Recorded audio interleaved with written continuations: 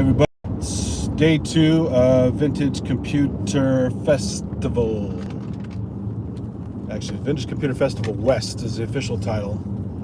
I think there's a South and an East and a bunch of different ones part of this organization. I think it's just VCF is the organization. Anyway, on the way to, as you can see on the splash page for the video, Computer History Museum, which is the former headquarters of Silicon Graphics when they had their heyday, back when they were selling crazy expensive Unix-based computers, running the IRIX flavor of Unix. They were doing like high-end animations, NASA visualizations. I remember one time friends at NASA took me on a behind-the-scenes tour where they had the vertical flight simulator and a bunch of other stuff. And there was I think it was a room of like 50, maybe only 20, something like that, Iris workstations, maybe slightly better than that. There's Moffett Field over to the right. You can see the old wind tunnel there, kind of, sort of. Anyway, so they used to supply stuff to all these high-end enterprises that had money. They needed scientific visualization, high-end graphics like Pixar, animations and movies, medical stuff, all kinds of things. And if you saw my walkthrough yesterday in the consignment area, there were several old Silicon Graphics workstations on the table for sale, including a couple of the last ones they made, the Octane 2, I think it was. Another one called Fire, which I've never seen before. I think there was one more after that, right around the time when they pretty much stopped making those and went into NT workstations to sell cheaper stuff people could afford to run Windows NT and run the high-end 3D programs like Softimage and Lightwave, which came over from the Video Toaster on the Commodore Amiga as an outboard system. There's that waffle place. I had a nice little dessert waffle there yesterday. Waffle Amore. We'll see if it's more busy here today or not. I don't know. So far, the front parking lot is packed as usual. Let's go back here. Yeah, there's a whole bunch of odd people here, as you would expect, with computer nerds and other kinds of unusual people and people with different sensibilities. People in there was one person dressed as a furry. There was one guy at the end walk around the building a bunch, and he was eventually talking to this guy in the back of the building at the end of the day. And the guy was basically having like a nervous breakdown. He's crying, and the guy was hugging him, and I don't know what was going on, but something about extreme computer nerdery and people with different makeups for sure. Some are just extremely sensitive people, more shut-ins, sitting with the computer all day. They go into public, they kind of have a breakdown, they're very awkward socially. But it's nice they have a place here they could come and be themselves, even if it might be a little tough for them to be out in crowds. So yeah, you never know. You see all kinds of people in these events. This is extremely nerdy compared to something like SIGGRAPH, which is also using high-end computers and a lot of programmer types and different kinds of nerds.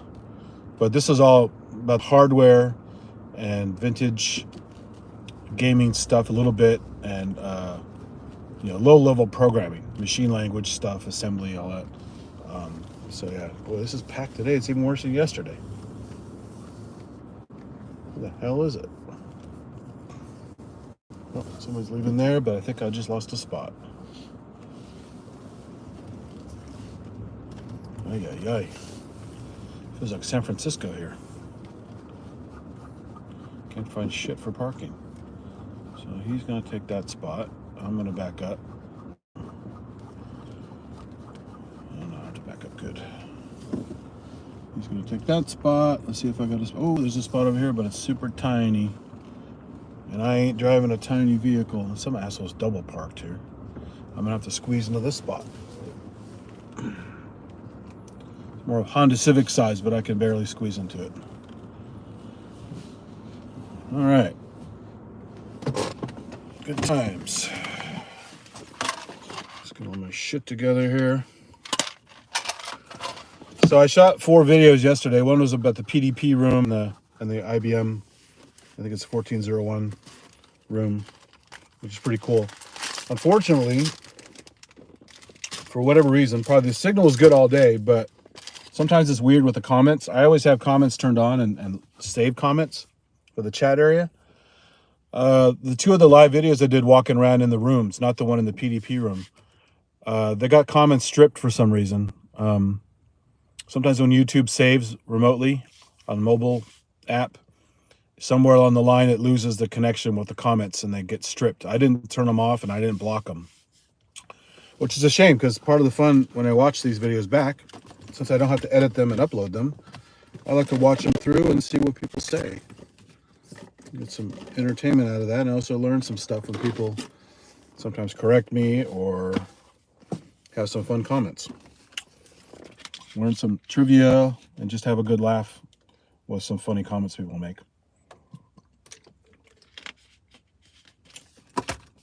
Anyway, so if you do watch it back, that's what happened to the comments. I have no idea what the hell happened. So let me just get all my shit together here. I have to find my receipt from, I hate when it does this. It won't stop beeping. No, stop beeping. Let's see here. Where's my receipt? I don't have to pay twice.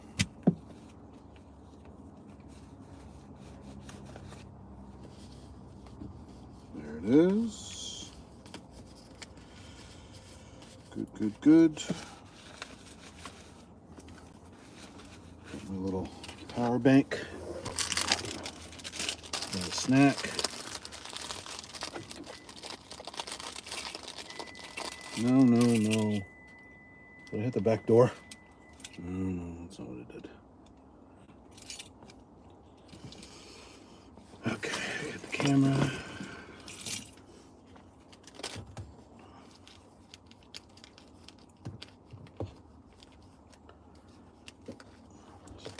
A few things in my pockets. Since I don't want to carry a backpack around, I just wedge a bunch of crap in my pockets.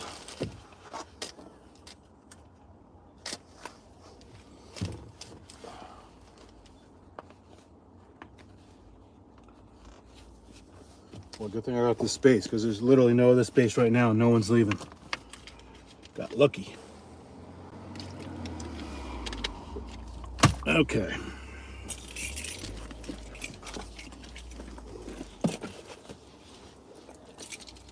Maybe today I'll actually use my DSLR. I carried it all around yesterday, didn't use it once. Okay.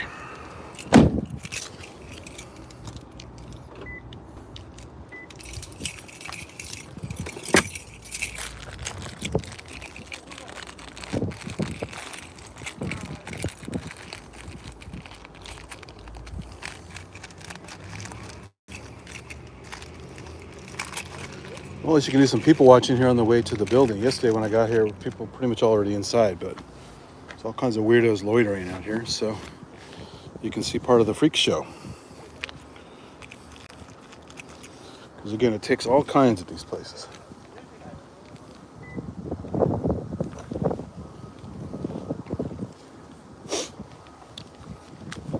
All right, let's get the gimbal activated.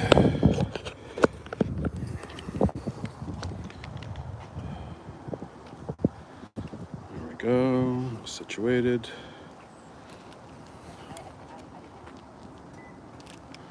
All right, here we go. There's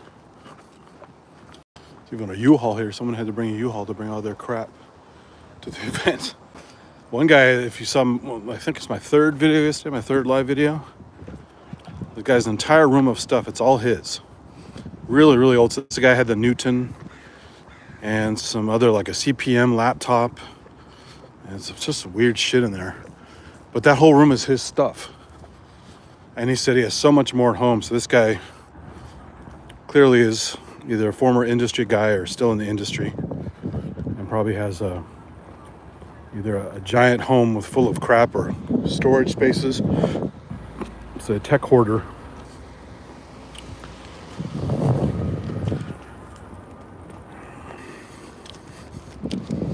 There's the back of the building there.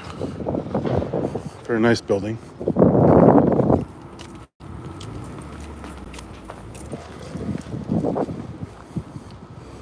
Nice little grove of redwood trees here. Little scrawny redwood trees.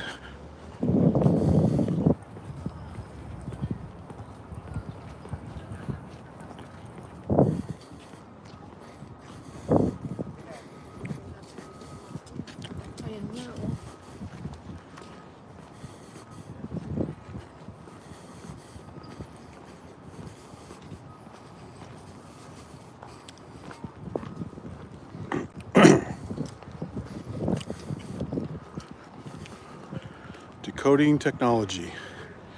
Written with leech speak. It's got some 1s and 3s in there.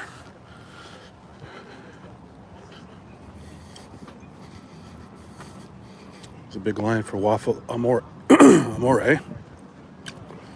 Choking on my own saliva. Nice ivy wall here. All right, I have to get my receipt out. So I have to pay another $35 or whatever the hell it was.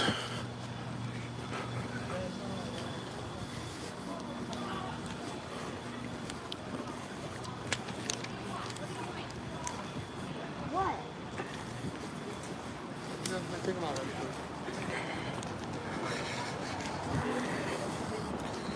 Poor guy's out of breath. He's walking 10 feet, he's already out of breath. Yeah, much busier today. Holy shit. Good thing I already bought my ticket. It's probably a huge line to buy a ticket. They have a new exhibit on Revolution.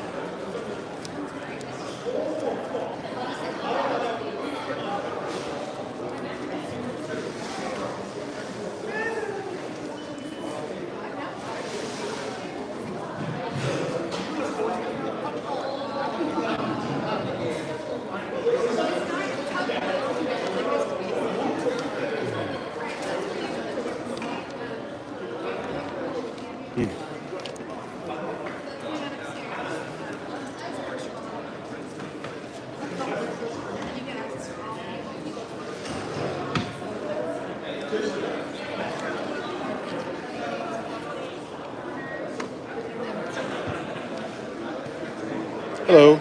I paid yesterday. Just wanted to get the little thingy for today. The little. Scan you again.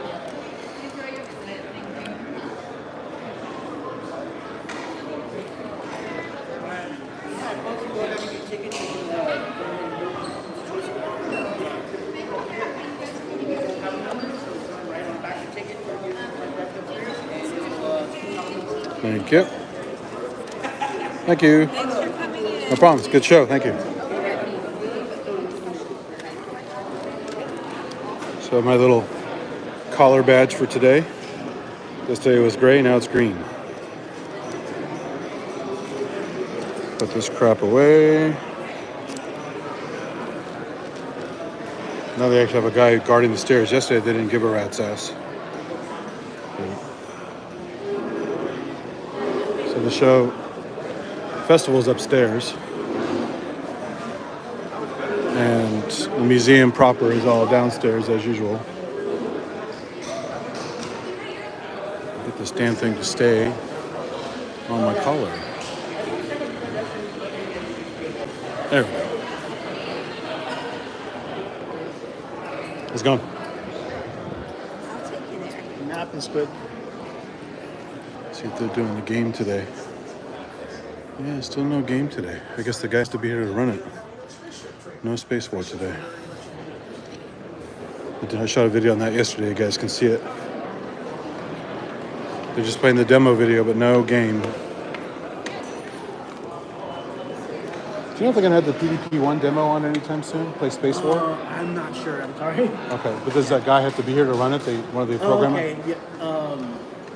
I'm sorry. Okay. You probably asked what kids input. That's I was fine. here yesterday and it wasn't Okay. on, so. All So right. maybe today. I'm not sure. Okay, I'll check back. Thanks. All right, catch the end of Howard Scott Warshaw. He's talking about the old days of Atari. Might catch a few minutes of that. They're shooting all this stuff on video to upload later, but kind of fun to see the guy talk in person a little bit.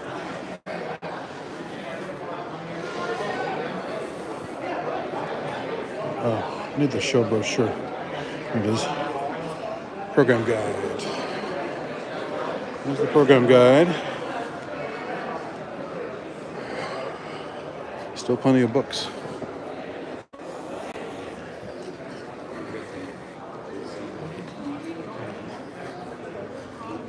Oh yeah, it's a packed house in here.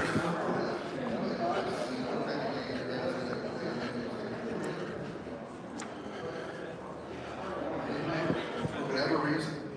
And it's kind of ironic in a lot of ways, because one of the things Atari was really known for, another aspect of Atari DNA, was the idea if you can't beat them, sue them. And that was part of the cultural transition, because the real story of Atari is a story of a cultural shift, right? Because with Nolan Bushnell, there was a culture of creativity and science and engineering and innovation first. And that's a great way to go. And working with Nolan is a lot of fun. He's a wacky, wild guy, and he demands that you come up with stuff. And if you're the kind of person, what I always like to say is there's two kinds of people in business, right? There's people who make things, and there's people who make money from people who make things.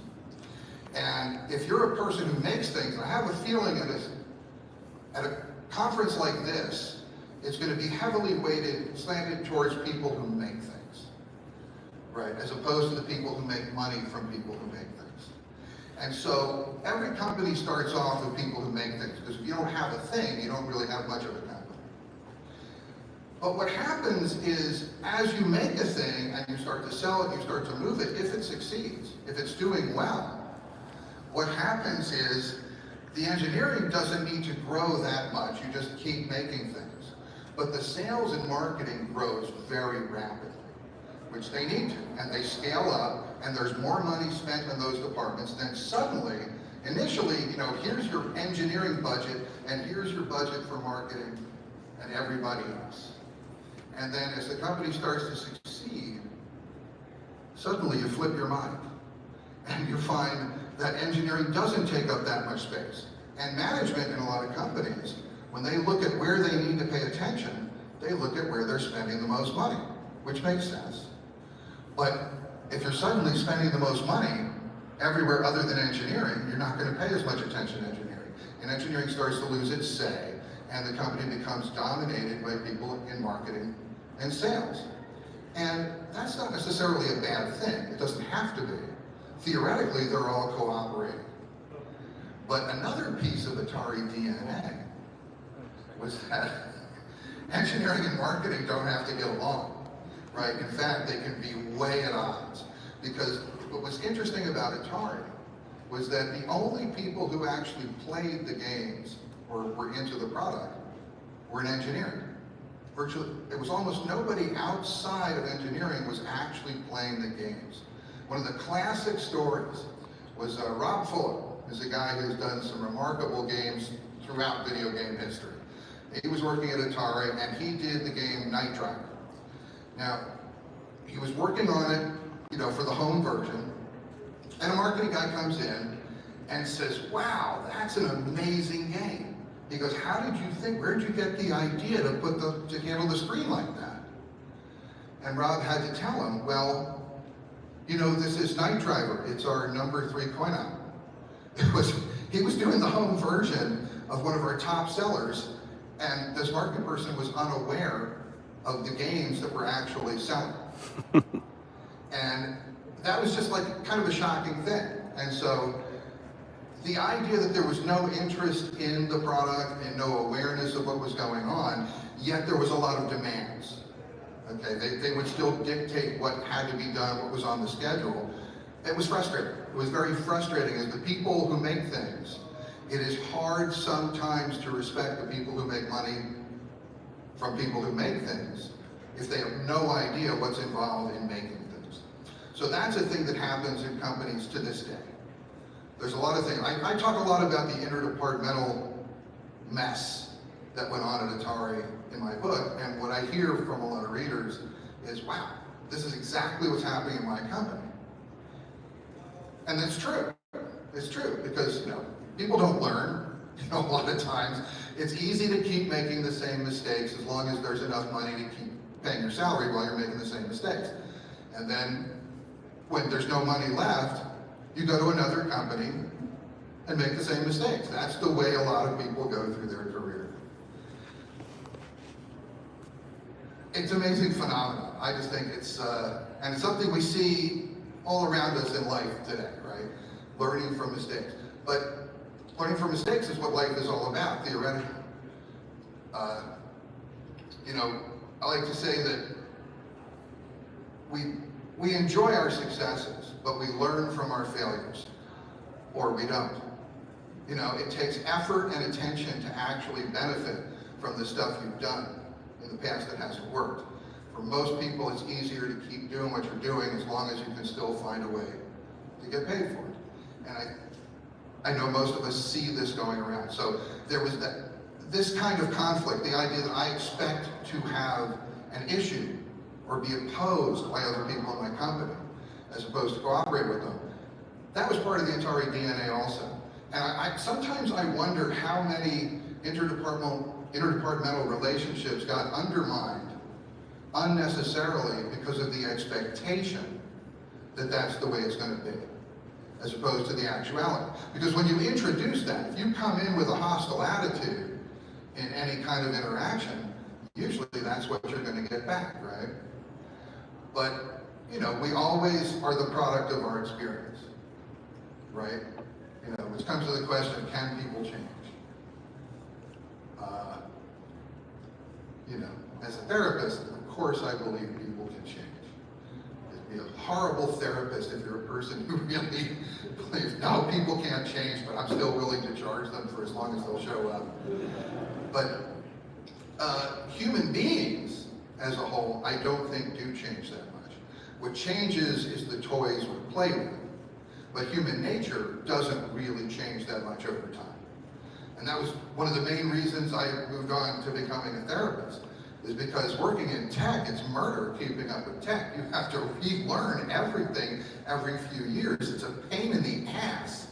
And what I found is when I switched to being a therapist, people are still people. They have the same problems, the same issues, the same things that go on, and I can help them deal with it. And that's fun, and I don't have to relearn everything I knew every few years. To me, I got tired of that. It's fun for a while, but it lost its power to charm me. So, but what else? Early Atari under Nolan was all about creativity, it was about fun, it was about being outlandish.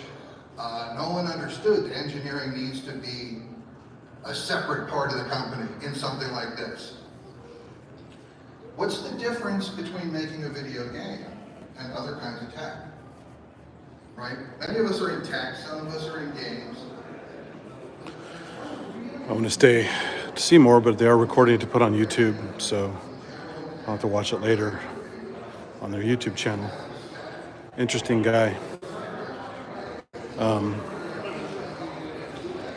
wonder if he goes into details about the Atari hot tubs and a bunch of other stuff, because they actually had a hot tub at the workplace for Atari. Apparently lots of wild drunken parties there and drugs and all that stuff, as you would expect in the 80s and late 70s. I want to hit these rooms before this stuff is all gone. So every day there's new gear. Some old scanners, oscilloscope. This is the one guy's room. There's lots of stuff.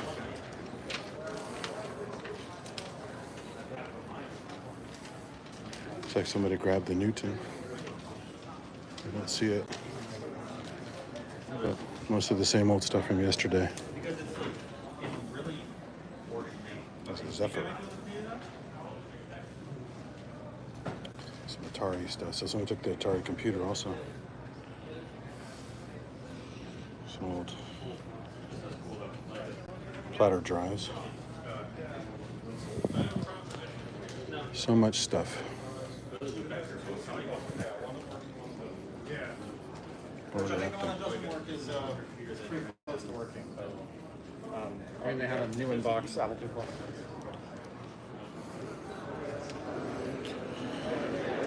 What else we got?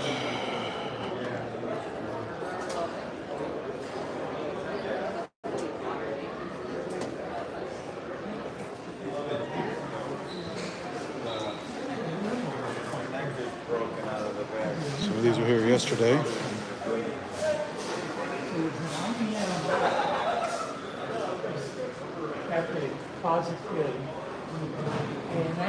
So 8088. Ace computer. Haven't seen that one before.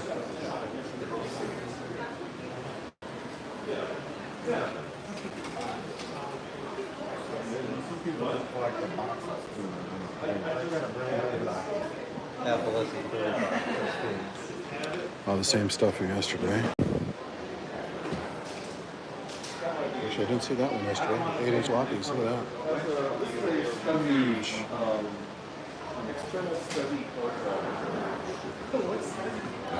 They had this in my mom's office, my mom and dad's office for many years, or one very close to it.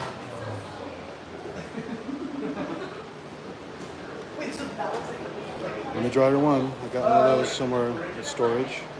We got it with the 128K Mac. It's an Atari 400. Yesterday.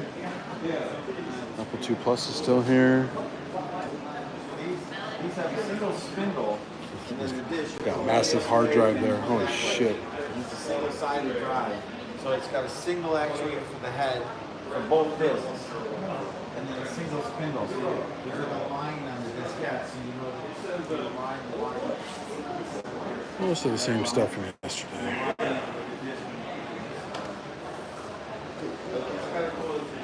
It's pretty cleaned out though.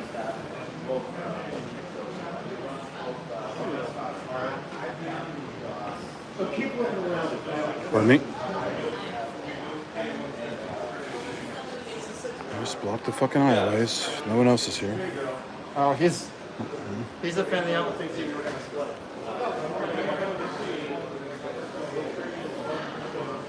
That crazy old thing.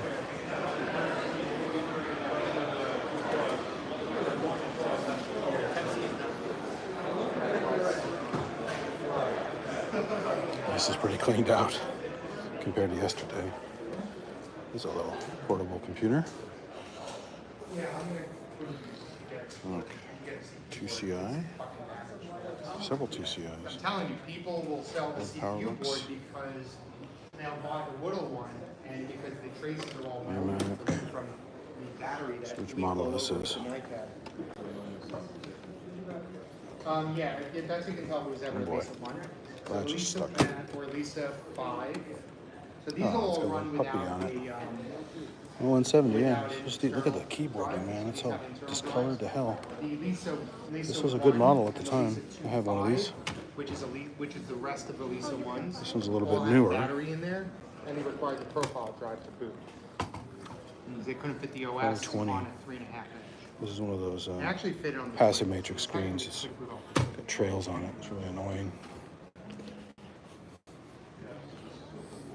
No one wants the Pong game. Oh, they just, okay, that's fine. That's great. Crappy graphics from the old boxes. No, they SGI stuff is still here. I don't think I read the price on this yesterday. Well, he's actually written some details down now, so people, maybe they want it when they see the details. hold on. He really wants to sell these things. No, it's not. So the fuel is The text is so small, I can't read it.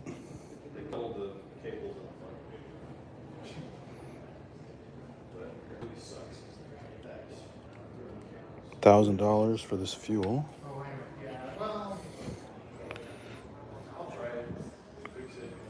$1,000 for this octane. And the octane 2 is almost 1,100. So there you go. It's a bargain.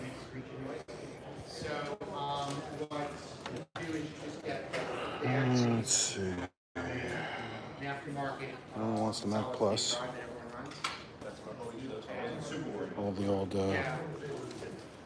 TRS-80. Some Lisa 2s that are all kind of beaten up.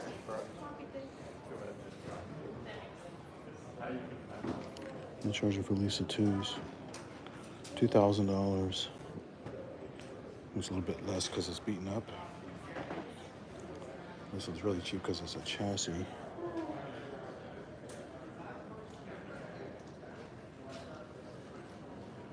$800? Yeah, it's about $2,000 for an oldie, well beaten up.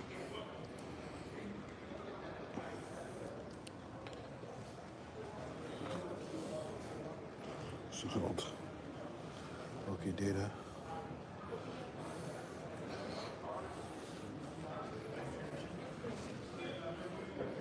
Clamshells. How much this one is?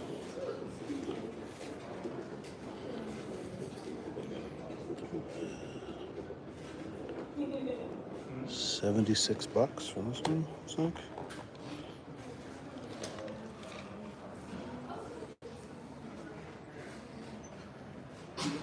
T3 PowerBook for under $100.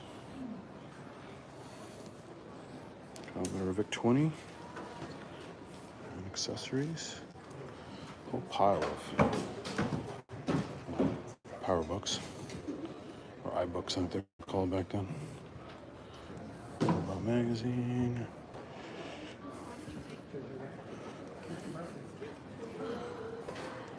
That's a Commodore 64 is there. Monitors.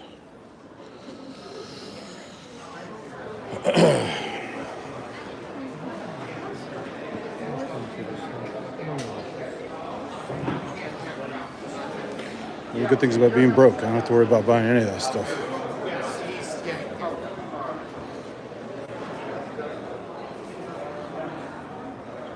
What is this?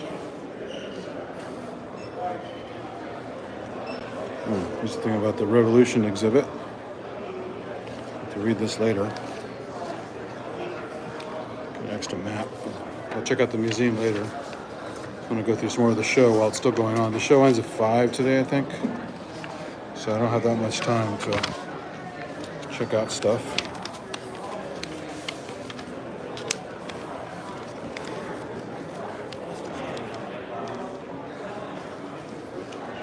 Drink of water.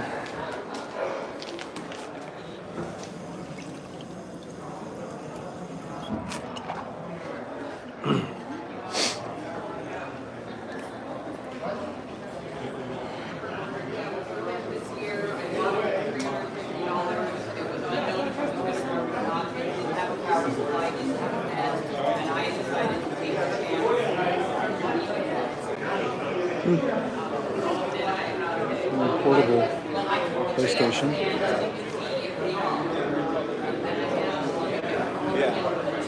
We got the Virtual Boy, which remember when Angry Video Nerd tried to shoot the video of this, had to shove a camera inside the viewfinder. Okay, Genesis stuff. Play the Genesis on a tiny little TV.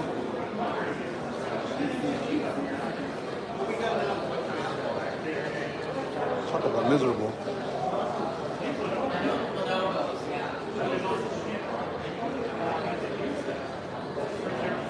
The screen's about the same actually, but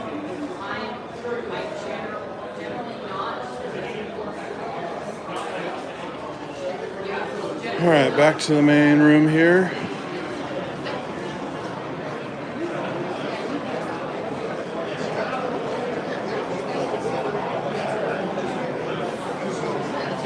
This guy's still doing microscope stuff. Repairs on camera, so you can see what he's doing. Proper fume vacuum there and everything. It's actually a nice microscope.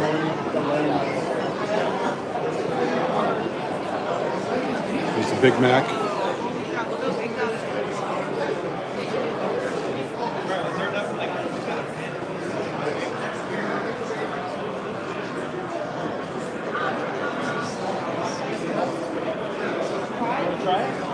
All the same stuff, but now this guy's got this stuff turned on. He wasn't all set up yesterday. Now these are all fired up.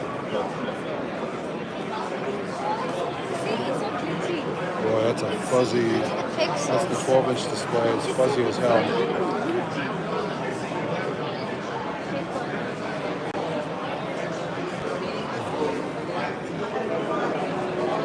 How do you like those Simpsons graphics, John? 2C.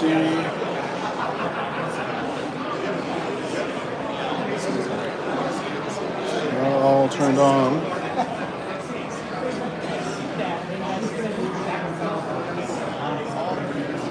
It's got Spy Hunter running on the some kind of racing game on the Color Classic.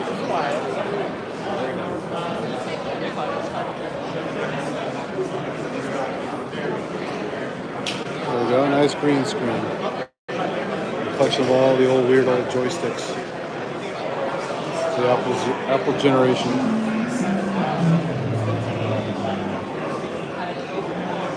These are all turned on.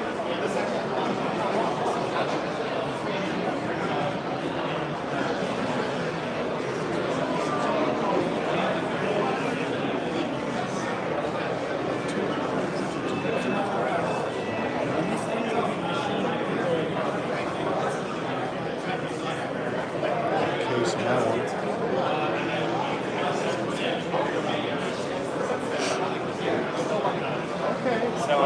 It's got one of everything. You even have the old manuals and the old box. I had these at one point. I probably got rid of them.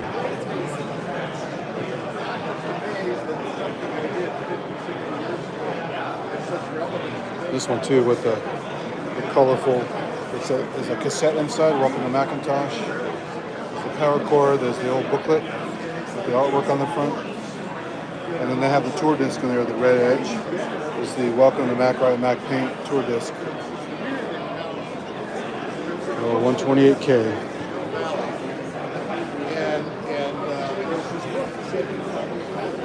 Saw this yesterday. It's various versions of Windows running on different platforms.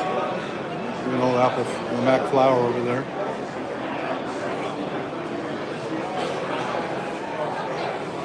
Apple IIe running CPM. It's crazy. Nice IBM table.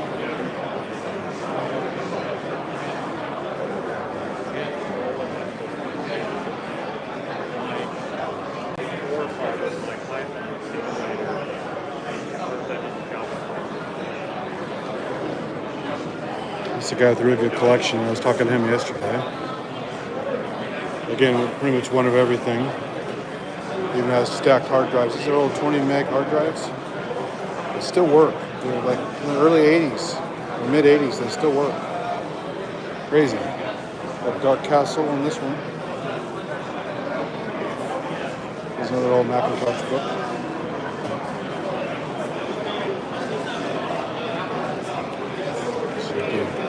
Forgot what the first pages look like. There you go. Look at that guy. He's doing some serious math on his Macintosh. There's the famous hello screen. So, at the time, this is a pretty killer manual compared to all the IBM shit that was out there. Color screens. Got some nice tips. There's some camera graphics on the paint program. Got a well-earned break after a long day with his Mac. This guy's excited to do some spreadsheets. It's a good book. I have it somewhere. I got to find it. I might even have a second one.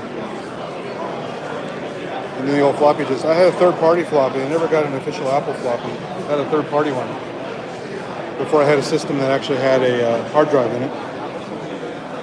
I was saying yesterday I went through my last 2 years of college with a Mac Plus. It was $300, and all based on floppies.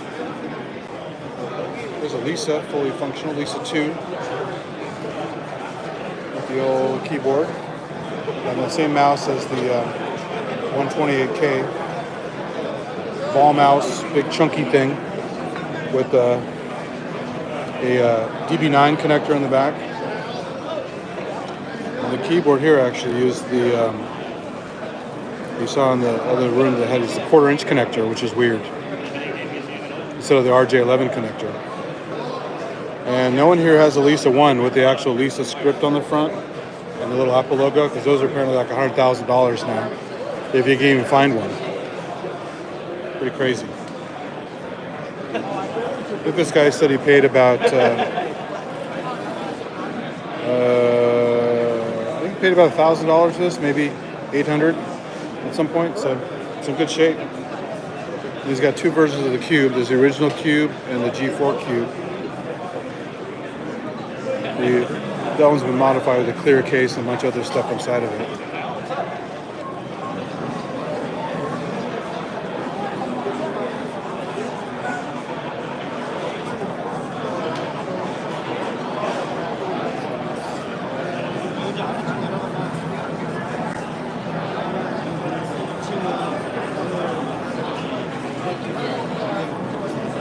Pretty nice looking version of the Quake there.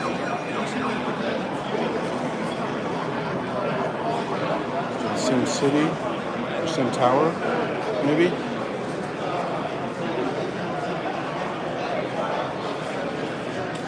He said this had a custom screen put in that was green and high resolution screen. It was used as a server at some point somewhere when you bought it. See how much more busy it is today. There's just tons of people here today.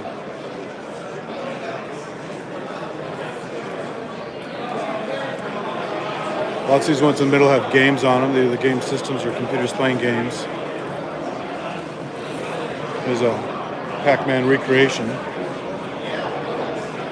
Running the real ROM code.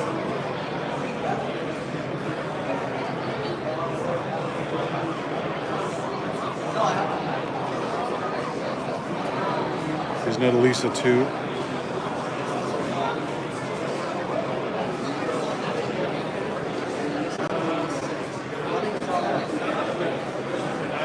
That's been Power Peak on a Performer. There's the Pippin. He's playing Spectre on there. This guy's cool. He was talking about the Pippin yesterday. Also this Radius rocket. It's got 4 Radius rocket cards inside of Mac 2. But this thing run pretty damn well. That's a shitload of money to do that. And he's running the middle Mac, the small Mac Plus. He's running the pre-release OS. The one actually even before the OS that came with the 128K. A special code that came out. People got a hold of it and he was able to get it to work on the old hardware. Menus are different names. If you watch my video from yesterday, you'll see he points at all the differences in the menus. Oh, sorry. Games, all kinds of old computers running games. This Prodigy Reloaded, I guess they're trying to relaunch themselves. Although who uses online services anymore, to be honest? There's a custom homebrew CRT thing.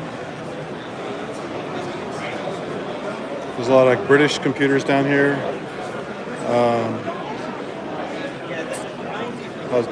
Stuff from Europe. Amstrad, Acorn, ZX Spectrum. Have look at that keyboard. They got a Sinclair.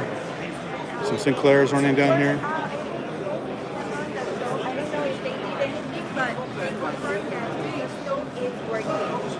This is fun. This video capture on this old Commodore CBN. There I am waving. Very low res. They had a program like that for even the Mac 128K had a camera for it, but it was like frame by frame, not video.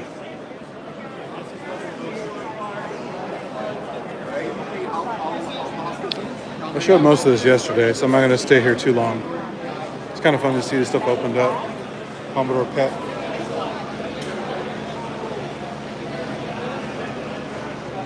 The basic setup.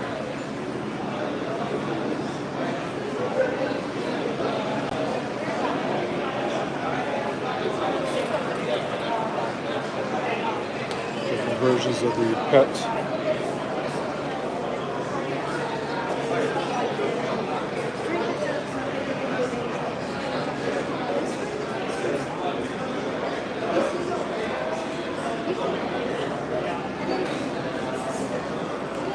We got Commodore 64 stuff. Some Vic 20 stuff probably down here as well.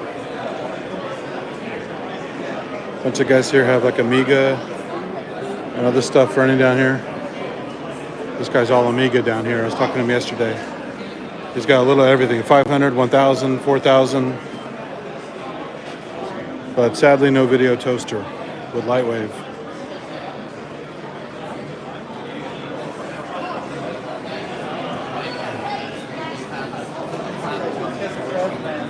Oh, they got Defender running that guy. It's Commodore 64 Defender. Not bad, actually. About the same as the Atari 2600. With a few more colors. Some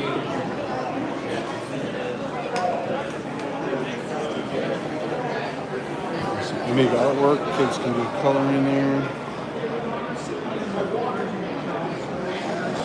Then we got the cubes. We got an Apple cube, this Cobalt thing, which I'm not familiar with.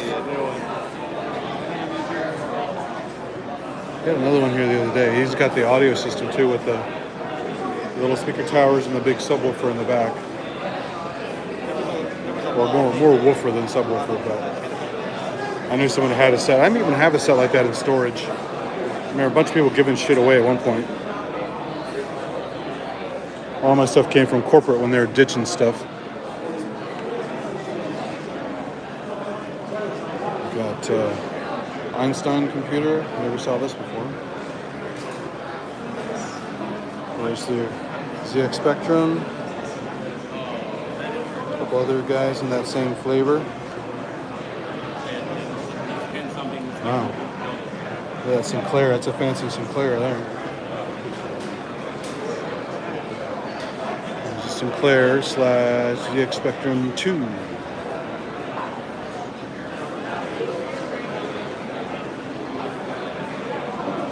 There's apricot stuff. I showed that yesterday.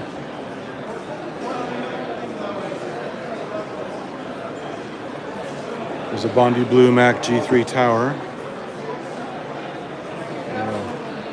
Mac G3 laptop.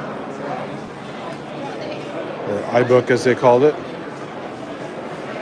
Power computing running Blue SCSI, Mac clone. There's a Mac G4 Cube.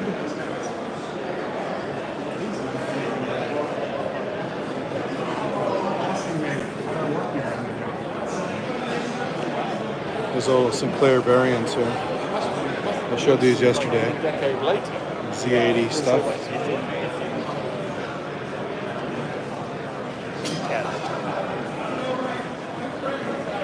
I had a question about this, your cube over there. So is that true about the cube, the different version of the cube having cracks in the acrylic, so they stopped making it because there's a manufacturing process or something like that? I think it could be partially the reason, but I think the biggest reason they discontinued it was because it was too expensive for what you got out of it at the end of the day. Because like you could buy a cube, or you could buy a Power Mac G4 that looks kind of like that. Right. For considerably cheaper, and you could do more with the More with it, G4. Which is also kind of underpowered because they don't want it to get too hot. Yeah. This thing has been turbocharged, though, which is why you see like it's a lift it up off the ground. To get more airflow, yeah, okay. There's a cooler behind it, too. I see, okay, yeah. Oh, that's cool, yeah. Was that a common add-on? No, actually, that was designed by the guy who has the Big Mac up there. Oh, really? Okay, cool. So he made it, I 3D printed it out. Yeah. That's how it's managing to stay cool, even though it's kind of hot back here. Yeah, it is hot in here today. Yesterday was much cooler. I don't think AC's got a problem with something like Yeah, that. I think they were saying the AC's down. Yeah. And more people here, more bodies, more heat. It's just pretty rough. And there's nice in here yesterday. So if you were going to buy a cube now on the market, somewhere on eBay or whatever, what would it cost? It's a good price. It's hard to say because like eBay costs. Well, they're hit or miss, yeah. You're looking about, I would say maybe $400-ish. Oh, that's not bad. But generally, if you know somebody, you can get them for considerably less. Because like eBay and what they're actually worth are two completely separate things. People will try to get max value for something like this on eBay, obviously. But if you can you get yourself into a retro community and like get established in a retro community, generally they'll sell you stuff for what they're actually worth, which is far less. Sure. Like and that's a G3 tower, right? Yeah. Because the Bondi blue. It's kind of Bondi blue. Yeah. That's known as a G3 blue and white. Blue and white. Okay. Yeah. Because there was another Power Mac G3, the beige ones that look like the Power Mac 9600. Right. So Okay. these ones, very different animals. It's the new style they made. Yeah. And they stuck with that design until the G5. Yeah, definitely. And they were great to service. You open the side panel, everything's right there. Super cool. Super easy. I used to do a lot of PC maintenance and stuff, and I was always thinking, I wish my company would go back to a Mac so I could work on them easier. Because you go into PC, you're cutting your hands up on all those pieces of metal. Yeah, right there. Even the power computing was like that, yeah. Yeah, because the clones were just basically PCs and PC, like... My friend had one of these power computing, and we're excited about it at first because the price is pretty good. But they didn't run very well. They were kind of unstable. Had other issues with it. Then you have clone manufacturers like Daystar who did things Apple wouldn't do. Like, J-Star, is it Genesis? Yeah. Yeah, right. 4 CPUs in one machine. We had one of those at my company before they kind of scrapped the Mac altogether, except for marketing. And it was someone got one of those Daystars. I mean, that's the only one I ever saw. You don't see them much anymore, right? I see these a lot. The Daystar Genesis is one of my grail items because they are so badass. Sure. They're one of the best clones you can get. So they pushed it beyond what Apple was doing? Which is why Apple was losing so much money because really? That's why funny. buy a Mac when you could buy like a clone with more capabilities for cheaper? Sure. Yeah, I eventually I was working at Apple for a while and I got a 9500 when it was brand new. Ooh. And this is the one that came with no video card. I go, we'll be like the PC guys. You can choose your video card. Well, I couldn't afford the fucking video card after I bought that chassis. So it took me a while to get a twin turbo card to put in it. And then I was pretty happy. And then I got the Quick Draw 3D card, which is kind of a joke. Yeah. But I was doing a lot of 3D stuff, so anything helped, right? Because I could go into Strata Studio Pro with Quick Draw 3D card. I could actually real time see what I was doing, not have to do wireframe everything. And it was pretty cool. But the 9500 is actually a really pivotal computer for me because that was my first big Mac back in the day because I got one from an e-waste facility when I was a teenager, and I loved that thing. Plus, if you did the math, it had like at least 8 DIMM slots, maybe 12. Is it 12 DIMM slots? Oh yeah. So at the time, to buy DIMM, all the full memory was like $10,000 or $20,000 or whatever it was. It's crazy. You can load them up all the way to 1.5 gigs of RAM. Exactly, That's more than you'd ever need. And back then, PCs couldn't address that because they weren't, until I guess NT4 had the upgrade. And then finally, Windows 2000, you could address more RAM. But for a while, Windows couldn't even touch that much memory. And here's a Mac just doing it like it's nothing. Yeah, exactly. Plus the multiple monitors running games and stuff. That was like we have a flight sim with 3 monitors. On a Mac, that was nothing. On Windows box, that was a fucking nightmare. Yeah, so it's pretty funny. The good old days. I actually had the 9500's big brother, the 9600 here last year. Yeah. And it was one of my favorite machines to exhibit because I love that machine to death. I never got one because I got the 95, and the corporate place I was working had, I think, some 7500s and some other stuff, but they had a whole bunch of those. So I was trying to do a little net rendering hack this program called Animation Master. And I go, okay, I'll put USB cards in all these. I'll put them on a KVM, and I'll render to them so I can jump between them and see how they're doing. And ended up being not much faster. It's better just to have a very fast computer. Just do it that way. Well, 9500, when you think about it, like the logic board itself, there's very little difference between it and the 9600. Yeah. So arguably a 9500 with an upgraded CPU will do just as fine as the 9600. Sure. The only thing the 9600 really had was better expandability for drive bays. Right. Because you had the 3 up top, the hard drive, then what I didn't know until recently, you had 2 more spots at the very bottom where the PCI card. Oh, really? That's what that little plastic thing is down there. Oh. Yeah, you look at them, you see screw patterns for hard drives. I'm like, I didn't even know that. Wow, yeah, that's cool. Yeah, because I was looking at drive mounting for it, and I saw those, I was like, oh my god, you can actually put a drive down there. And are you running all HDDs, or did you upgrade the SSDs on these? SSDs on everything. Okay. So these, So there's no problem with that? There's no... that is actually running a SATA card. Okay. That's using an SSD adapted to IDE. Okay. That's also using an SSD adapted to IDE, and this is just using a SCSI emulator. Okay, yeah. Because I've had horrible luck with spinning drives, don't want to go Yeah, down of course. that route. Yeah. I still use them for backups. Like I have stacks of drives at home for backups. Because they're offline, they're safe, there's no problem. And I don't want to have a whole bunch of RAID towers because I need so much data. I would have to buy a lot of RAID towers to make it worth my while. So I just buy individual drives and make duplicates of everything. And spinning drives are fine for backups. Yeah. But you're not to live on. We're Yeah. not running them all the time. Yeah. But I think some companies are still selling computers with spin drives. Yeah. It's crazy. I'm sure of it. They Yeah. have to be cheap. Well, I worked at Nikon for a while, and they were really cheap. I had left for years. And I said, hey, how are your new computers doing? He goes, so would you believe it? We just got some computers with spinning drives. I go, those cheap bastards. You know? So it's just... I mean, it's the only problem when you want the huge volume, right? Yeah. Otherwise, it's no-brainer, right? It's just... But, no, that's cool. It's good. It's cool to see that they upgraded this and you could do more fun stuff with it. Yeah, this is I never used one. I've only seen it from a distance, so... Yeah, this is running a 1.4 gigahertz G4. So Okay. It's up. It's Do you have a flower? the flower power? Yeah. I'm at nearby brethren, the snow. Okay. I was actually going to bring Wait, what's the snow one? What's that look like? 4. The one that has like an arm. Yeah, yeah. Yeah. Okay. I was thinking you were thinking the flower power iMac with like the weird like flower pattern on the top. Oh no, like the color for the candy G3s kind of stuff.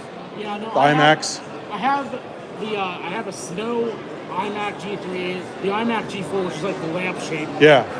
I was gonna bring one of those, but one of them died, so I had to bring them out of them. I have like 2 blue iMac. They work had all these things and they were just storing them before they got rid of them. Like I said, you guys know how to toss these? Yeah, just toss them.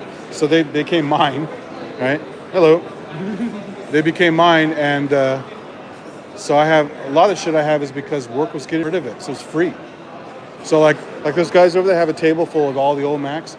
I literally have all of those, but I don't turn them on. I don't use them. I just kind of hold on to them for now. Just decide what I'm going to do with them. And I'm too lazy to bring everything here and set up a table. And I like to walk around and talk to people. I don't want to be worried about someone stealing my shit. Around here, like everybody here, thankfully, it's like a Starbucks. There's like an unspoken agreement. We don't take stuff because I mean, You know what I mean, though. Visitors aren't so cool. So yeah, I mean, the iPods have disappeared. yeah, that's pretty good. They haven't walked. So. But I'm tempted to do it just because I have it all. But I have it all in different places. So it took me a while to find everything because I tucked it all away just so I could store it. So who knows what state they're in, you know. But so I got a flower.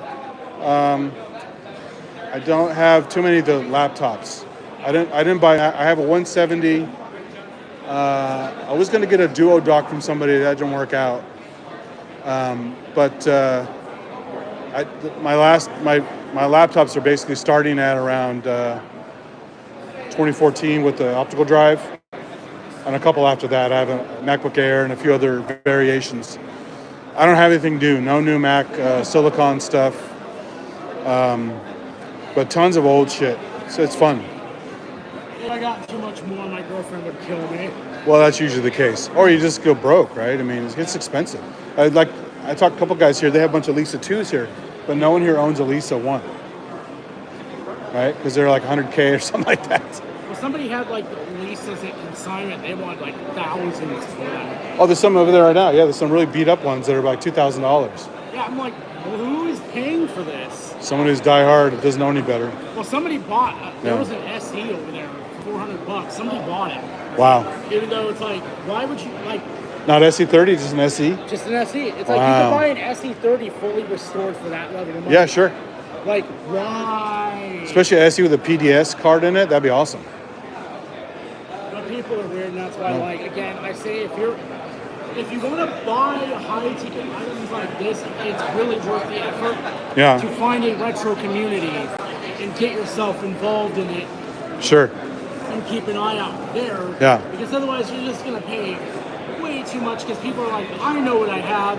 Yeah. Where's Steve Jobs? Yeah. Like, we have an inside joke among some of us here. It's like rare Steven employment because of Steve Jobs. Yeah, sure. We laugh about it because people are like, Did you ever meet him? no. I saw him once at the crosswalk at Whole Foods in Palo Alto. Walk right past him. I could have said anything to him, but I just said, I'll let the guy go. I don't want to be a douchebag about it. But it was kind of funny. I was tempted to go, hey, good job, because he was back at Apple at that time, bringing the company back up. So I was kind of happy to see him because he wasn't a douche at that point. He was doing good stuff. But I had friends that worked at Apple when I went back to do QA stuff, and before he got ousted, and they had the famous elevator ride for him at Infinite Loop, which is only 3 floors, so it's a short ride, but it's the ride of doom because he would catch you, turn around and go, what department are you working on? How's this project going? He'll grill you on stuff, and he really was connected. It was just a guy in the ivory tower. He was involved in everything and knew all the stuff. So he would ask you legit questions in a bad way, in a like he got in trouble with HR a lot because he sometimes had immediate firings. You didn't like what you said in the elevator, you would get fired. I've heard about that. And so luckily one of my friends who was next to me had survived several of those rides to the point where he remembered him and go, hey, good to see you again. How's that thing going? Oh yeah, and he always had an answer for him and there was no problem. But he said other guys were terrified, never took that elevator. Because, I mean, it's 2 flights of stairs. You don't need a goddamn elevator, right? But if you took that elevator, you better watch out. I went up there many times just to get a view of the area because of the crowd watching during a break. So that's kind of fun. But by then it was, the brass wasn't riding the elevator so much. But back then, apparently, he did a lot. So they get these funny stories about the ride of doom. Yeah. I hear the guy you want to run into is Wozniak. Oh, yeah, Like, sure. He, You want to hear a funny story? This is totally random. I didn't believe her at first. My brother's wife, this is a beautiful Filipino woman, a little bit of Chinese, mostly Filipino. She got a blind date with a friend once with Wozniak. Ooh. Set her up with Wozniak. And she had no idea who he was. She's not a computer person. She just said, this guy was nice, but he's really nerdy and unappealing in lots of ways. Nice, but unappealing. But she told me, and she'd never told me, she knew I worked at Apple and I was an Apple fan and all that stuff. She waited probably 15 years to tell me this. And one day she just mentioned it. I go, what? And it was very funny. Yeah. Yeah, it's kind of, speaking of Wozniak. Oh, there you go. So I used to see his car at Foothill College because he was taking classes there as well as, I think, TA or teaching a couple of them. So you see his red Corvette said Woz 1 on it, on the license plate. And of course they named Woz Way in San Jose after him. So I mean, he's famous. You know, he's not just a nerd cred guy. People know who he is. He's also nice to just approach in public, apparently. He's nice, yeah. I mean, He'll talk to you. he was even on some reality show doing like Segway races with his wife. His dudes races around and. Well, I saw like he was on Dancing with the Stars too. Oh, that was pretty sad. Dude, don't go on Dancing with the Stars. I mean, you know he could never dance. He was not in shape to dance as well. But he did. And he did anyway, and that's kind of fun, but he apparently is a super nice guy. I liked some of his products after Apple. Cloud9, do you ever see that stuff? I've not seen it. So he, as an outside-the-box guy doing electronics, he's like, I want to work on some other shit. And if you're an old school, like VCR guy or whatever, TV remote guy, what's the biggest pet peeve? The remote never hits the sensor correctly, or you have to aim it right at the sensor to actually hit anything. So he came up with this clever idea of a multiplexer. You basically stick it on the front of any remote, and it beams out, and basically it's like a 270-degree thing, up, down, left, right, and also so bright it bounces off walls, infrared. So you could be anywhere in the room and make your remote work. That was one of his products. I don't see it here anywhere because I don't think anyone knows about it. It's called Cloud9. That's actually a nice idea. It's clever, and it wasn't a computer thing. It was just a electronics device. So he was multi-talented for sure. You know. One day I would like to meet him. Yeah. My Does he ever mission- come to this? What? Does he ever come to this I thing? would, I would be. I haven't seen him in the 3 years I've been exhibiting. So Because that show, Triumph of the Nerds, by Cringely, where they did the old one of these meets at some other place. I think it was at Weird Stuff or something like that. yeah. And they don't show him showing up to that. You would expect him to go to that. It's like a swap meet / thing. So, Alas. yeah. So maybe one of these days. He's not getting any younger. Hopefully he does show up. I would like him to sign that. But I'd love to just go up to him one day and go, do you remember so-and-so, and mention her name and see the look on his face? Because as a blind date, it's the funniest thing, right? Yeah, good stuff. Nice talking to you, man. Thanks. Nice talking to you too. It's old Spectrum game stuff. So, like I said, you saw the rest of that room. That was a cool corner there with the upgraded Macs. Sun workstation. Sun Spark. A bunch of other stuff.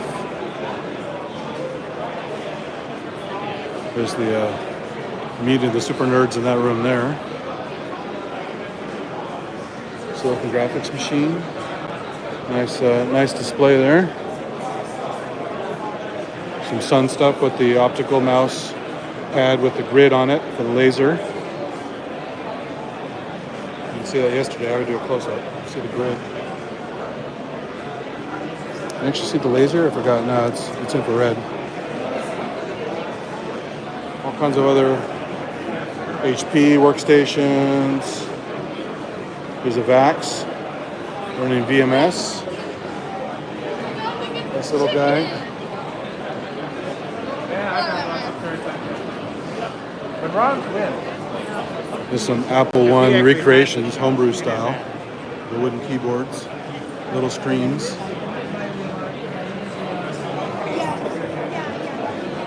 There's an indie. Speaking of SGI. And I think I talked about this yesterday. They had, this was in the movie Congo, where she pulls out her computer and tries the satellite uplink.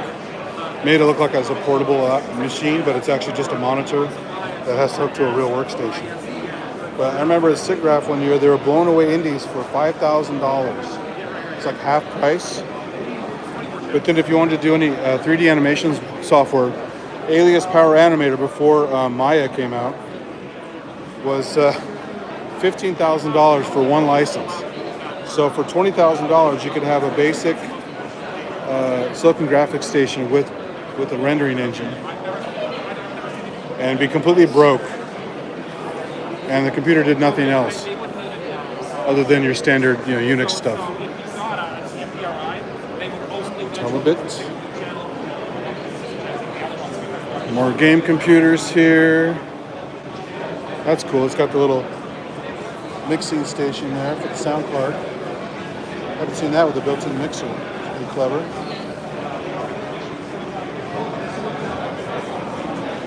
It's a RISC RTC.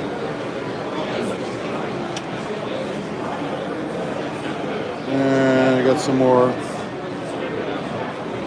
clones of stuff here. Game systems.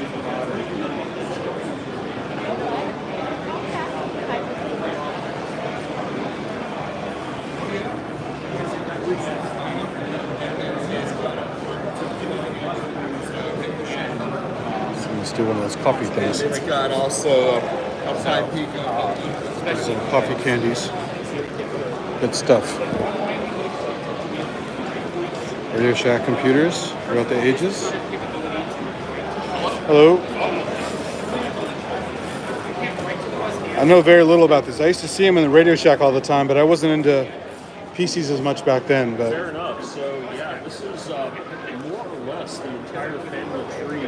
I say that's a lot. Yeah. Painting Radio Shack models, going all the way back to Kyocera in Japan. That Oh, did really? The original design. Oh, I didn't know that. They actually didn't ship them initially. They licensed them out to Radio Shack, NEC, and Olivetti to Okay. make their own variants. Then Oh, they interesting. put their own out. And then they just kind of moved them all around. I remember they had, because at one point they were making basically PC compatible computers, right? That came along a bit later. Yeah, because there was a story about they made the cases too short, so you had to cut the back off to have an ISA card stick out the back. I believe that. That doesn't shock me. But they did the same thing with Macs too. Like if you had a like an SC30 and you want to use the PDS, Right. there were some cards that were meant for other systems that people tried to put in there and had to cut the back off their SC30 to stick out the back. I've done my share of fiddling around with compact Macs. I get That- it. When I was working at Apple the first time at the company store, back when they had the only store, Right. and I had friends that worked at eWorld before they died, and they had, of course, they're not supposed to do this, but internally they collected a lot of the funny voicemails for tech support. So I have a whole like drive full of them, and one was called Redneck Networking, and it's this guy going, "Hi, I got this problem. I got these two computers. One's called Fred, one's called Wilma, and I cut the back off one of them so I could put this card in there." And the guy, it's like he's already voided the warranty, and he's asking Apple for support. It's like, dude, you literally hacksawed your computer, and you're asking for help. It's Redneck Networking, so so it's great. Well, this little guy, how powerful was this one? Not very. So their attempt was to try and compete with some of the HP programables, and well, they were cheap, and that was about the only advantage. Yeah. This thing has a custom chipset from Sharp. It's two CPUs that run at 250. Yeah, it looks like a Sharp LC-Mate kind of thing. Kind of in that. Yeah. Radio Shack never made any of these. They licensed them. Right. Sharp, Casio, Seiko. Okay. But you know, it is what it is. Even these were still from that company. All of these were made by Kyocera. Okay. Yeah. How about this one? They all have product in Japan. All of the TRS-80 traditional machines were made in Fort Worth. Okay. Had a huge factory there. I think the MC10 as well, the little guy with the chiclet keyboard. Oh, okay. Wow. And they all still work? More or less. Yeah. The CRT on this guy has gotten a little wibbly during the course of the show, so it's going to need a little bit of work. So until they got more of the PC standard with the card stuff, Right. what OS was this and what could you do with it? So it's a wide variety. You're looking at about 5 completely different architectures right here because compatibility didn't exist. Sure. This guy had a custom OS called Tristos. You had some other options, one called LS-DOS, which is still developed. So they got DOS variant kind of thing? Like Apple had Pro DOS and... Yeah.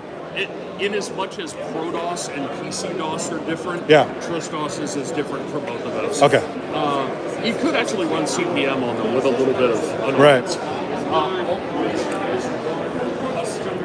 It's just a menu-driven kind of thing. Okay. So you pop it up and it's like, all right, here's a menu with whatever's installed. Yeah. Basic text editor and a serial port.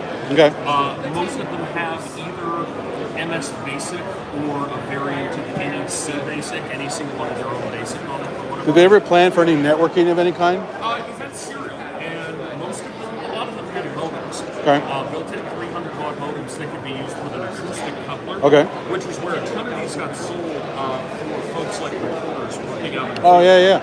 where you could file a story remotely as long as you just had a phone. But never a version of Ethernet or something like that. Okay. Well, I mean, what was Ethernet, 87, I think? Yeah. Yeah. Like they weren't like forward compatible to any kind of... This one came out in 83, so... Okay. Anything like that. So nobody ever hacked it to try to do anything like that? I Or? mean, nowadays you can get a serial port to Wi-Fi adapter Yeah. and do that. You think that would work? I mean, it's been done. There's a Oh, they have? thing, Okay. a thing called CI modem by Paul Zimmerman. Oh, really? That hangs off the serial port. No and way. It acts just like a modem. Yeah. Except you can dial IP addresses. So it's pretty handy. That's cool. So this guy's an Intel 8088, although it's not PC compatible. This guy is kind of a cut-down color computer, so it's using a Motorola 6803, again with Microsoft Basic. Yeah. And this guy is the same kind of menuing system that all these have. So if you could get this to work on the internet, so to speak. But it couldn't parse any kind of www kind of stuff. No. It wouldn't know what to do with it, right? Using this as a terminal. Yeah. Like a serial terminal to something bigger. Could you even list FTP sites or any of that kind of stuff with it? Because those are pretty basic. Maybe. I mean, possibly. Or read the TXT files on a page or I whatever. know you've got stuff like FujiNet, Yeah. which adds a lot of really interesting functionality for a ton of architectures. Okay. So it's possible. Okay. But yeah, at the time, no, you had modem, you had cassette and floppy for storage. Okay. Although the floppies were really compatible with anything else. How about Y2K? Any of that problem with this? So this is funny. So all of these guys are hardwired to 2 digits. Yeah. This guy, LS-DOS, which is the OS a ton of folks run on this, Yeah. it was available at the time. You can actually buy it at Radio Shack. The original developer still maintains it. Wow. And there's a patch. There's a Y2K patch. For Oh, okay. it. So, in fact, this guy can manage 4-digit dates. Okay. So, Cool. all the rest of these they're stuck in the 1800s. Kind of like me, I guess. How about custom batteries? All that issues? So, most of these guys are all double A's. Okay. This guy, all these two plug into the wall. Okay. They have NiCad memory backup batteries because internally they have no storage. All they have is battery backup brand. Right. And if that backup battery goes down, So it's like a little mobile phone battery kind of. and it's Cordless software phone. on the board, Oh, which of is course. The first thing you have to do when Of you course. get Yeah, any of yeah, these is to replace that. Yeah. So, but yeah, otherwise, double A's for all these guys, which was a big part of their portability. NEC had rechargeable NiCad cartridges that you Okay. could put in. How long would you get on a full set? Depending on what you were doing, you could get a week to 10 days. Really? Wow. Because, I mean, no moving parts, no spinning discs, no LCD backlight. Does it have to be NiCad or can it handle NIMS? Regular alkaline double A's. But if you put NIMS, would it freak out or do too much power? It's using those now. What's in all of these are just Amazon basics. Yeah, yeah. Metal hydride. The voltage curve is a little different. Yeah. So the low battery lights are a little confused. Okay. Yeah. Yeah. So it's not too much for it. There's like a protection circuit. No, Something like that. they don't internally charge. Like the charging circuits don't work. None of them had that actually. But yeah, they run just fine. And they would run fine off a power bank today if you adapted the voltage. Yeah, 6 volt usually DC. Okay. Cool. Is this the most complete collection you've seen? Pretty much? Really haven't seen anybody with a collection of these. I haven't, yeah, that's what I'm Actually, asking. specifically for blows. There's a couple more of the NECs. There's a few Japan only variants that I have. Right. And I'm kind of going down the road looking for accessories now. So Oh, okay. floppy drives. Well, that's a big floppy drive there. Still uses 3-inch media, but it only gets 100K per disc. Oh, wow. Which is pretty.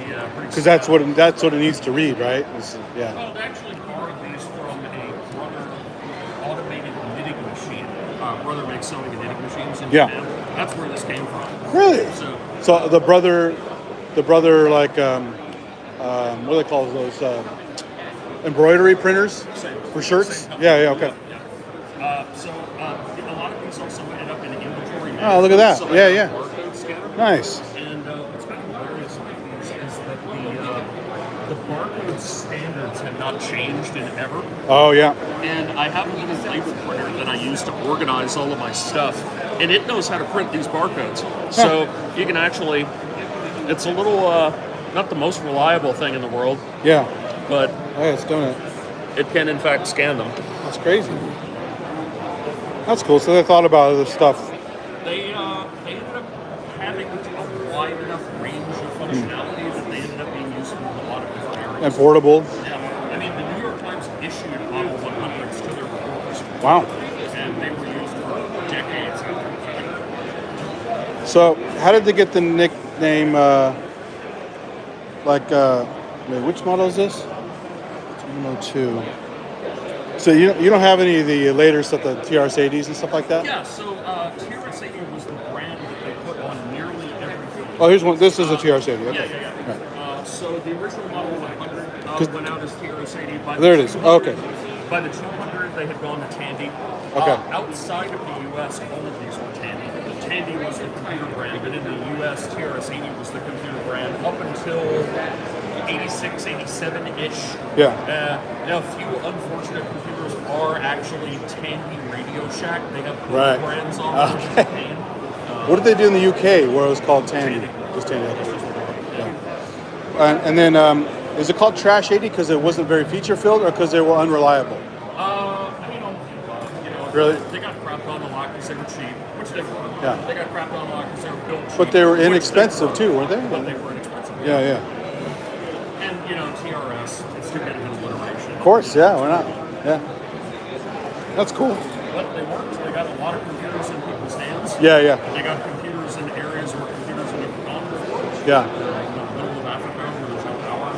People are still able to file stories with these things. Were these ever able to digitize graphics well, or? You could do graphics on these LCDs, but it's miserably slow. Yeah. So there were some graphical games that were done for them. Okay. But the vast majority of folks. So basically, a Newton is way more powerful. Oh god. Because people shit on that one too. So. I like that. I do too. I got one cheap when I was working there, pt.1 120, and had like dual cards. If you didn't have the Newton, you would not have this.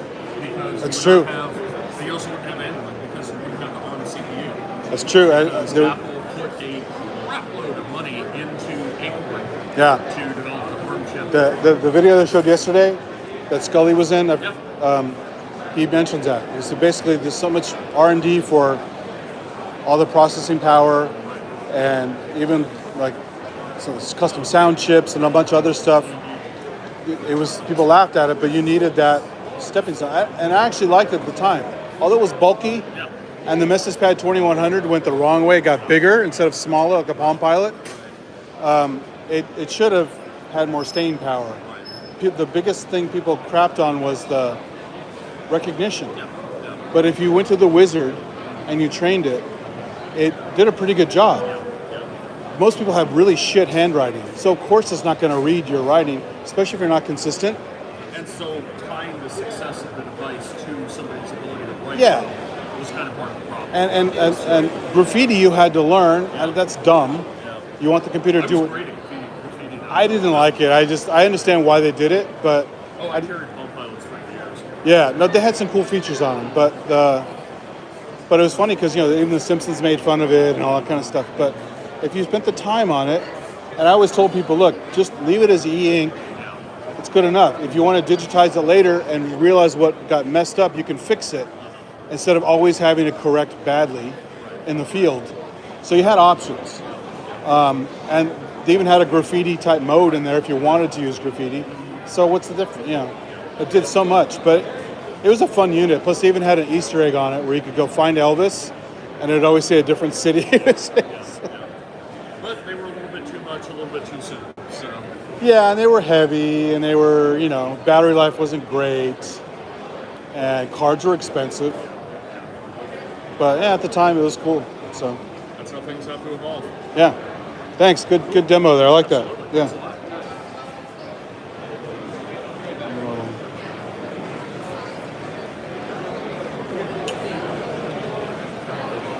There you go. History of everything TRS and below.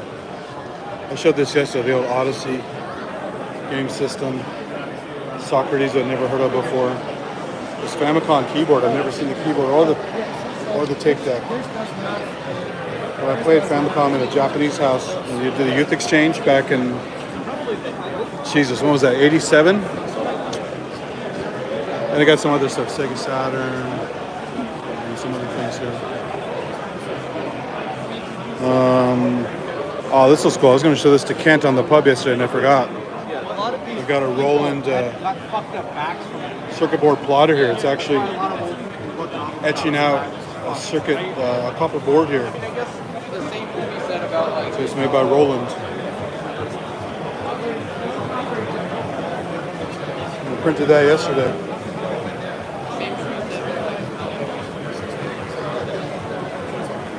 Pretty cool stuff. All kinds of fun little gadgets here. And there's the pattern they sent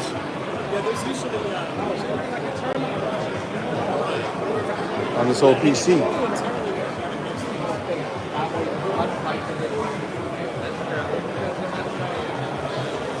Amstrad.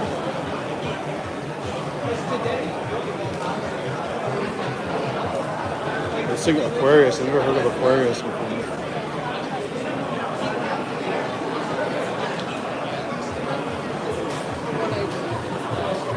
Those little controllers, it looks kind of like old Intellivision with the paddle at the bottom. And we saw this stuff already. You saw that stuff already. Let's see what's going on over here. See you guys chatting away. Thanks for coming. It comes and goes so fast and it's so small I can't read it. So I like to read it later, have a good laugh, or maybe learn some stuff. Maybe you correct me because I screwed up. It's all good. Yeah, I showed this stuff already. There's some old iMacs. That's the snow one. Snowflakes on it.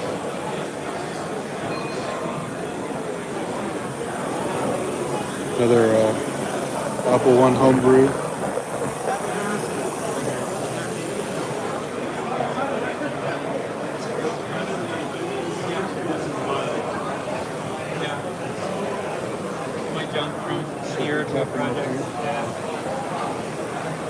Turned off his projector for now. And if you missed this earlier, there's a giant Mac Plus recreation called Big Mac with a massive keyboard and a massive old school mouse. And a huge mouse. You compare the two there. And you've got a Big Mac box next to it from McDonald's.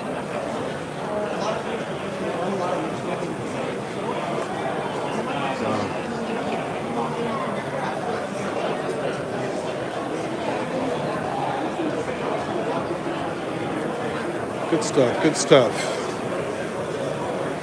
So let's see if there's another talk going on. I may stop this and start it again later. Added AC units now because it's so hot in here. And fans. Much hotter in here yesterday. More people, more body heat, and AC not working well.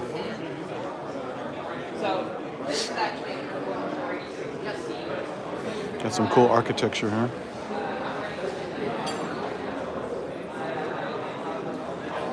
See who's doing a talk. First I'll do the walk of the book again. You guys didn't see the books yesterday, maybe? So here's some old books. Got some Excel books. Picture on PC.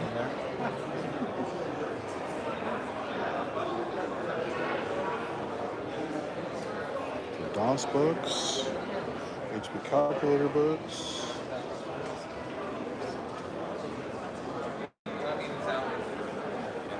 Player's FileMaker. Oh, okay, that's what it is. Okay. Well, not necessarily. It's still like a really comprehensive book to all things hardware.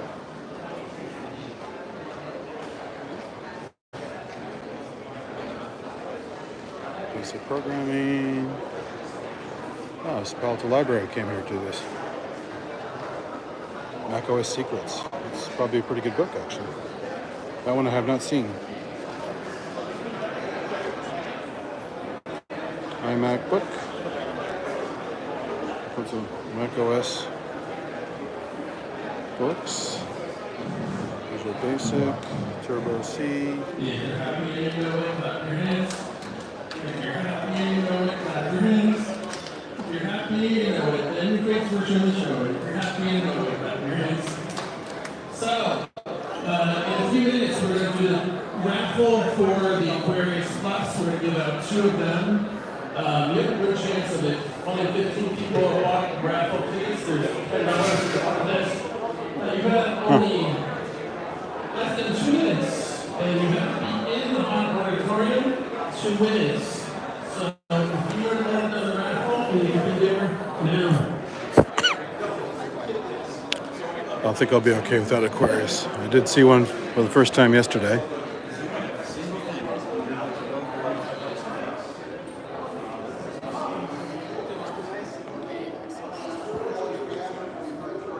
there's Howard Scott Warshaw right there, signing some books or something.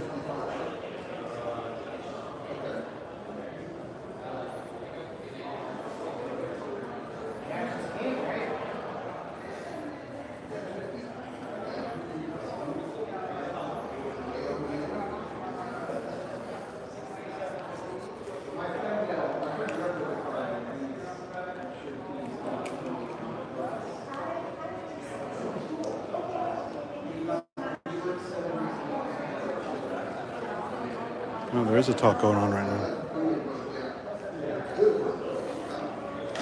I'm gonna go in there real quick and see what's going on.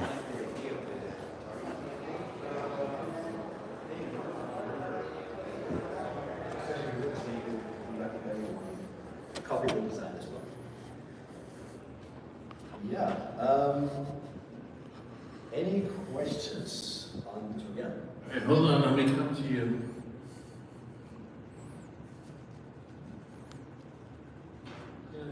Just wondering, how do you add like artistic artwork, or bitmaps or whatever? I've seen people who make artistic-looking PCBs that have pictures of things and so forth in them. Oh, he's doing Yes. KiCad. Do you mean the full color ones, or do you mean just like artwork, like? They usually seem to be white or black in most of the PCBs. Okay. Yes. So you can go open it up. So this one is now again the whole board for the TS8101. But you can go in here and you can create your own artwork if you want. Again, it's just drawing. Again, you can move it into the silk screen, which is the white one, which you're talking about, and you would have then the square here. But you can also go into this symbol library. It's similar to what you had on the symbol the schematics editor. And for example, there is the open source kind of symbols, like this, the open hardware. We use this, drop it here. I probably should have selected the silk screen, but I can again move this into the silk screen layer. Just drop it here. Yeah, this one. Oh, again. Up front. Okay, I really have to update my knowledge about the KiCad 8. I've done all of this in KiCad 7, so probably shouldn't have updated it just before this talk. Oh, no. So this one's actually, apparently the footprint is on the copper, so you can actually select the silk screen. Okay, sorry. So you go in the silk screen symbol, there's actually a whole symbol library with all the different symbols, like is it DC, is it positive on the inside, negative, or whatever. And you can just drop it there. So you have just a black and white kind of drawing. You can also import images directly into here. Okay, to look for it, I think there's an import graphics. You can import a graphic, and it will actually just import 2 colors.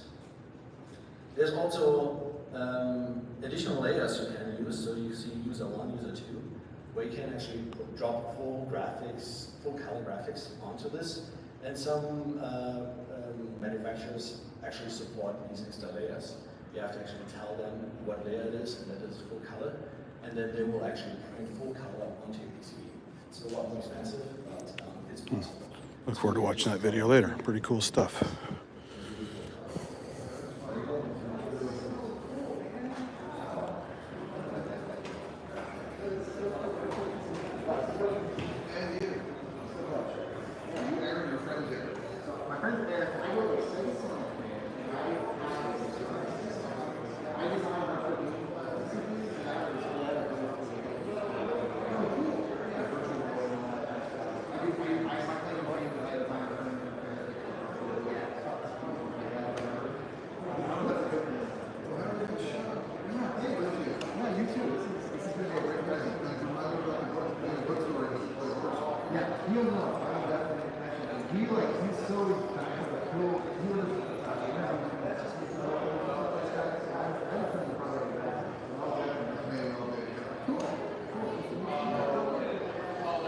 How's it going?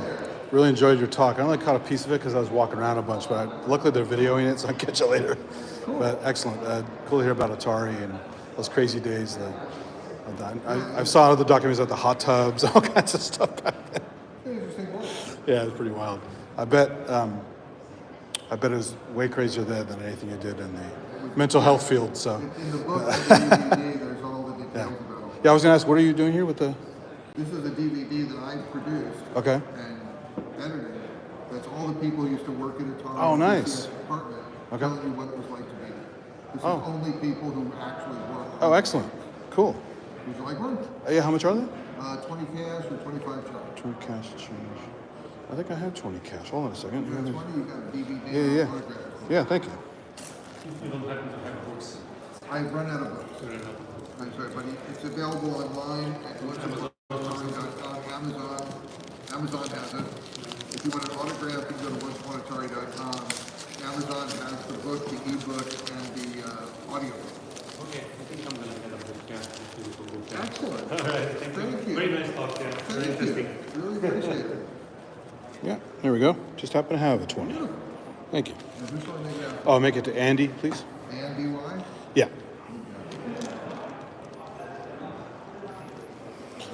Yeah, I know a lot of people are into streaming all the time and stuff, and even Blu-rays. I like Blu-rays, but I still like DVDs as well, so.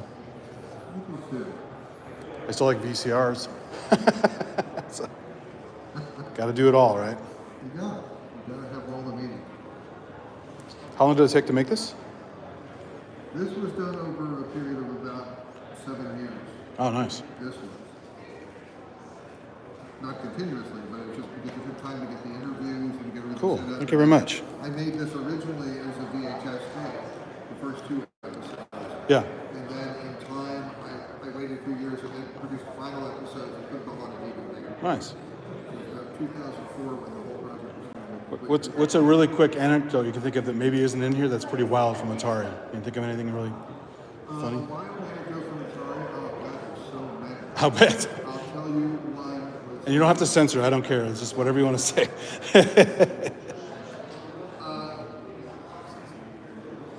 One was in the hot tub. Yeah. There was a hot tub at the time. Yeah. And there was a guy who is actually the model for the picture on the Warlords. Oh, okay. Yeah. He was one of the programmers. Okay. And he was a sensationally good-looking guy. Yeah, yeah. Loved him. He Sure. was like a chick magnet. And So you always invite him so you can. he was. Yeah. He was involved with some of the security guards, some of the female security Oh, wow. guards Wow. at the time. And so they were having fun in the hot tub one Yeah. time.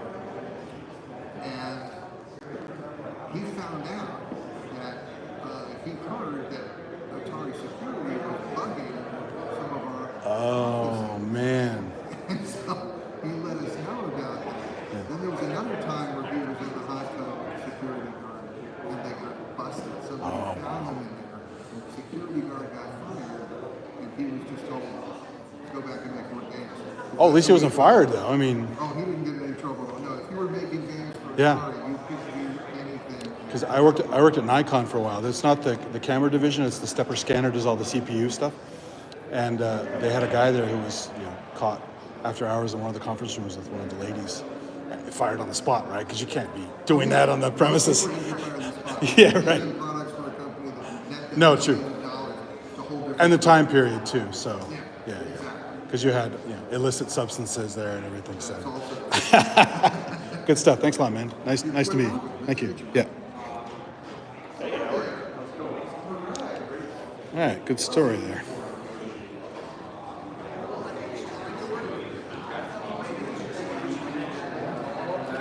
I always found as long as you give a disclaimer up front, the guys are free to say whatever they want. And he knows the camera's on, so he's going to say it anyway. He's just not going to edit it, which is always fun. Cool guy. I can't wait to watch this video. Once Upon Atari. Go buy it if you guys haven't seen it. This will be my first watch. I heard about it, but I hadn't seen it before. So, let's see if the pt.1 is doing Space War. I want to see some Space War vector action.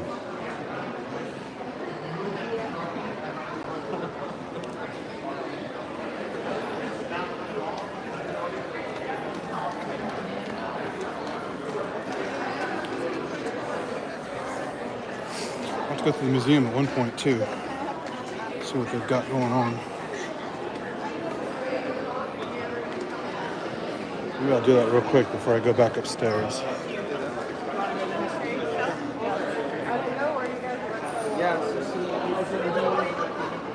Looks like they closed it for now. No, no pt.1 today. 1401 is still open.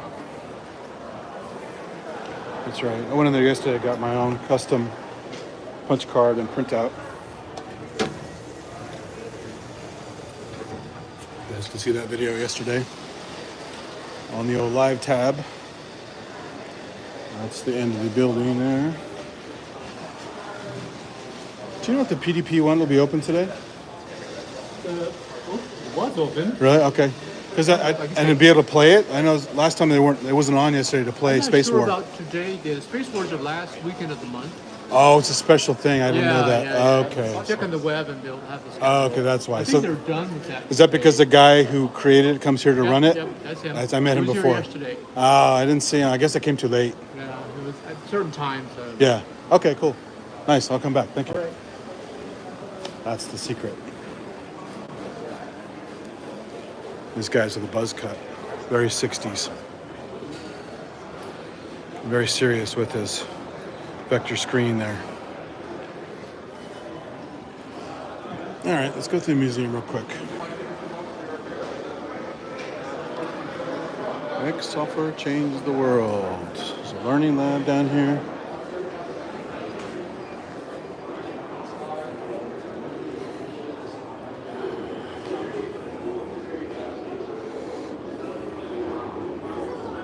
Slide scanner, yeah. The old Adobe Photoshop. My first slide scanner was a it's not Panasonic. Polaroid Sprint Scan Plus. 2700 DPI. It was $2,200, I think, something like that. It's crazy. SCSI slide scanner. But it was great because I had hundreds and hundreds of images from so many Africa trips and other stuff that I did that I wanted to scan. It was all slides. So I had to basically do that. All this photo style. I forgot about that one. I have to go look on the Macintosh Garden for that one. All this photo styler in Color Studio. Marshall McLuhan, he's great. Yeah.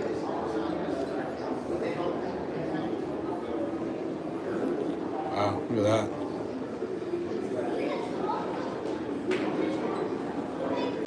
World of Warcraft server blade.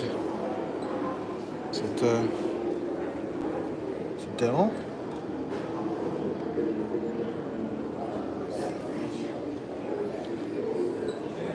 World of Warcraft concept art. I'm gonna go through this real quick as World of Warcraft armor.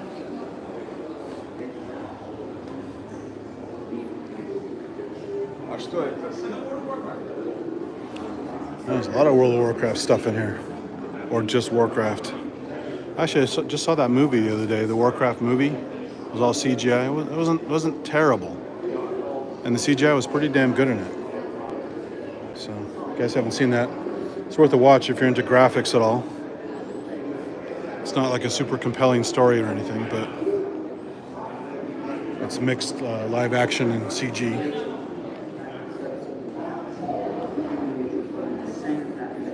Here it is. I never got into WoW. I had friends who just waste months and months and months at a time on WoW. Going out collecting herbs, waiting around the store to sell them. It's like, yeah, I can't be bothered with that. I don't need a simulator for boring real life activities. There's plenty of boring stuff in real life as it is. Masai Mara. I was there back in 1990.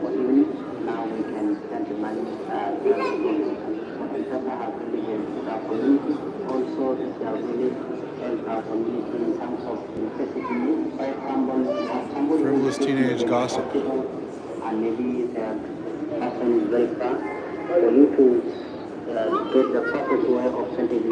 Even in Kenya, they're doing LOLs and silly chats.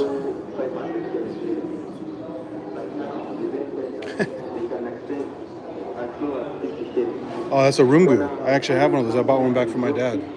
It's a Maasai rungu.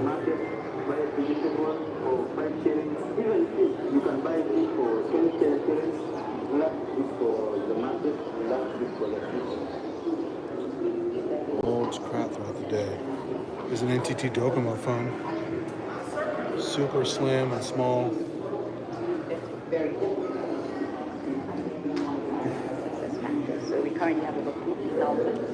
How dumb is your phone? More likely, how dumb is the user of the phone? Oh, I got Zork, EverQuest, all kinds of stuff in here. Definitely need more time to come through and read stuff. Just don't have it today. Here's the 160 character limit there. Some all the old phones. The old Nokias. So I saw one of these when I was in Japan in '87. My veterinarian, of course, is making lots of money I was staying with. So he could afford shit like this. And it was pretty cool back when we still had a lot of suitcase phones here and car phones. They had the nice chunky portable phone.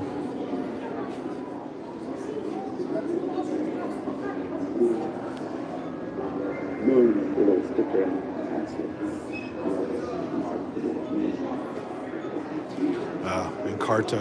That was like the worst version of the encyclopedia. Also, speaking of the devil, there's the suitcase phone or power pack phone.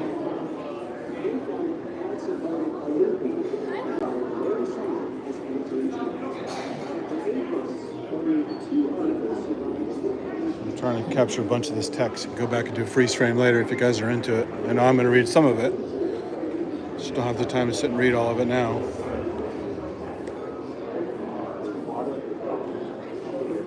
Got some cool car crash graphics there. Damn.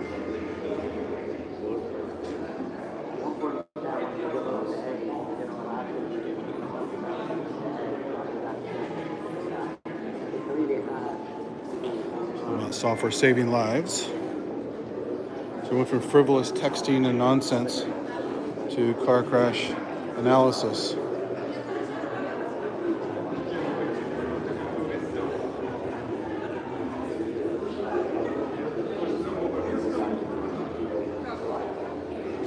Some cool graphics there.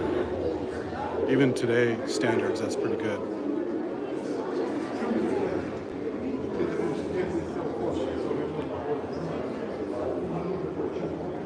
I'm going to hover here a little bit more because there's some good graphics.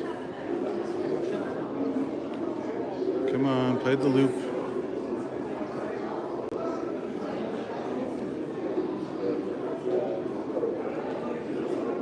Eight seconds.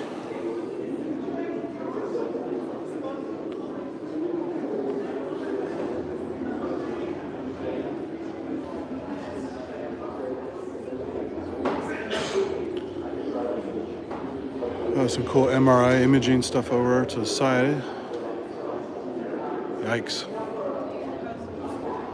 Old school crash test dummies.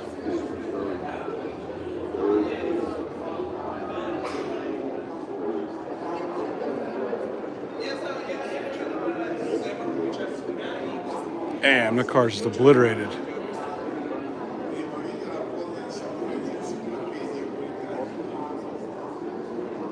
This finite element analysis stuff is really cool. We used to do a lot of this at my laser company. Some really expensive software.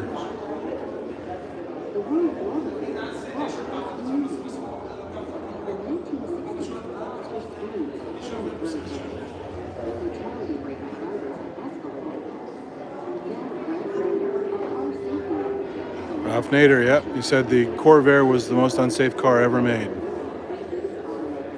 There it is. Unsafe at any speed.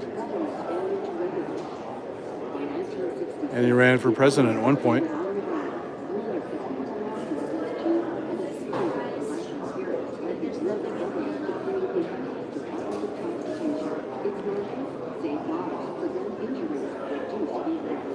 Come on, show those graphics again.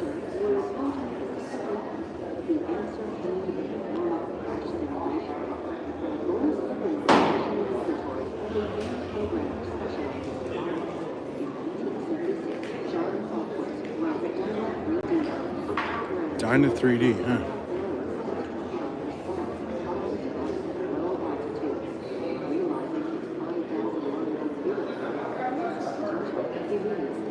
Man, look at all the patents that guy's got.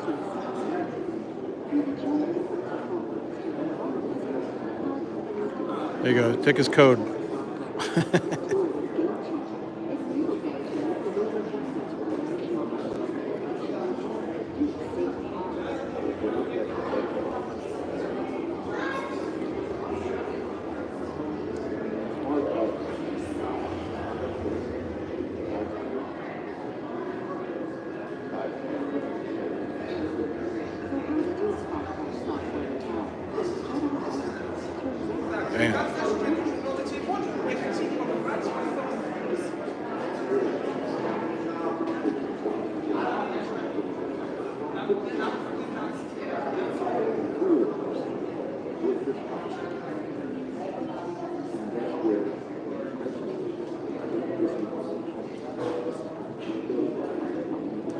There you go.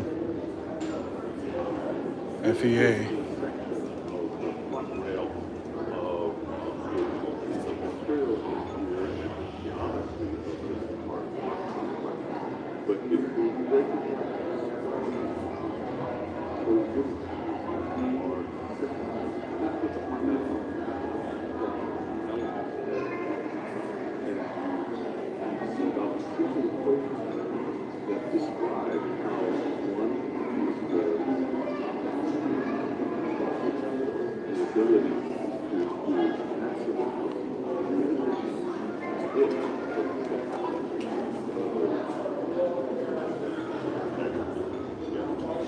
That's cool.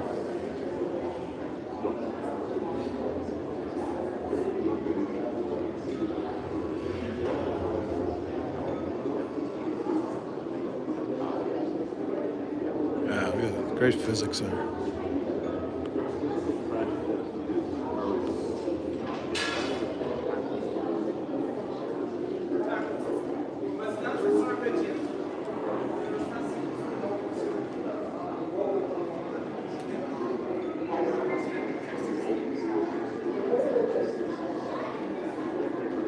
Okay, now it's looping. Already seen that. Good stuff.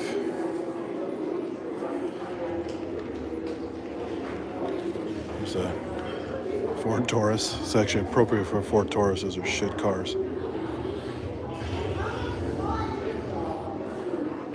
There's a crash test dummy chilling out.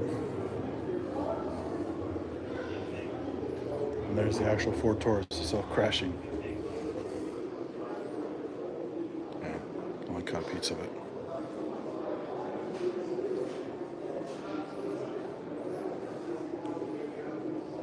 So those guys in the video behind us there.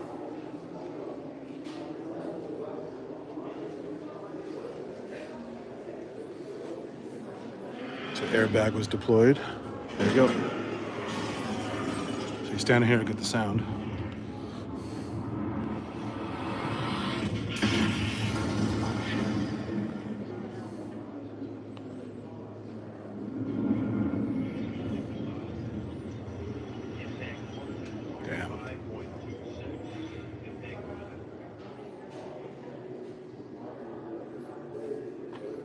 Crazy, crazy, crazy.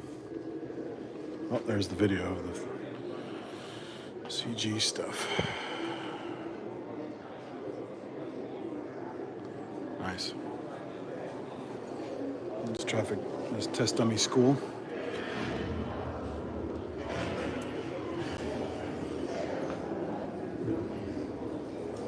It's got pretty accurate body shape there. Some of the old crash test dummies are pretty dopey looking.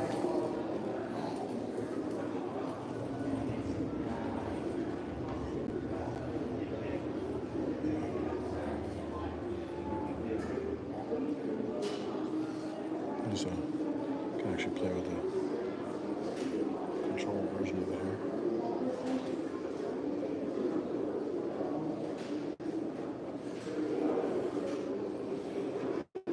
So you can do different versions, looks like. Geo Metro.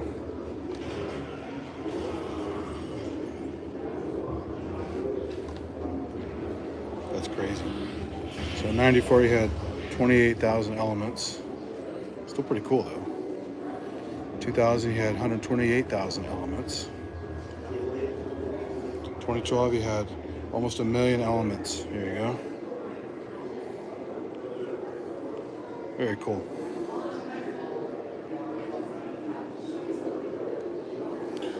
Nice exhibit. I like this stuff. There's some medical stuff.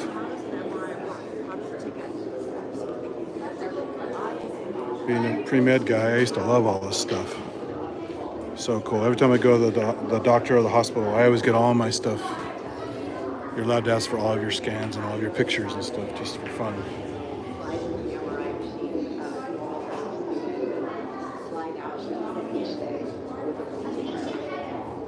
So how was the MRI able to detect Jordan's tumor? How does it work? Very cool.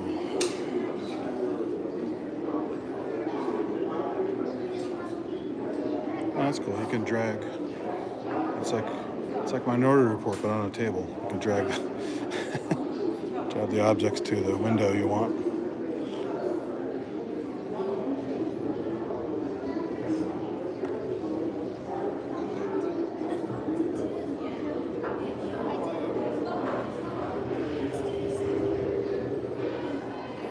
Pretty cool. It's all dynamic.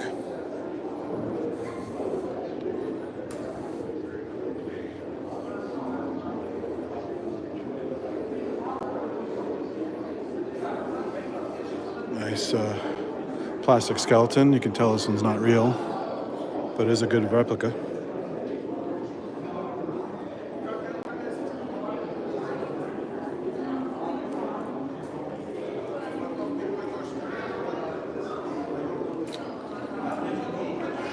Reflections. There might be too many reflections in here, but it'd be fun to come in here and do my 3D scan, my photogrammetry stuff. Try and do a skull scan. Hey, look at that. Record stores. A dying place for sure. There's a scale of the MRI. Well, you want to see something funny? You watch this really horrible movie called After Last Season. It's so low budget, the guy makes an MRI in his living room out of cardboard boxes and white paper and tries to pass it off as a real MRI. It's one of the funniest, weirdest, stupidest movies ever made, called After Last Season.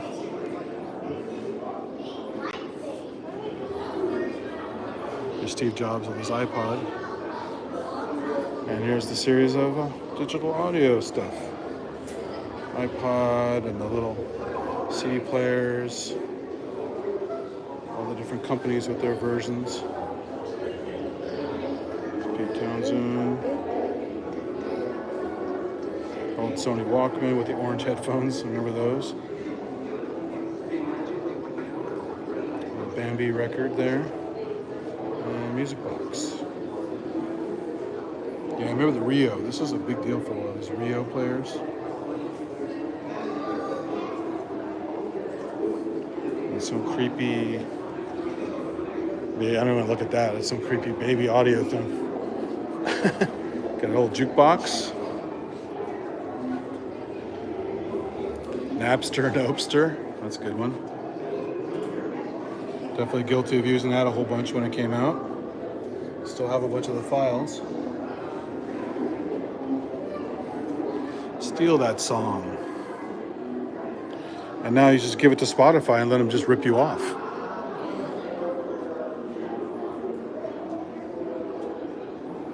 Tom's Diner. You mentioned Nick Batten here anywhere?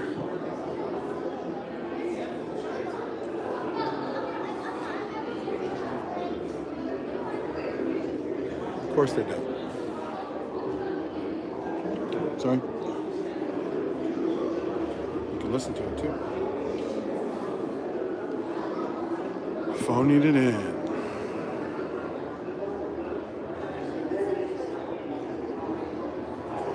ABBA. I have to read this later. I don't have time to read it all now. I missed this over here. Oh, the Columbia House. 11 records for $1. For a while, it was actually like a penny, and then they went up to $1.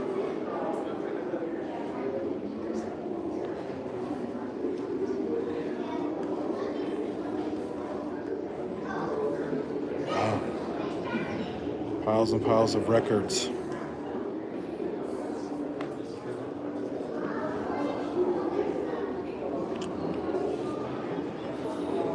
Of course, you had darkroom stuff.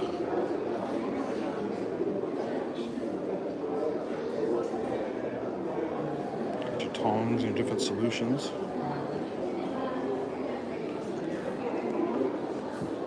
And Photoshop from the pros.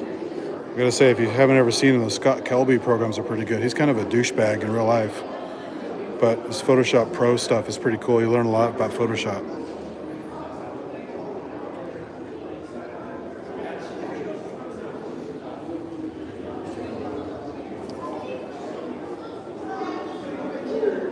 How does Photoshop work? Some people still have not figured that out. You can do. Picture yourself in there and make some stuff. More fun stuff with Photoshop.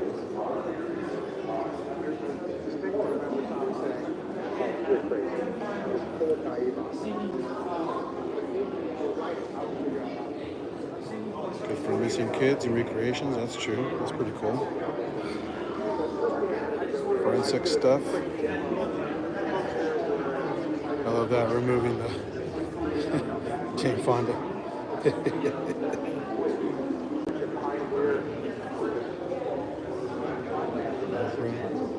Made Oprah extra skinny. It's John Knoll. Guy's a hero. Except when he started doing all those Star Wars prequels. He's showing George Lucas all that horrible stuff, and he's like, oh, that's great stuff. And John Knoll's like, God, this is a hard way to make money, making garbage for George Lucas. Of course, you got OJ. That's where they darkened his photo to make him look more sinister.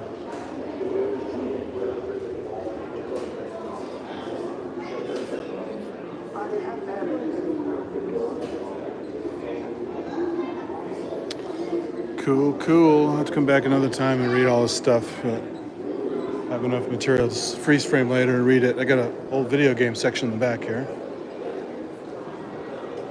Walked through here yesterday just for a few minutes. Retro games.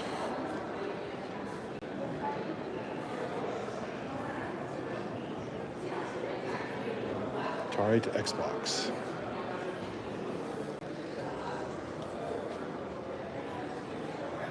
I don't know if you posted it yet, but I sent a picture of this to Matrix Synth with my hat on the top. Maybe he'll put it up one of these days. I think I sent it. I have to double check my email. Maybe it got stuck in the outbox. All kinds of Atari stuff. Myst, SimCity, Erotica. Space Quest. Oh, the Space Quest series is great. Wing Commander, Zork. We got some action figures.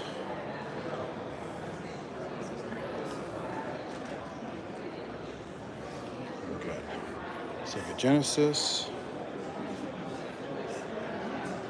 This was the Mortal Kombat you had to play it because it had all the blood. The Nintendo one made it look like sweat.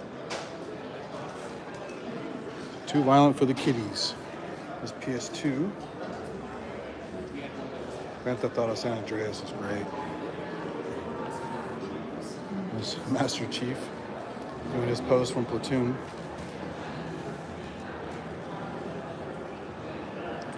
The Xbox. And we got the Famicom and the NES. I love how the Famicom cables are so short. So crazy. But there's some really funny Japanese-only games. Angry Video Game Nerd plays one of them. And, God, what was the one? They had like some English profanity in it where they didn't know what they were doing. Can't remember the review. Very, very funny. Oh, I think it says, it's one of the disc versions of the Famicom. It says, turn over the fucking disc, or something like that. It's very funny. And I got some little mini replicas here of Atari and Street Fighter stuff. Lunar Lander Classic. They got a talk on Lunar Lander yesterday, how it was designed and stuff. So look on their channel for that. I missed it. There's Pac-Man. Oh, this is it's a mixed bag. It's got Mappy. Oh, she's playing Mappy. Love Mappy.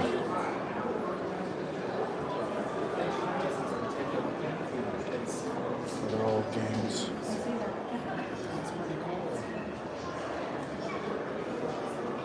Of course, you got the Power Glove.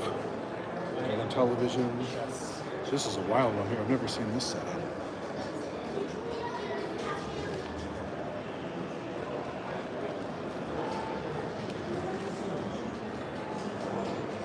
There's a great Angry Video Game Nerd episode where he does Freddy Krueger versus the Power Glove. Of course, you got to have Commodore 64. I never had one, but they are popular.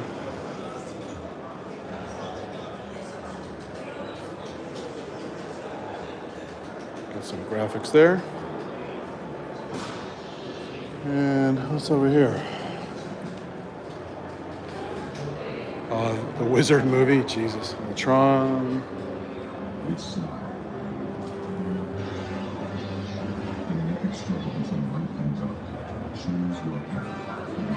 Is this Jedi Outcast? Oh, Knights of the Old Republic. Okay. I don't remember that one too well. My favorite was Jedi Arena and Jedi Outcast. Or Jedi Outcast and Jedi Academy. That was it. This is the Atari. So one of my friends, my brother's friends' dads worked for iMagic. They made Cosmic Arc, Riddle of the Sphinx, and all those Atari third-party games.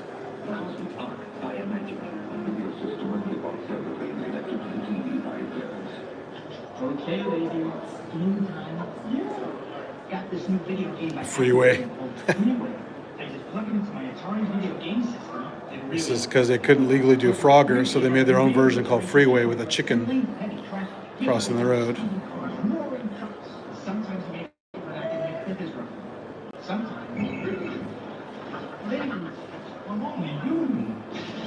Wow. The fact that he calls them ladies makes a little creeped out, like he's doing something wrong with those chickens. All right, so that's there you go, John Noel and Thomas Noel. Photoshop heroes.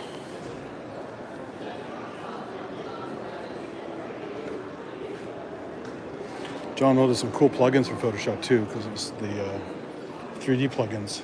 Cybermesh, I think it was called.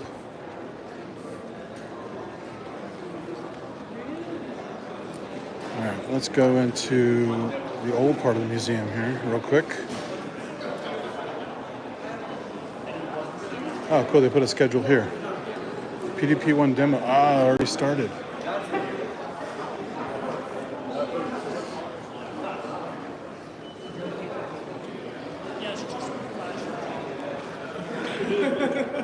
Oops. Yes, yes, yes.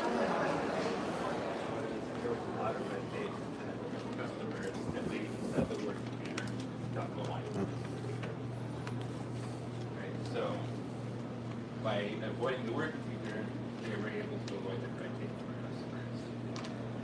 Now that may seem kind of tricky, but it's not that unfair when you think about it, right? If you think about what the computer was like back then and why the red tape existed. Most computers were like the one next door.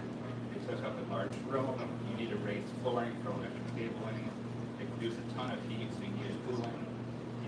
A lot of electricity to run, so you probably had to install a separate transformer outside the building just to power that one computer. So that meant computers was extremely expensive, installing was extremely expensive, and you usually had to go all the way up to board approval to get the ability to purchase a computer. But the PDP one wasn't like that. It didn't cost millions of dollars, it cost $120 grand, which isn't cheap, but in comparison, a lot more affordable. It didn't take a large room. Fits nicely over here. This is the door even.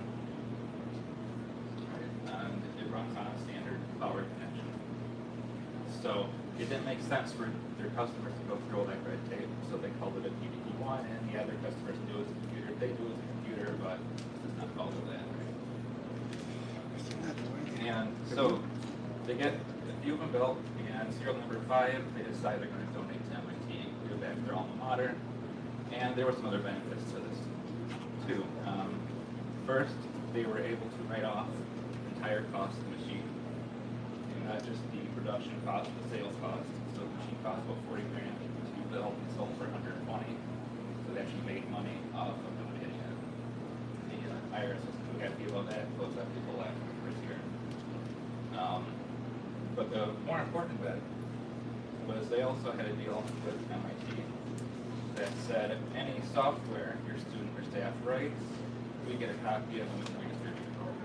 Okay? They figure this before licensing, before patent rates for software, before patents for software.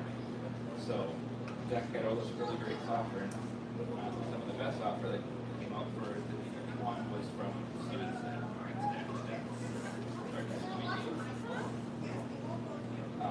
so Peter arrived at MIT and I'll hand it off to Joe here to talk about his story. Right, so if by chance you were here yesterday to see this demo, you would have seen Pete Sampson. He lives up in San Francisco, and in 1961, he was a student at MIT. And when Deck donated a machine, serial number 5, he was very eager to get his hands on it and work with it. And so the head of the laboratory, Jack Dennis, had two groups of users, so to speak. He had the authorized users, who were graduate students, faculty, people with postdocs who are working on applications and research work that required interactivity. And they were allowed to sign up on the machine from 8 in the morning to midnight, 5 or 6 days a week. And there were the unauthorized users, in particular Peter and some of his fellow students, and also the gentleman who we'll hear about later, Steve Russell.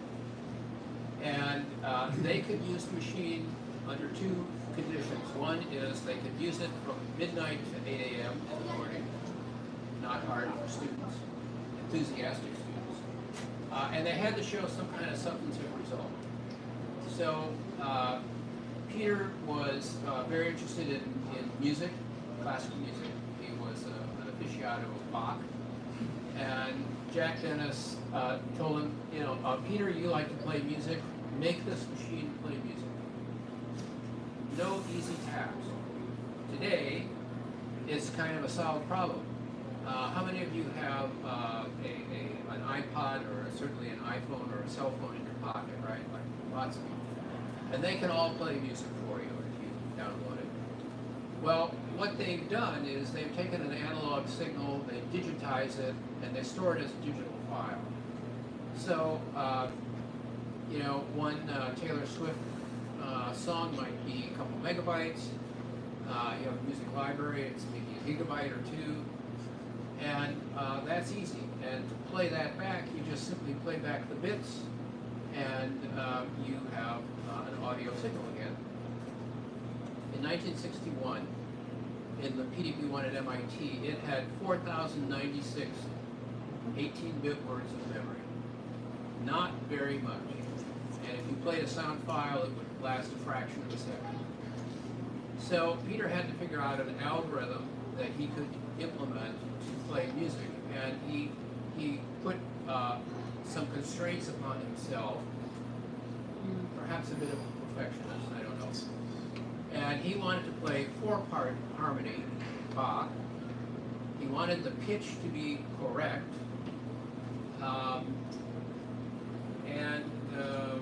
let's see, I think those were the two real constraints. And so he put together, he tried a lot of things, he says.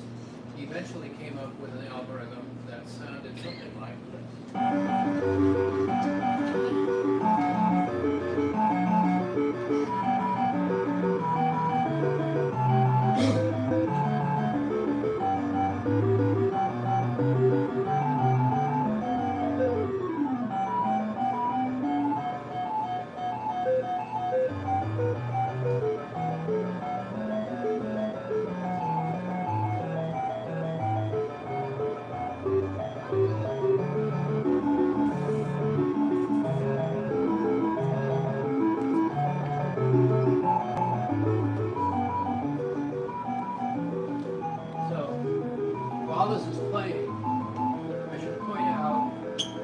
going on here. So if you look at those 4 indicators, ones that are off, there's no sound being generated. One that's on all the time, no sound. The ones that are dim are being turned on and off at a particular audio tone rate. So he has 4 voices, soprano, alto, tenor, and bass. So that gives him 4-part harmony. Each of those is can be independently generated. This program basically sets a bit, 1 bit, to turn the light on to be either a 0 or a 1. Those 2 of those bits are 2 of those signals are combined in a simple resistor capacitor filter, and they come out through an audio cable that's too short. Through an audio cable, going to 1 channel, up to 1 speaker, and the tenor and bass go up to the other channel on the other audio channel. So that was well done, and but how did we get the restoration? I mean, some of us were on the hardware restoration team, but Peter joined the restoration team a little bit after we got the machine running in 2005. And he was in the lab one night while we were working, and he spied a box of old paper tape similar to this. And written on it was, "Peter, guard this with your life." Well, he hadn't seen that box in 40 years. It went from the MIT laboratory when they closed it down. It went to the Boston Computer Museum. And then when the collection came out to this museum, all that stuff came with it.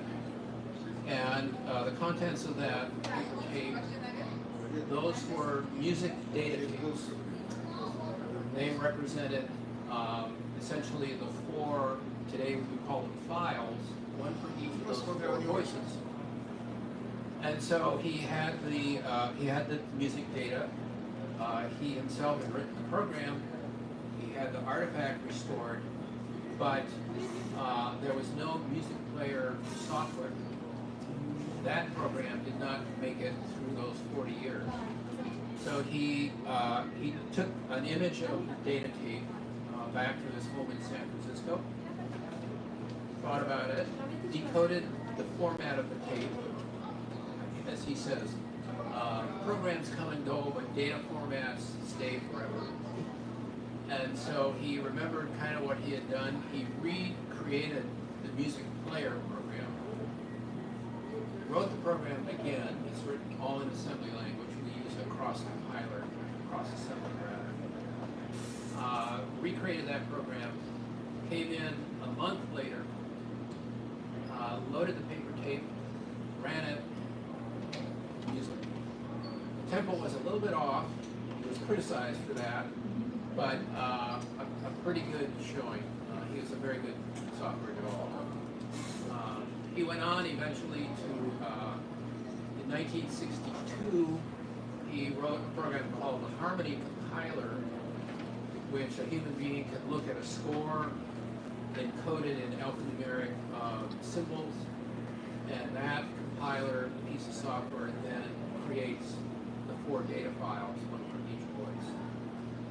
And he found the listing, 30 or 40 page listing for the Harmony compiler in some papers that his mother kept for him in her basement.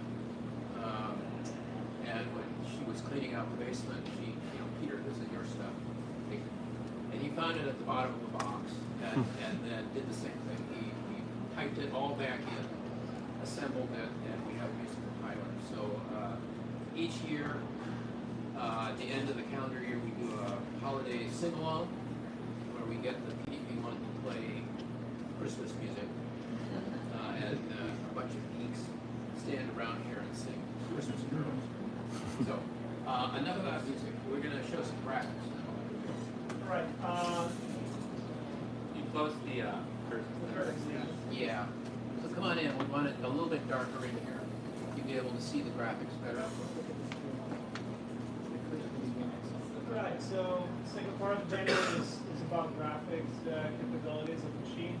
We have a display here, and I'm going to first run some short demos. First one is called Munching Squares, and just draws points on the screen, and I can, with the switches in front, interact with the computer, and in real time get it to change the patterns.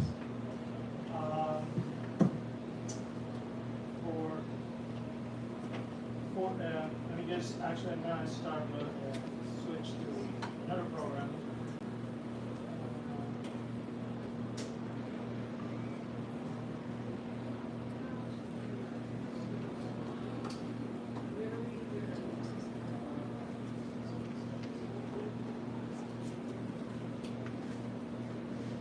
Right, the next program is called pt.1. Which was written by Minsky in MIT. He's also known for being one of the fathers of AI. The next program, actually a lot of work recently. Program is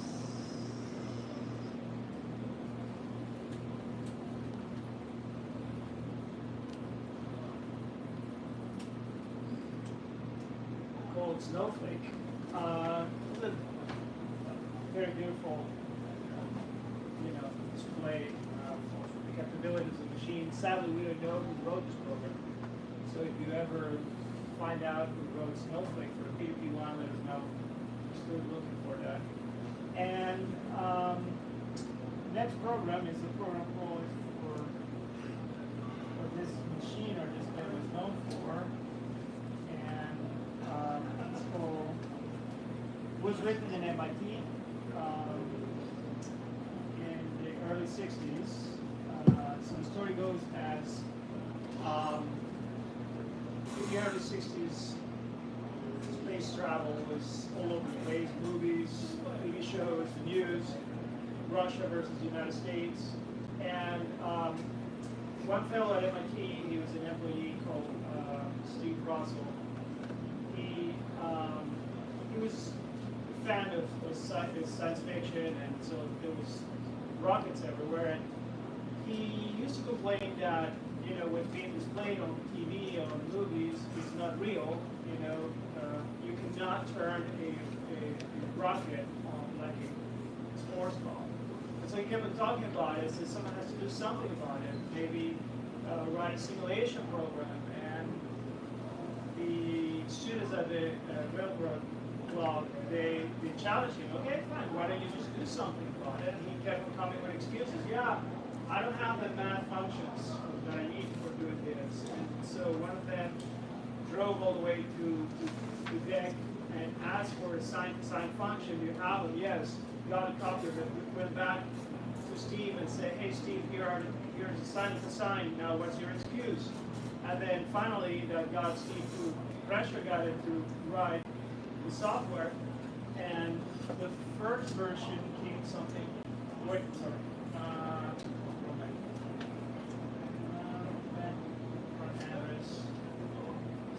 Something like this. And so this is a game, an interactive game. So I need two volunteers, people that like gaming, actually. They're just two consultants. One of them plays the wedge. Yeah. All right. So we have left and right. You can turn your ship. You have thrust. You can move. You can fire at each other. And it has hyperspace. You can jump if you're in danger. Now everything is limited, so fuel is limited. Torpedoes are limited. And if you use hyperspace too much, you randomly.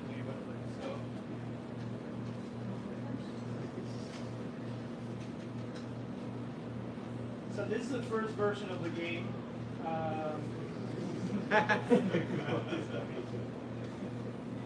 And so after a while, the So the game became really popular, and some students spent a lot of time in front of it, but they also contributed to the code, say in like an open source fashion. And Peter Sampson, who also wrote the music program that you heard before, he had written a program called Expensive Planetarium, which was then adapted for the game. And so Expensive Planetarium plots the real sky. The real sky map, and then the sky rotates on the screen every 2 hours. So if you see the same constellation 2 times, but if you repeat it again, it means you've been playing for 2 hours. So you better go home and do something else next time. And another student, optimized the code enough so the machine is not too fast, so it's completely reasonable at the time, and so he optimized the code enough to be able to add gravity. So now there's a start and center that will drag you in. You can, avoid it. Otherwise, it doesn't kill you, but it puts you in a corner. You have to escape from the corner, and then you can go into orbit and do things like that. The game becomes a little more interesting. So this is 1962 software running on a 1963 machine. You only, well, that we know of, you only running up and running pt.1 system. Questions? Is this the first video game? Anytime you use the word first, you need a lot of qualifiers for it. I would say it's the first game of the style. It's the first game I've seen where anyone who's good at a game today can sit down in front of it and just feel at home with it. They got the core foundations figured out. It's probably the first two-person shooter. There were earlier games like Tennis for Two, I think it was called, where there's an analog game where you could bounce a ball back and forth, but that was all done in analog computers. There's a little bit of, I don't know, folklore or whatever, that when DEC was ready to ship a pt.1 system to a customer, they would load Space War into the core memory. The core memory is not volatile. And so when it got to the customer site, it would have the game already installed, so to speak, ready to run. And it was a kind of a reasonable way to check out the computer system, that it was, competence check, that everything was running. So we were told. To help data, this game predates Pong by about a decade. Pretty early. Asteroids, Spyro. Other questions? What is this? This is a terminal, so you can type in and it will type out. And you can interact with the computer. It's what? It's wired to the computer, yes. So you can, for example, debug the code with a simple debugger. More questions? Oh, so if you want to play, please. Please step up. It's the oldest video game you'll ever play. I'm sure it is the oldest game ever, but it's the oldest video game quality you can play. And the oldest hardware you probably have. Yeah. So if you're really interested into Space War here, a group of us run a demo every first and third Saturday of every month here at the museum, of course. So you're welcome to come back and play or hear the demo again, maybe with different people. And then on months that have 5 Saturdays, we run a Space War tournament, a bracketed tournament like a tennis tournament, and you can play Space War for a couple of hours. Whoever wins the tournament gets a personally signed T-shirt. It's a museum T-shirt, but it's personally signed by Pete Sampson and Steve Russell. Nice. Well, Steve invented the game, Peter added some features to it. But that's on the 5th Saturday. This month, This month. This month. This month. This month? Oh, okay. I know it's Mark your calendars. Other questions? Whoa. That'll work.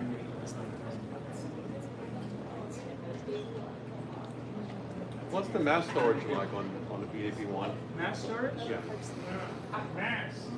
Paper tape. We have paper. Okay. How long do you want? So let's say this would be space work. Which is pretty significant program. It was about 30 strips, or is that?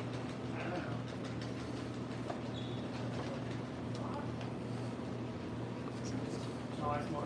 More than that? Okay.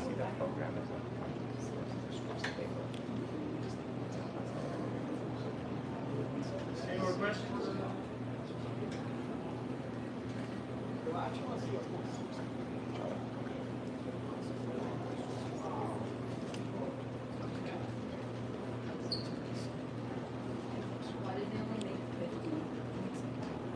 Well, we're a small company, we're starting and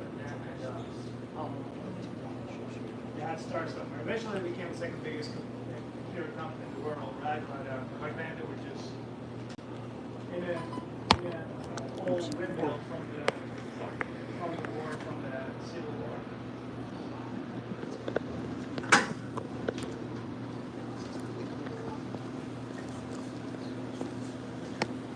Anybody else want to flex? Yeah. Definitely, yeah. Yeah, Got it. well, it's hard really to play Okay. with.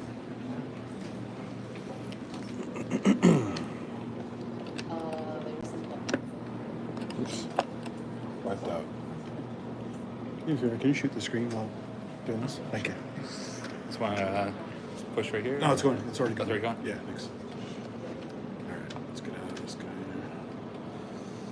Got a slow thrust on this one. Oh, yeah.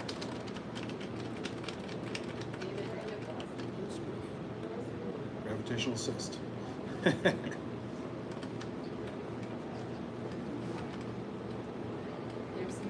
Oh, it starts you over. I forgot about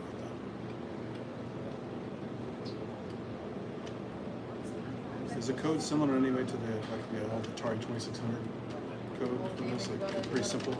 I don't know. It's it's all written in assembly, but it's written in pt.1 assembly. Yeah. Okay. So they just reverse engineered it, basically. I would assume so. Yeah. Hyperspace. Watch out. Ah. Oh, gravity. Too much gravity. No.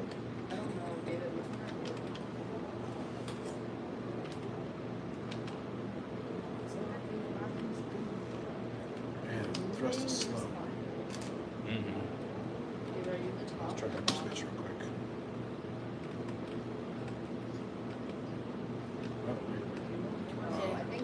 Blow up in hyperspace.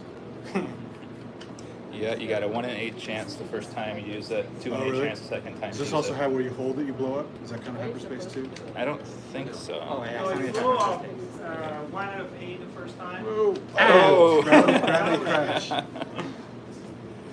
out of 7 the second time, 1 out of 6. Okay, right. So on. I thought it was 2 of, it was like, What? I thought it went 1 of 8, 2 of 8, 3 of 8, 4 of 8. No, I'm not sure. Okay. I think go check. Yeah, we have the code. Yeah, I thought I read it, but I thought it was recommending the. That's fine. Thank you very much. Yep. Thanks a lot. Great demo. Yeah, for sure. Thank you. Other players? Excuse me. All right.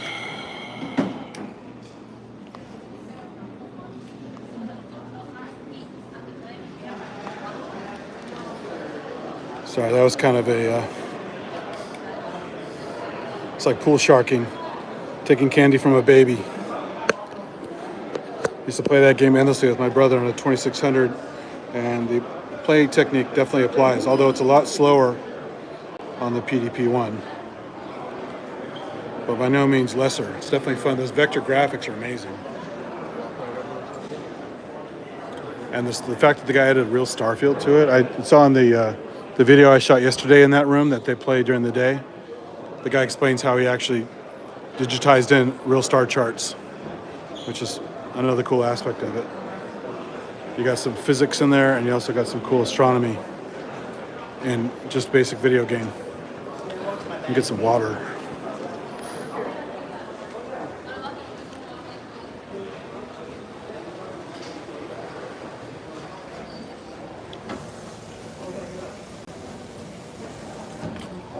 Okay, let's see the rest of the museum real quick. Then we'll go back upstairs.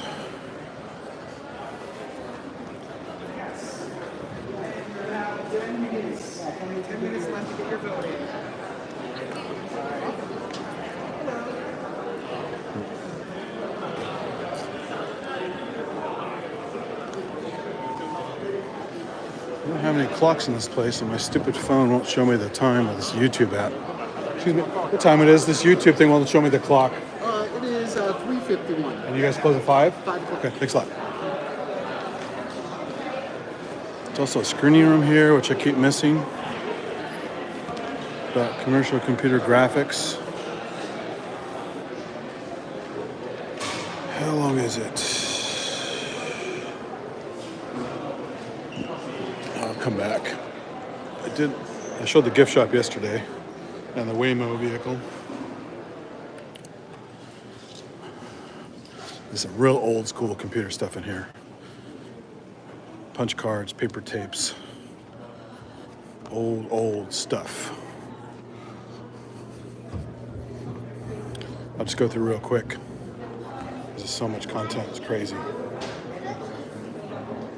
Let's go electronic calculator section. Some ancient calculators here. You even have an abacus in here somewhere. Some of the old LED calculators. I had one of those when I was a kid. Crazy. Adding machines.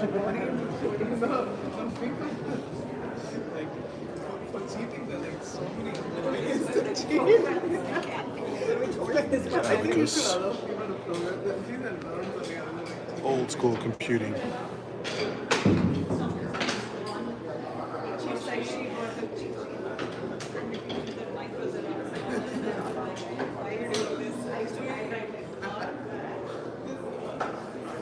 Very cool. Nice little wood cut up there, replica. Abacus. And all kinds of mathematical tools, slide rules. My dad actually gave me his slide rule he had back when he was in college. Has a little orange case and everything, so it's portable and protected. The good old days. Got charts. Ward's calculator. Interesting. 1880, huh? Slide rule tie clip. That's when you're super cool. You got a slide rule tie clip.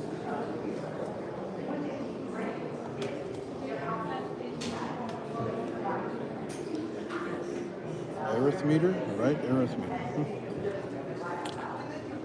And there's how to use a slide rule. Yeah. Definitely something to talk about in your first date. How to use a slide rule. I actually have one here to play with.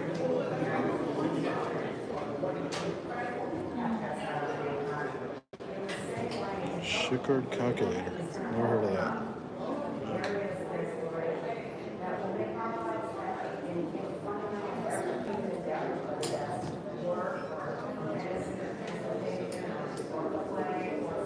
Crazy. Look at that tiny thing. It's called Napier's Bones. Really old, tiny little thing.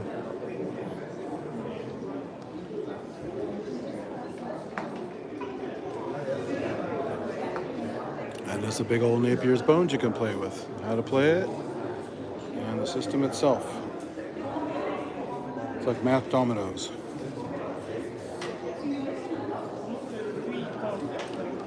There's a big old abacus here you can actually play with. Tells you how to do it. I can play with it right there. One of these in the video.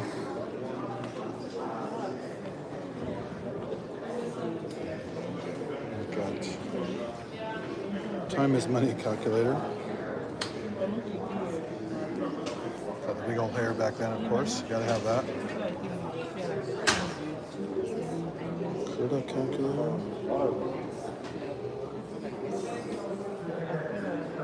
Leibniz step reckoner.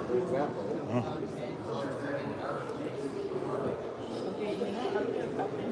Pretty crazy. Here's the Babbage engine. So they had a large scale one here many years ago. A replica of the Babbage differential engine. One that would make obsolete the abandoned machine. This big one here, they had one of these on site. Last time I came here. For most of 30 years. Human computers. He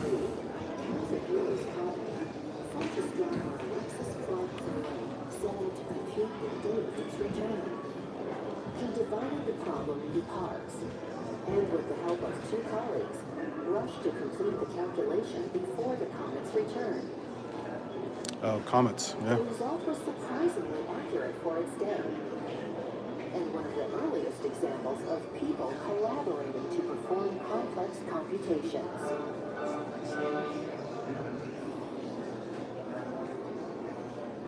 Child labor. Terrible, terrible. In the Industrial Revolution. The new strategies of mass production, division of labor, and manager supervision that were transforming manufacturing were also effective in computing. Complex calculations, divided into simple parts. Look at those machines. Of laborers with basic math skills and fast results. Computing opportunities now opened to women because they were skilled, but also because mass production depended upon their cheaper. Yeah, women did a shitload for astronomy. Clyde Tombaugh wouldn't have discovered Pluto without the women behind the scenes doing all the math. The WPA took an interest in computing and created work for the unemployed. They don't get the credit. It's the Hidden Figures movie came out, which is good, but that's just a fraction of what was going on. It's pretty cool. Again, I gotta move. It's not enough time. Big museum. Punch cards, here we go. Everyone's favorite, punch cards. You saw my video yesterday, you saw me actually get my own punch card with my name on it. There you go. It's the original name for the composite family. Now it's called Asteraceae. Got a little biology in here. Biology and taxonomy. Doing, look at that. This is the UK for you guys.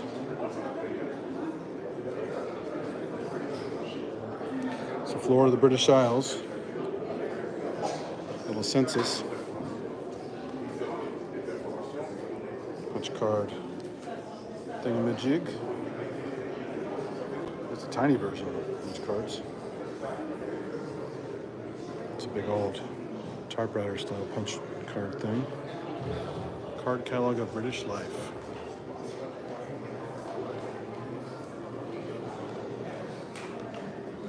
(1954).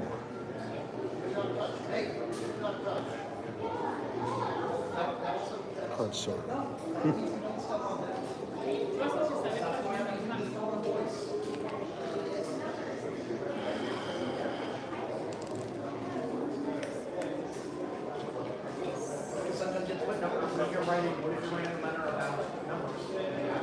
There you go. There's a guy putting his cards in there.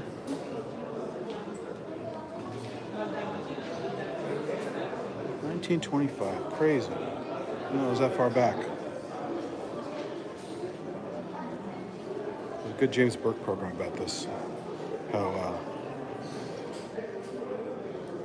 the loom and macrame and stuff like that was turned into data, and they made punch cards to make the macrame patterns, the weaving patterns, and that became data storage, and then they started using it for census data and computer general this and that, and then video games. Eventually. And paper tapes on Space War, 1962.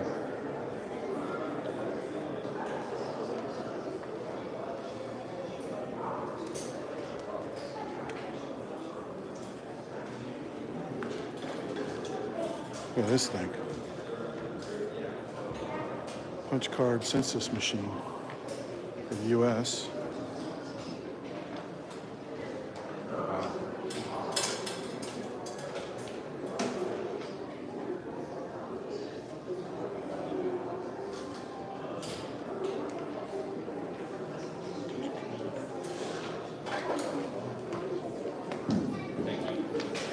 I think I missed this part. Math to data. I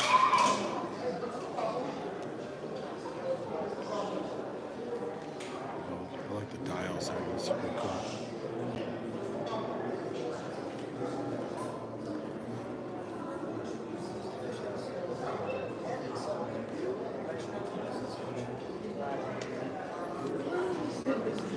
So it's more like the one they had in the room with the other machine, the IBM.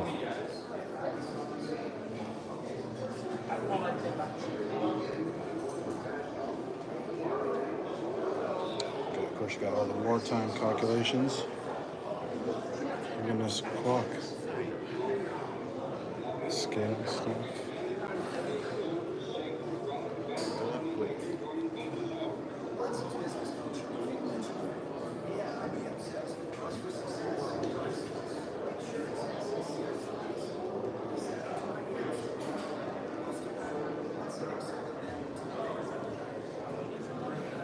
More punch cards.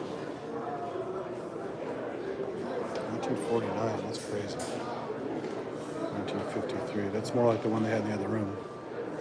But that's even more recent. That was in the late 50s.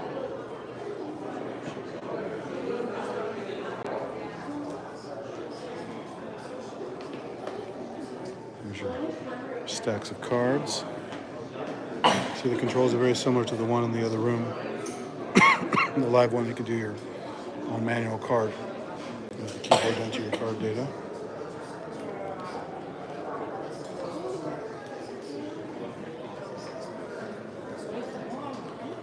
Digital code.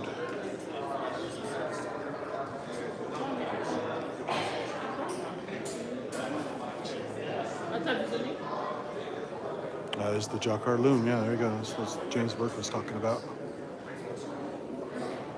We create these patterns, these elaborate patterns in fabric.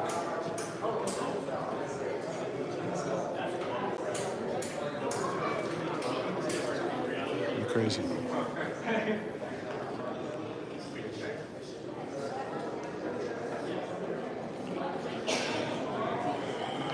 Birth of the computer. Look at that. Looks like modular synth right there.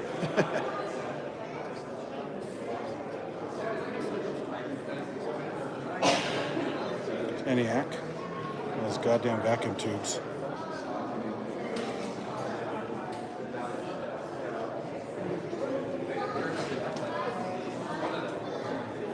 What's over here? Choose an analog.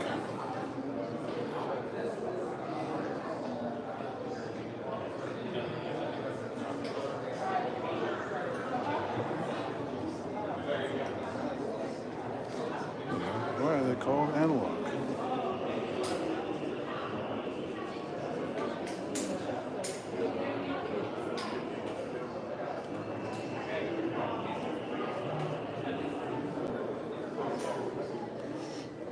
Yeah, look at that.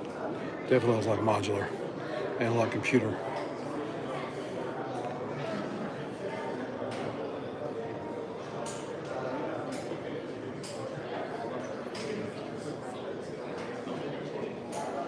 Telefunken.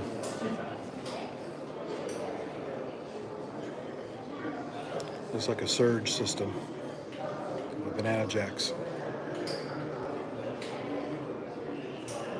Wow, look at that one. There's a replica of that in the, there's like a toy or something like that in the gift shop. The pace.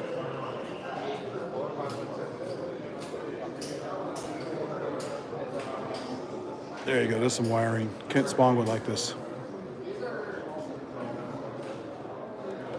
It's like the inside of the CS80 blew up.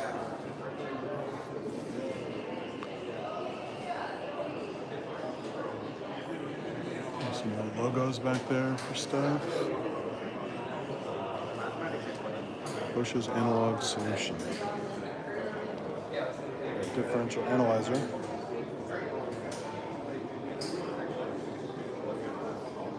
Another pace. Yeah, that thing.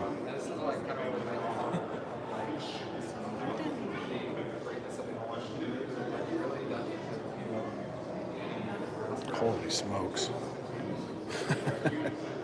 What a nightmare that thing is. Big old fans at the bottom. Trice.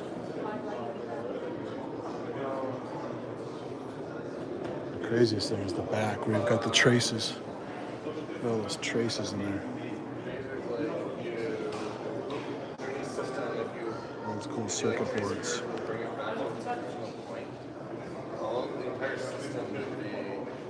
There you go. You guys can study the block diagram.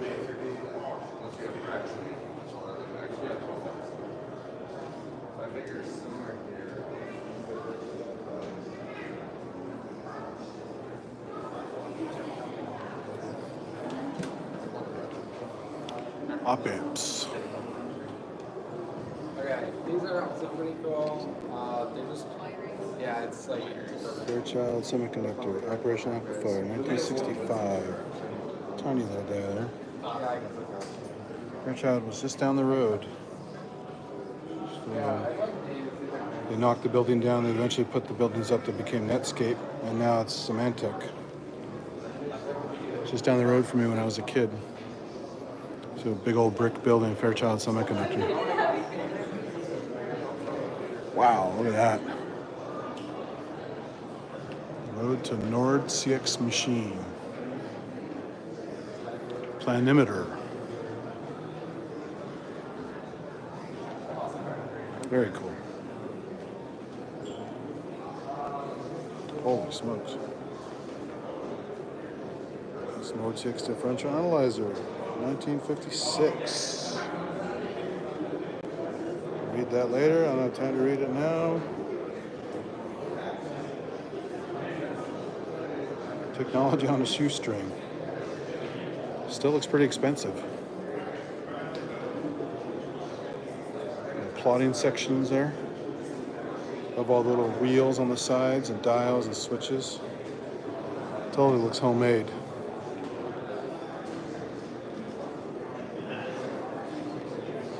Power connectors. Man, what a mess. $700 worth of surplus World War II supplies.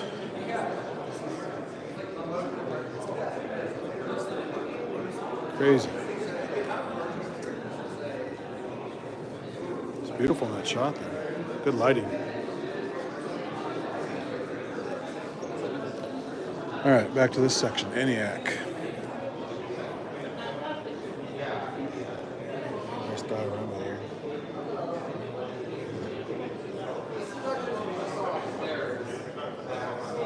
That's the plan for the layout.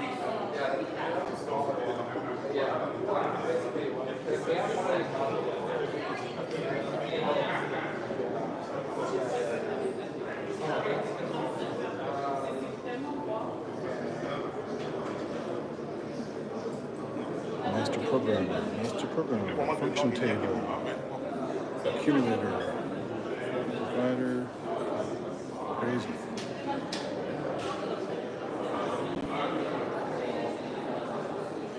There's just the accumulator number 12. It's a big beast. All those fucking vacuum tubes. I can't remember if it was ENIAC or Mark I or both, where they had to constantly change these trays of vacuum tubes out. every so often, just because it burned out so quickly. Nice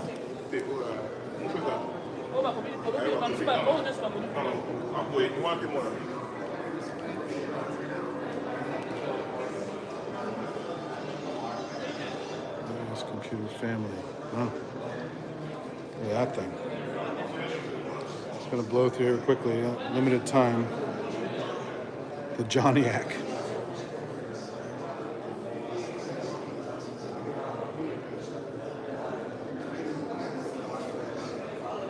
Again, always based around a typewriter.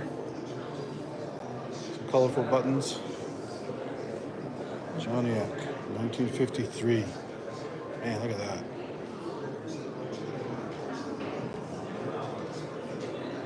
All those vacuum tubes and stuff behind there. You got Alan Turing, you got to give him tons of credit. All of his contributions. Ed Sack. Zephyr.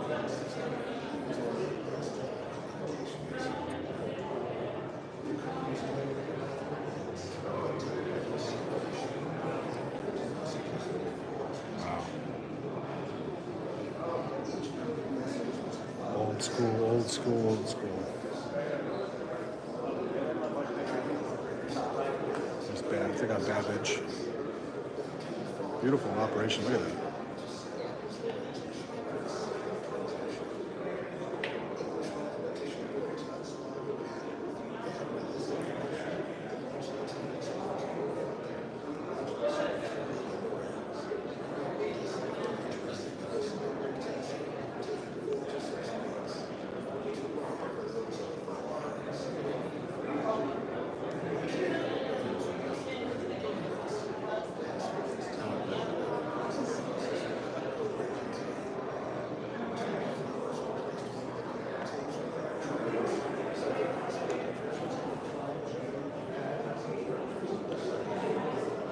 State University. Oh, look at this thing.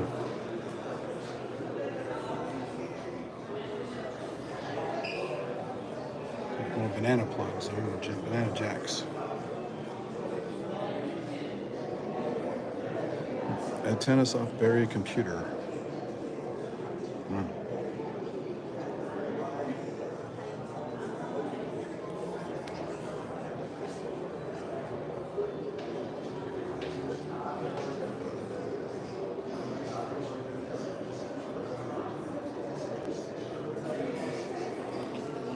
Get a better shot of that Babbage doing its thing.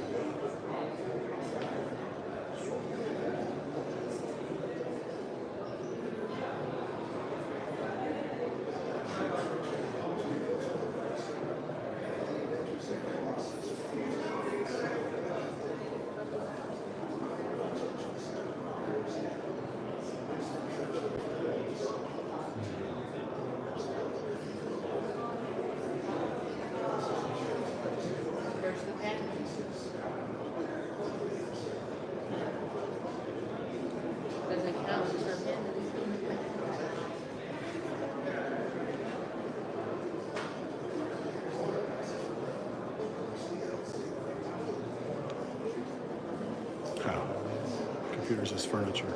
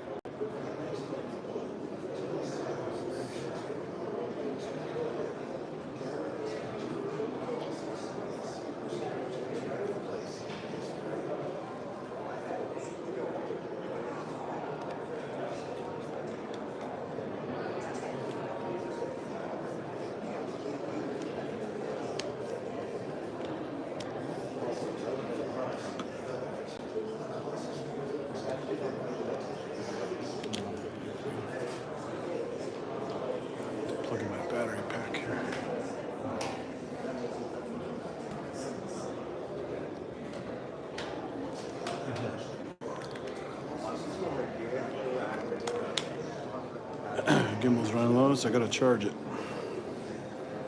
I want to get a quick clip of that Babbage machine in action. It's beautiful when it's running.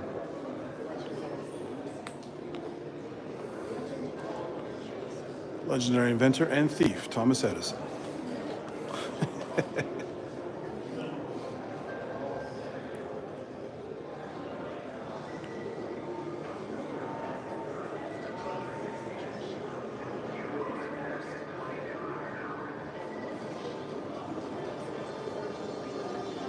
There it is. Beautiful. Look at that thing.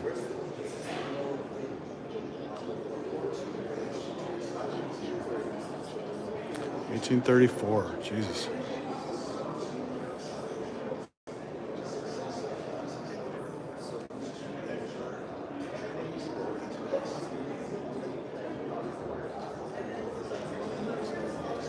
Look at that thing. Crazy. Only a maniac could build that.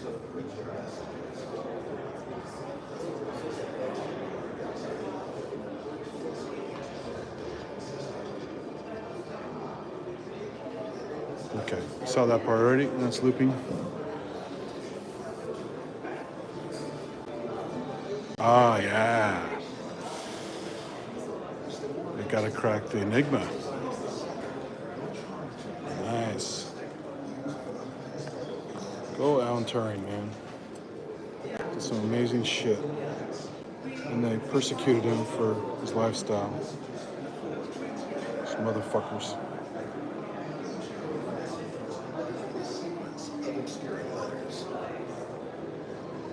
The German operator sent a 4,000-character message twice, but he didn't follow the correct procedure to set up his Lorentz machine for his second transmission. He was wrong to show the Todd's pattern, and with this information, the Lensler team was able to work out the complete logical structure of the Lorentz. But deciphering each message was labor-intensive, taking 4 to 6 weeks. Too long for those on the front lines. Bletchley codebreakers rushed to make improvements. Max Newman's team automated parts of the process to cut code-breaking time. Tony Flowers replaced one of the paper tapes with electronics so that possible decryptions could be tried at a rate of 5,000 characters per second. Now, decryptions that once took weeks were completed in hours. The first machine went into service in the early part of December 1943 and was codenamed Colossus by Bletchley Park because it was the largest machine that they had to operate up to then. Suddenly, an enormous amount of information became encrypted and available, and by D-Day, it was almost an open book on the intentions of the counter-drone war. To divert attention from plans to invade Normandy, Allies launched a massive deception plan. Messages decoded by Colossus revealed the Nazis suspecting nothing. The successful landing of Allied troops on D-Day was the turning point in the war. Following D-Day, Allies swiftly destroyed communication landlines. Germany was forced to rely on radio transmissions decoded by Colossus. By the end of the war, 10 Colossus machines decoded messages around the clock. Historians now reckon that with the aid of the Mark II Colossi, we shortened the war by at least 2 years. Allied troops returned home to heroes' welcomes. But the inventors of Colossus were forced to remain silent about their role. With Cold War tensions turning the war's end, Winston Churchill declared the Soviet Union to the Lorentz code could be broken. He ordered that the Colossus machines be destroyed, leaving pieces no bigger than a man's hand. No wonder you don't see them anywhere. Burned the documentation. For 30 years, the Colossus remained a closely held secret. But in the 1970s, as government documents became available, its historic and technological importance was revealed. Colossus had many features now associated with digital computers. Some regard it as the first digital computer. In 1991, Tony Sim, a British expert on World War II code breaking, gathered a team to rebuild Colossus and see it restored to its rightful place. Ah, that's cool. I had a mission to go where 8 black and white photographs taken in 1995 and 10 fragments of circuit diagram kept illegally by engineers as engineers are doing. With advice from Tommy Flowers and others, the Colossus rebuild was completed in 1996. The Americans, for years, gone away with the myth that their NEA computer was the first in the world, and that wasn't working until 1956. Once again on Bletchley Park, Colossus is honored not only for the war it helped end, but for the age of computing it helped begin.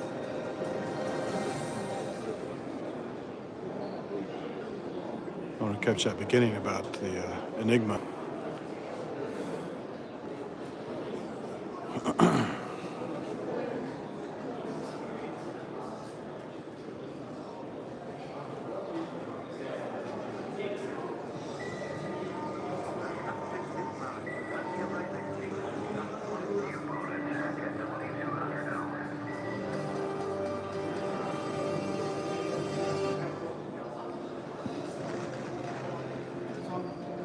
World War II raged into its third year.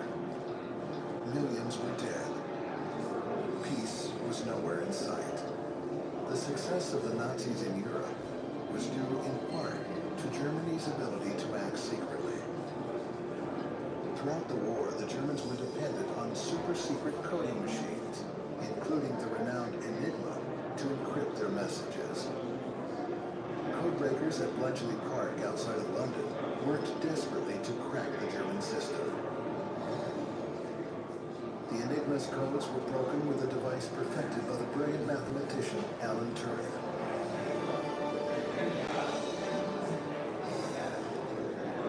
As the war continued, Germans designed a second, much harder to break code system used for the highest level communications. The code was generated by the Lorenz, a teleprinter cipher machine that encrypted messages before transmission. Each coded message was combined with a sequence of obscuring letters. A German operator sent a 4,000-character message twice, but he didn't follow the correct procedure to set up his Lorenz machine for the second transmission. English mathematician Bill Tutt spotted a pattern, and with this information, the Bletchley team was able to work out the complete logical structure of the Lorenz. But deciphering each message was labor-intensive, taking 4 to 6 weeks. Too long for those on the front lines.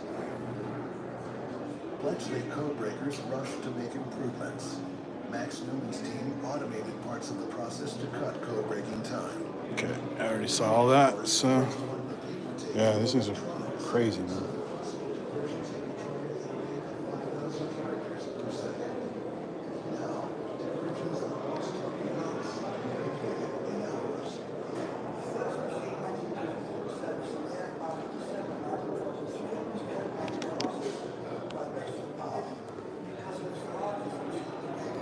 Very cool, very cool. Suddenly, an enormous amount of information became decrypted and available, and by D-Day, it was almost an open book on the intentions of the German army.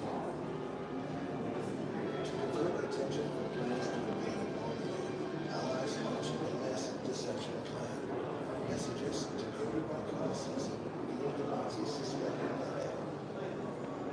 The successful record of Allied troops into the day was returned.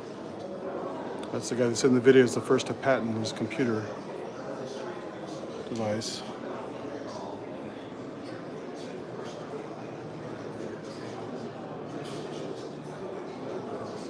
Computers before computers. Holy smokes, look at UNIVAC. Look at that son of a bitch.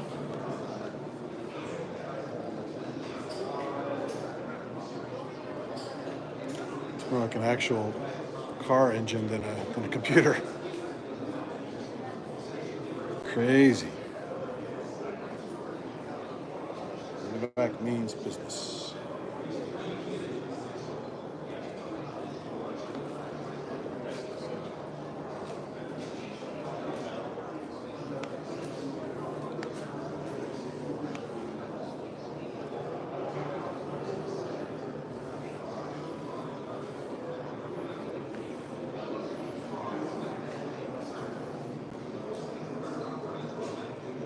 Crazy.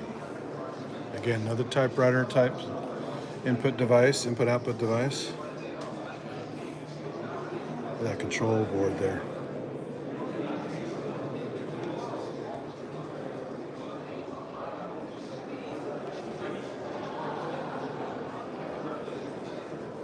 Lowest lane.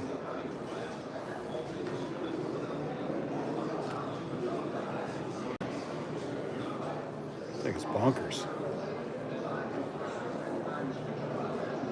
Try to close up here and see this stuff a little bit better. This is Univac. Love the narration style back then. This is Univac.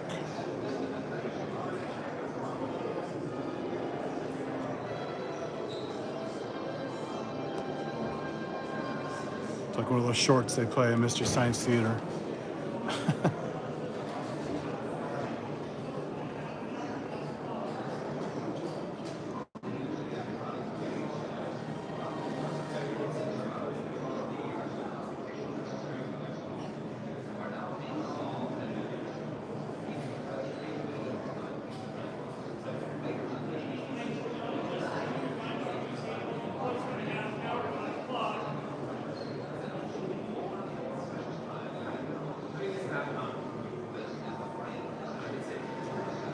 Ladies and gentlemen, just from a reminder, our museum will be closing in half an hour, 5 o'clock. Thank you. Okay, time to keep moving. Let's go through real quick. That CRT. I think they're gonna have a graphic section. Wow. Ferranti.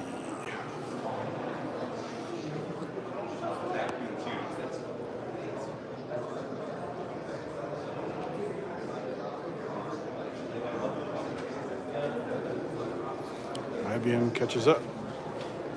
Oh, look at that thing. That's cool.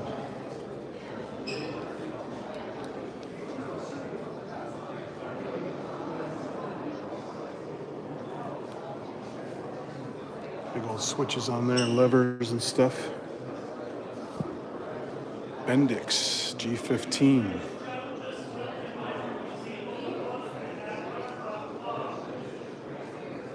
Look how happy she is working on her Bendix G15.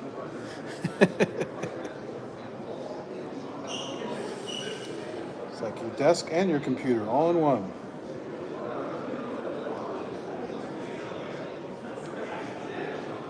Wow. Color-coded handles, that's smart.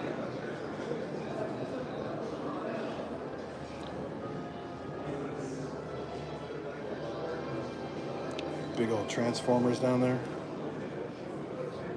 Wire harnesses. Crazy.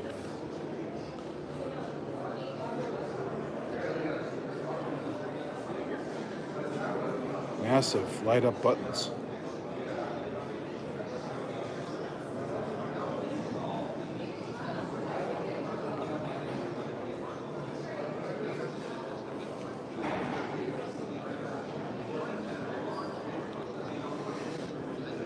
Oh, ACM. This is the company that runs SIGGRAPH. Communications of the ACM. I have a bunch of the literature from going back maybe 15, 20 years, but this is really old shit.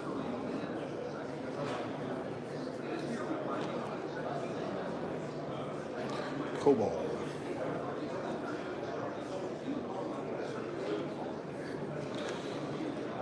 Fun, fun, fun.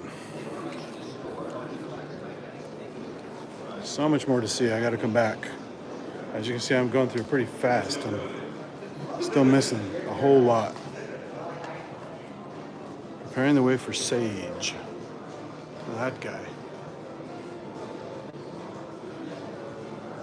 Holy smokes. So that's Whirlwind. The guy was talking about that in a talk yesterday. So look for a talk on Whirlwind. He talks about some stuff. Forgot exactly what he was talking about, but it had to do with Whirlwind. I remember the name.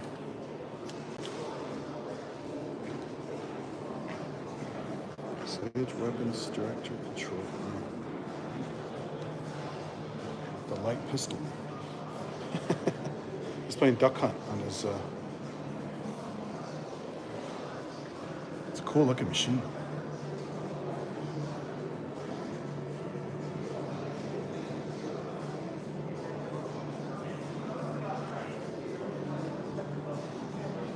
Semi-automatic ground environment. Sage. Well, that control panel. A built-in rotary telephone.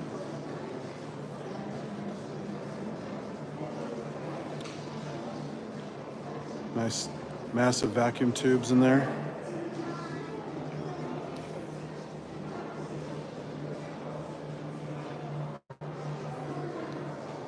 Wow, look at that.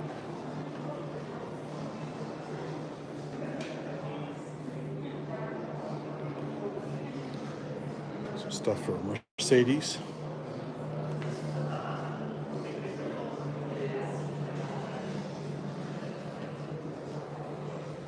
Doing pacemakers. Computer. Hey, why doesn't he have a MAGA hat on?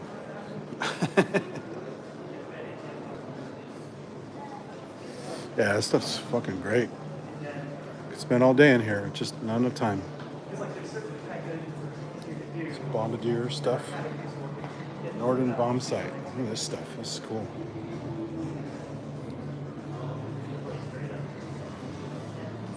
This is your point of view. That poor guy down in the bubble. Easy target for the gunners.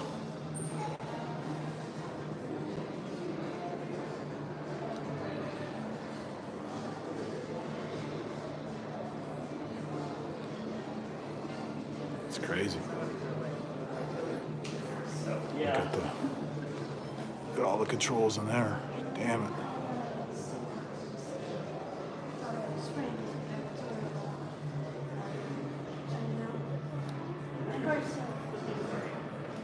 It's wild.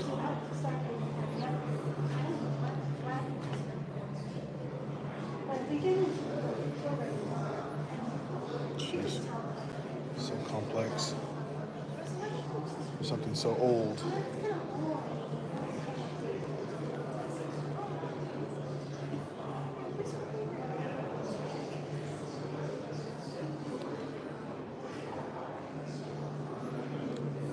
Of course, you gotta have some space stuff in here too. It's IBM System 360. Very sleek looking.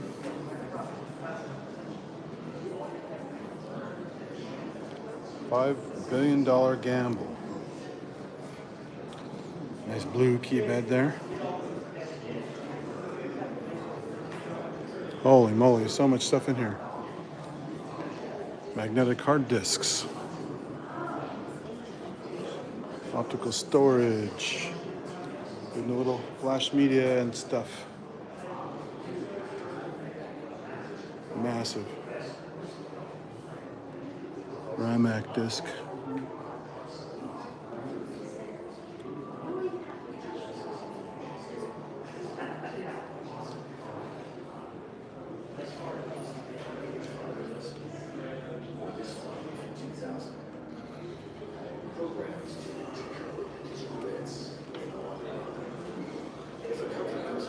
Wow. Who invented core memory?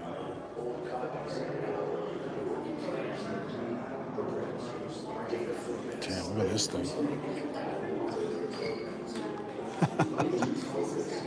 Those platters. Holy shit. Disc rotation, yes.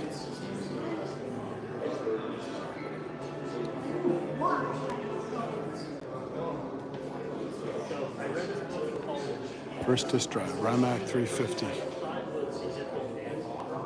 I learned a lot from it. It's very 62,500 punch cards. And also kind of one of the most important videos in all of software engineering literature because Those old tape storage machines.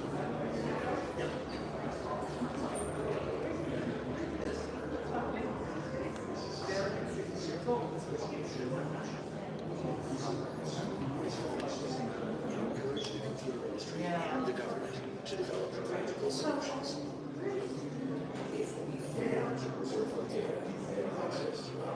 James Kilburn tubes. Magnetic drums. 1 bit at a time. God, so much crazy shit. Legacy of broken machines, new artifacts, and mysteries about the past. This remarkable era will become for future generations. Creepy. A dark age. Oh, interesting. Yeah, they have their own storage. Inca Quipu storage beads or storage ropes. Very interesting.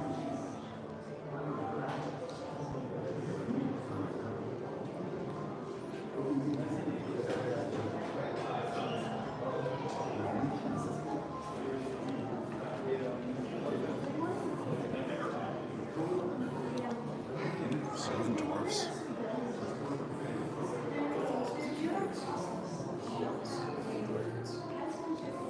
Damn, it just goes on and on and on.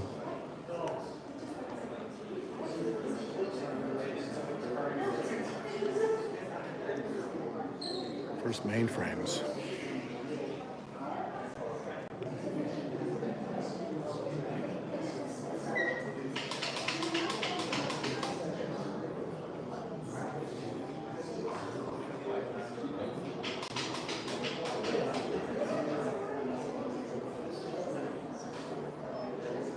(1958) in Japan.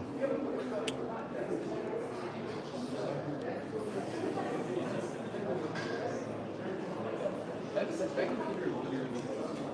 1962. Oh, wait, this is hilarious. Wow, look at this thing. Univac.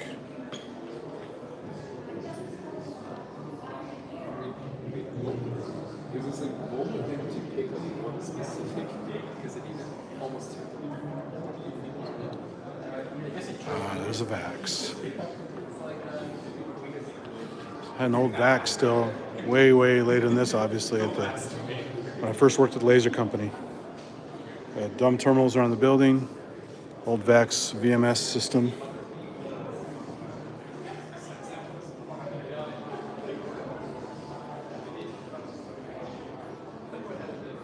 Look at that keyboard. Very yellow. For A1, here we go. Supercomputer.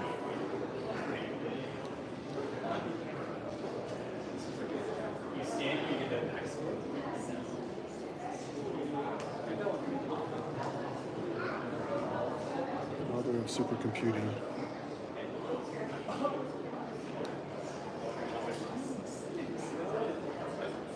Principal. 1976. These wires, man. It's crazy. And it's in a computer, I mean, you can sit on it. The whole thing's a bench. So many cards.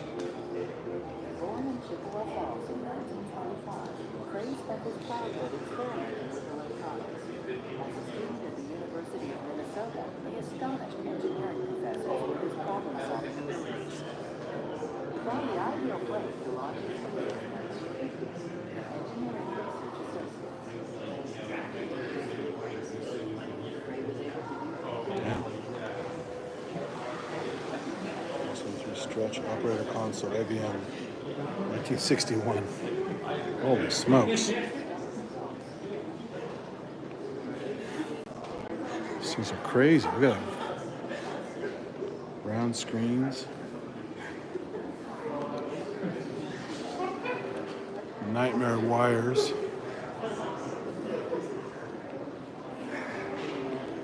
It's Cray 2. I think I've seen a Cray 2 before, much smaller. Fancy light up thing. I mean, you pay a lot of money for your computer, may as well have a cool light up thing. This is kind of like Kent Spong's little PSN thing he made, with a light up desktop display. Those wires, Jesus Christ. And I heard a story a while back. Who knows if it's true? Probably easy to figure it out, but the Cray one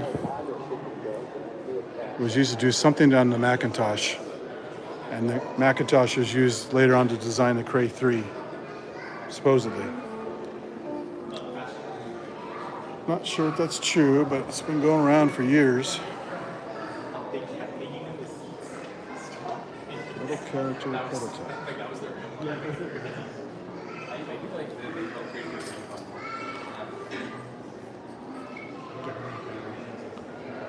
Touchstone Delta.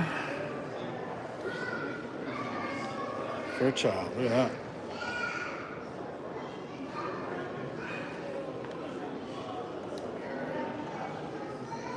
This is crazy. Connection machine.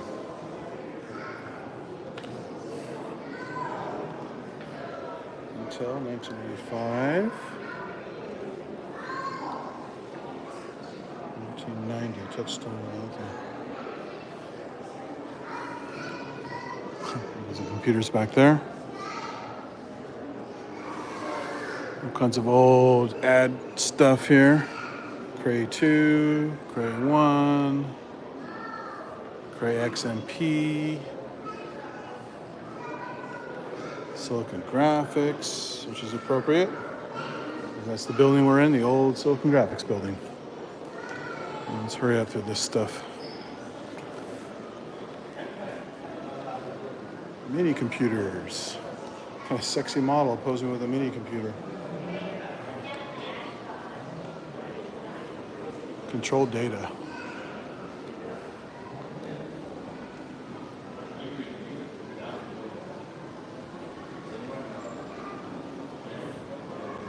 DeX, PDP-8.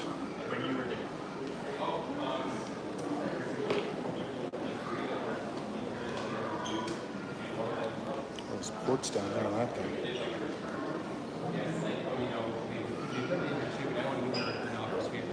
PDP-8E.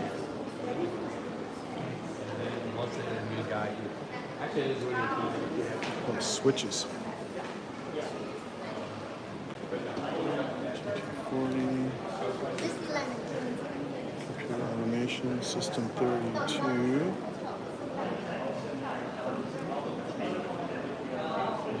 Reality. Transmol BM.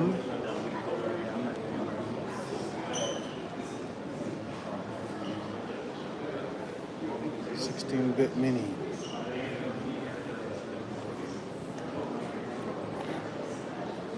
HP. A little sleeker looking keyboard interface there. Some funny brown paper. Guess it just changed color over time. Wow. Data General.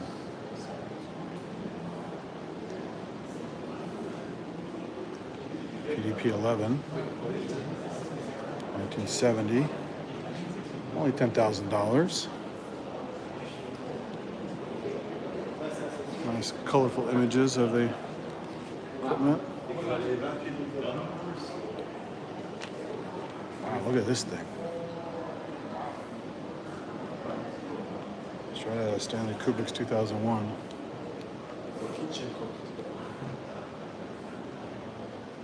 Tu fais quoi là-dessus?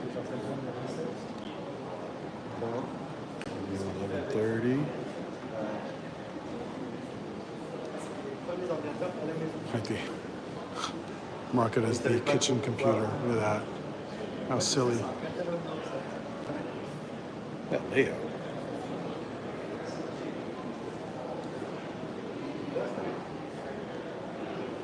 It's like an old Wurlitzer keyboard or something.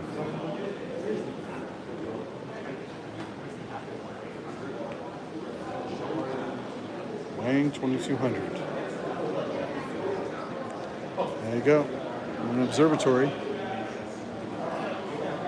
Doing some serious stuff.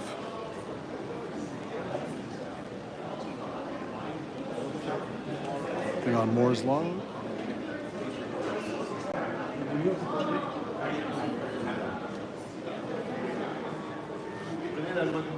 I've actually been on Moore's property. The groundskeeper of Moore's properties was in a band with a friend, and one of the band members died. They used to practice on Moore's property in the garage for their band. And so I recorded videos of their band at some performances, and I got invited to the funeral. So I've actually been on Moore's property. I got some robotics in here.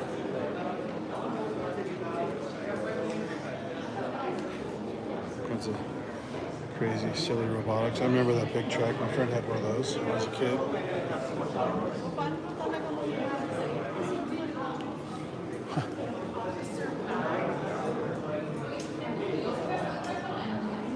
It's funny robots.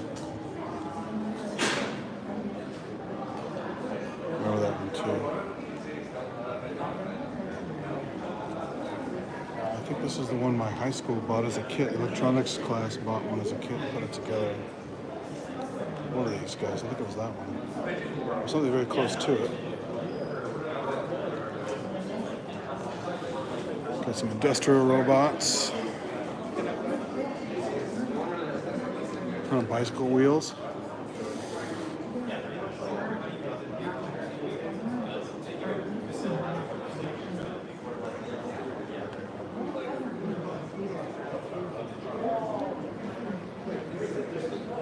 Oh.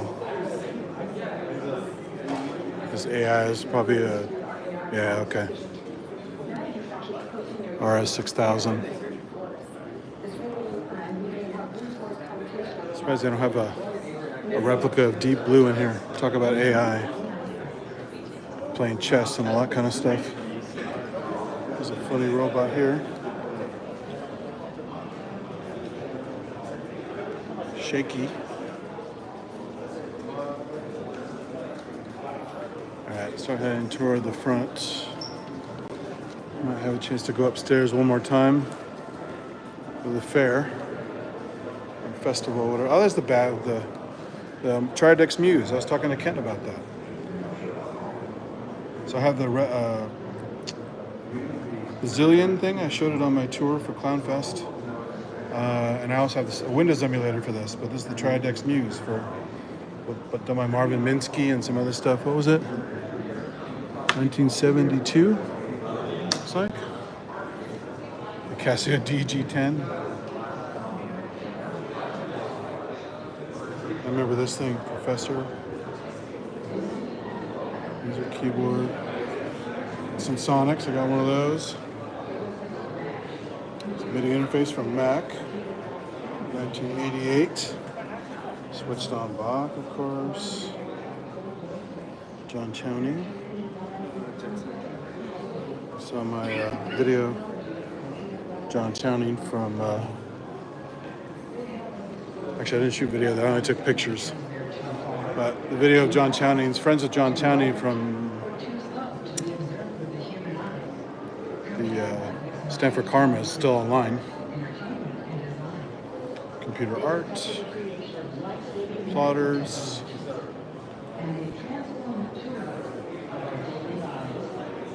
Pixar had a custom box made.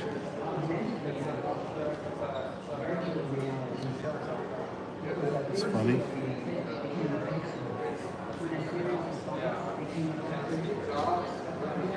Some graphics Iris workstations. They had a bunch of these at NASA doing stuff for visualization.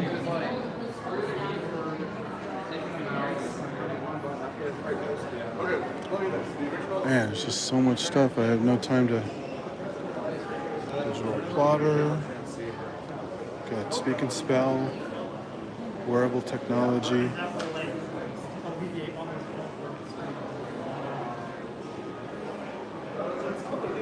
There's a.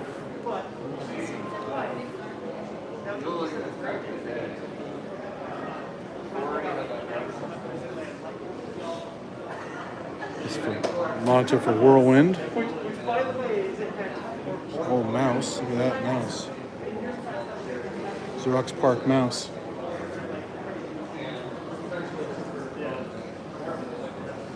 Joysticks. That's the Spaceball controller. I have a version of that Spaceball controller. Ricoh joystick.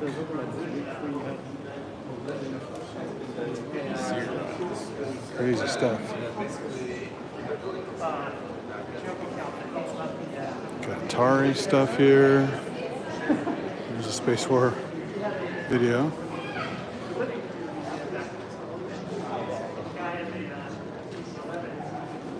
Video game stuff here. Pac-Man.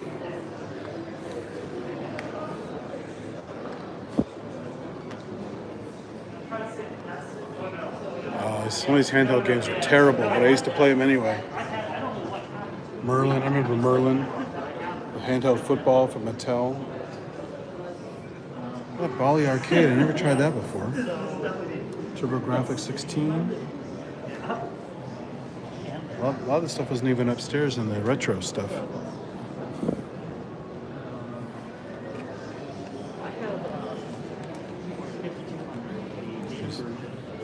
The old Magnavox, I think, had the rifle. Yeah.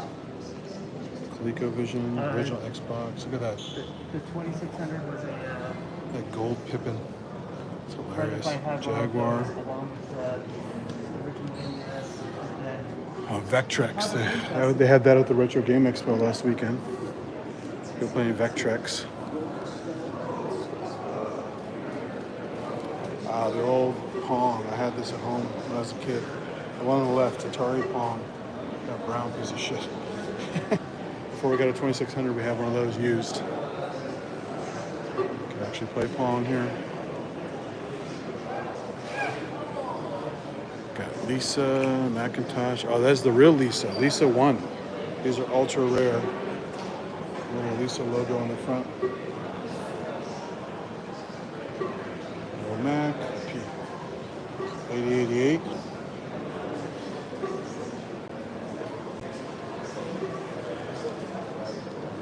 Kinds of IBM PC. 2. Yeah, homebrew. Guy did a talk yesterday from the homebrew, talking about some circuits. They're all Heathkit. Sol terminal, the guy had one on this floor over there. Is the Apple I prototype.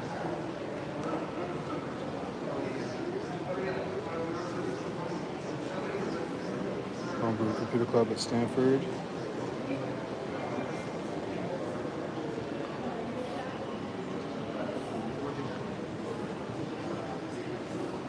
Wow. Kinbach 1. I've never seen one of those before. This is original Altair. Before they added stuff to it, that's all you could do. Just flip switches and read registration numbers, or diodes, or the LEDs, to know what the hell you're doing. Definitely not fun.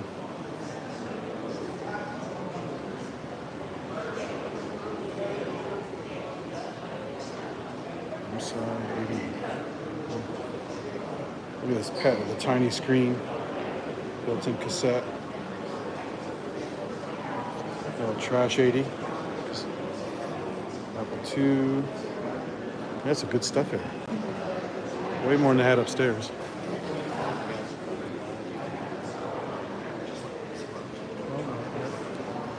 All the Ataris. I never heard of this one. Smacky 6.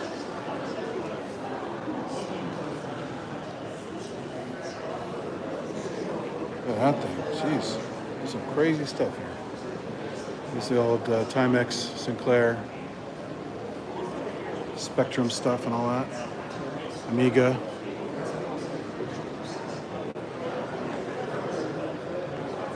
Palm Pilot. I didn't see anything on Newton. Maybe I passed it. Smartwatches.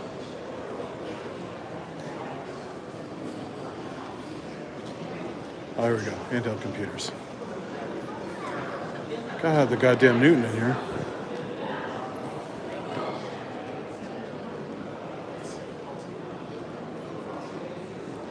Portable computers. Man, some of these I've never seen before. Here we go. Blackberries, cell phones.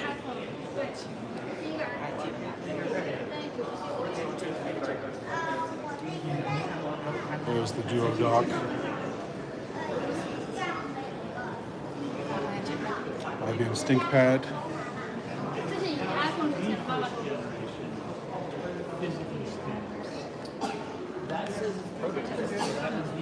Here we go. Now we're getting to the Newton type stuff. Tablets.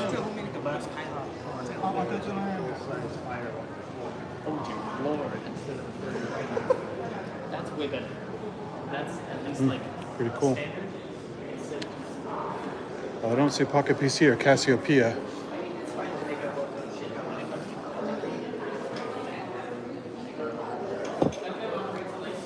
The old-timey telephones and telegraphs. And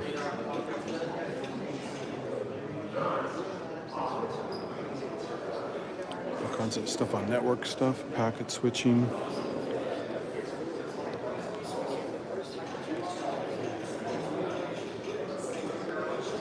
Going online. I'm going to go on the net. Look at these crazy things. Next Cube. There you go. Very expensive. So, 1990. One of my math instructors at UC Santa Cruz had a Next in his office. So the guy clearly made a shitload of money. Community memory.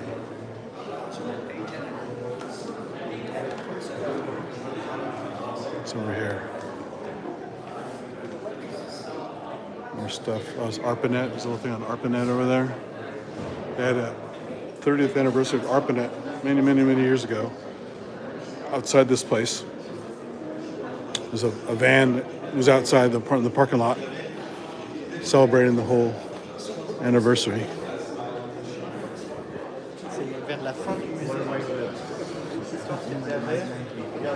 There's NCSA Mosaic. I remember seeing that for the first time. 1992, I think it was. 91, 92, something like that, in the computer lab. Slow as molasses, but it's pretty cool.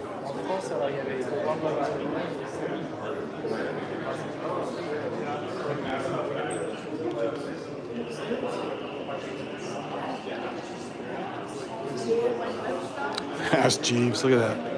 Got an actual Ask Jeeves statue here. That's too funny.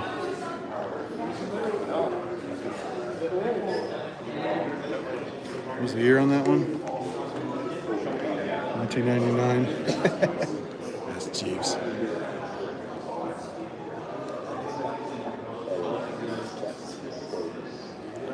Pets.com. They got Puppet on Pets.com.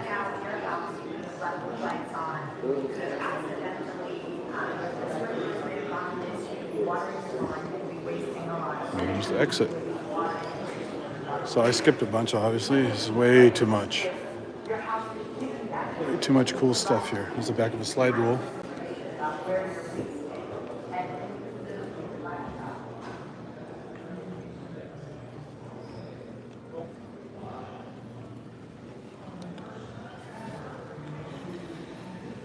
All right, let's see if there's any time to go upstairs real quick.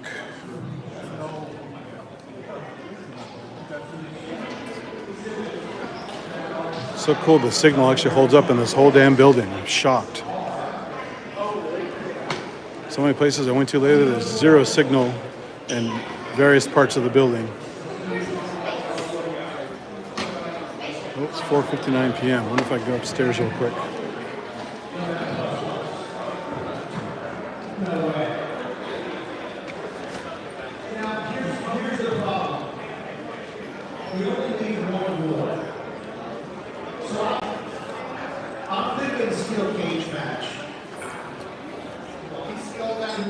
Weapons will be the workstation of your choice.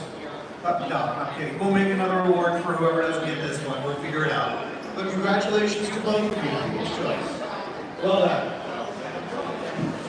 Already packed up all the books. And as a final note, as usual, I want to make sure to thank all of the people that made this show happen this year. And I could go on a tear probably the next 5 hours. I'll try and finish. There's the inside. We saw it downstairs. There's the saw we saw downstairs. What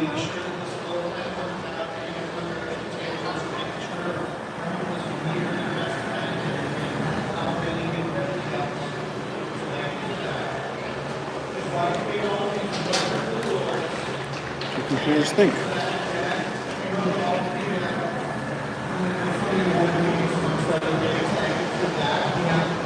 All of our wonderful volunteers working at the front desk working at consignment. We had a bunch of guys, including this funny man on the camera, flying from New Jersey. So we've got a crew from New Jersey, from the Vintage Computer Federation.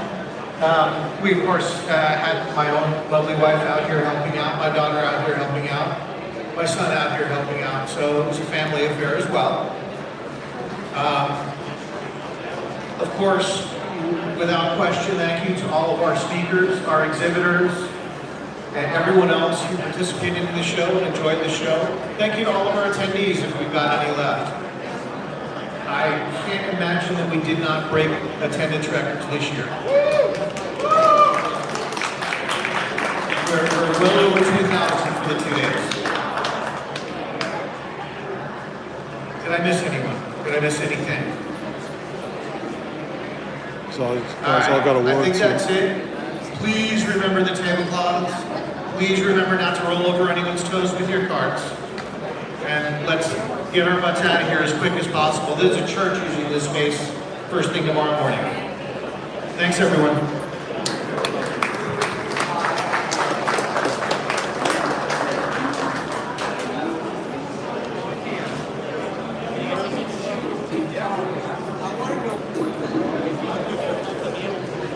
Oh, there's Spectre on the Pippin. Just like on the Mac.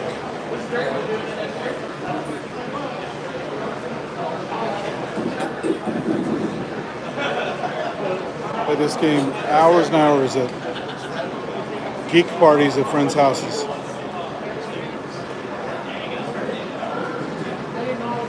But just on using local talk. Weren't even using the Ethernet. It's local talk connectors. Yeah, this guy got an award. Look at that. He did have a cool table. He's got some cool shit here. He wrote a custom Pippin boot disk, so if you have a game that won't work out of the box for Pippin, you can run this boot disk. You can find a Pippin, and it'll work. Hey man, thanks again for yesterday. You got a killer table. Good stuff. I'm glad you got an award. What was it for? Everyone gets an award. Oh, yeah. Well, I got it too. No, hey, an excellent one from last year. that's cool. But is it just for everything you had or anything specific? Just for the exhibit. Yeah. Everyone gets a participation trophy. That's the way it is these days, you know? They come up with a neat little catchphrase. Oh, really? Mine is, I hack, therefore I am, which okay. Better than last year's, which was Pippin Longstocking. That's great. They were going to give me the same award the second year in a row. Yeah, Please don't. Yeah, that borders on inappropriate, actually. Yeah. So. So this is the Apple TV thing, right? Yes. Is it called Mac TV or Apple TV? It was Apple Interactive's television box. So the Mac TV is a totally different thing. That's that black thing over there. Oh, that's the other one. Okay. The Mac TV. Right. Okay. The Apple TV. I never came saw this long one. after this. This was never marketed to consumers. Okay. This was supposed to be used in hotels, and it was just. Oh, you did mention it yesterday. I forgot. Okay. And is this like any relation, working-wise, to the common Apple TV interface, the little box you buy at home? No, well, you could maybe consider this like just an ancestor. Okay, like it does essentially the same thing, and that it streams movies and then it decodes it here and plays on It your has its TV. own custom OS and stuff like that. It just didn't do it over the internet back Right. then. Yeah. Okay. That's cool. Good stuff. Good stuff. Yeah, I'm jealous of these Radius rockets. Like I said, I always wanted one, but back then, I even just one I couldn't afford. Right. And now it just got to be god awful. Now they're stupid money. Yeah, like anything else. Yeah. Very cool. I saw at least one down in the museum. Oh yeah. How much are those worth I've again? seen that one before. I've never seen at least one in person. Yeah, no, it's downstairs. In fact, I was shocked. I mean, there's a lot of cool stuff here for sure. bet you Go they look don't down in turn the it on, computers. I bet you they don't turn it on though. I can't remember, probably not. But go downstairs and look at the computers next time you're here. There's a shitload of stuff there I've never even seen before. Yeah, I've seen most of this stuff downstairs before. Oh, it's I don't nuts. think I've seen the Lisa 1. Yeah, it's Lisa I think 1. The last time I was here was for some kind of event. I want to say maybe it was the Lisa event. Actually. Oh, yeah? They had moved the Lisa 1 to maybe on stage. Or Okay. something, yeah. With guards. Yeah. Guards with machine guns. Yeah. Apple 1 over there, behind bulletproof glass. Is that the real That's a real one. over there? Over there, yeah. Oh, at that table. That's right. The original one. Yeah. That's why it's behind bulletproof glass. Because they had a real one at Fry's Electronics for years. Oh, they did? Yeah, Oh, and which one? the one in 3 of them in the air. the last one in the area that didn't really change.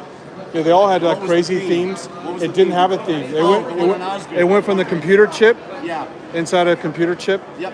to down the road some big building with nothing special about it. But then later on they built the Mayan one in San Right, Jose, I know that one, yeah. and they had the Egyptian one in Campbell, And the Wild West in Palo Alto. Right, and the regular one is the one on Osgood in Fremont. That's Yeah. the closest Did to you me. ever see the one in LA? No. Had aliens. That's it. It was really good actually. So one year I went on the way. I went to SIGGRAPH one year, the big graphics expo down there. Right. And then on the way back, I was heading to Yosemite with my telescope to do my usual thing there. And I go, oh shit, I forgot I need a couple parts or something. I wonder if there's a Fry's around here. And sure enough, I found a Fry's. And I go, oh, I wonder what this theme is. It had a fucking spaceship crashed into the roof and aliens all over it, like it was Mars Attacks.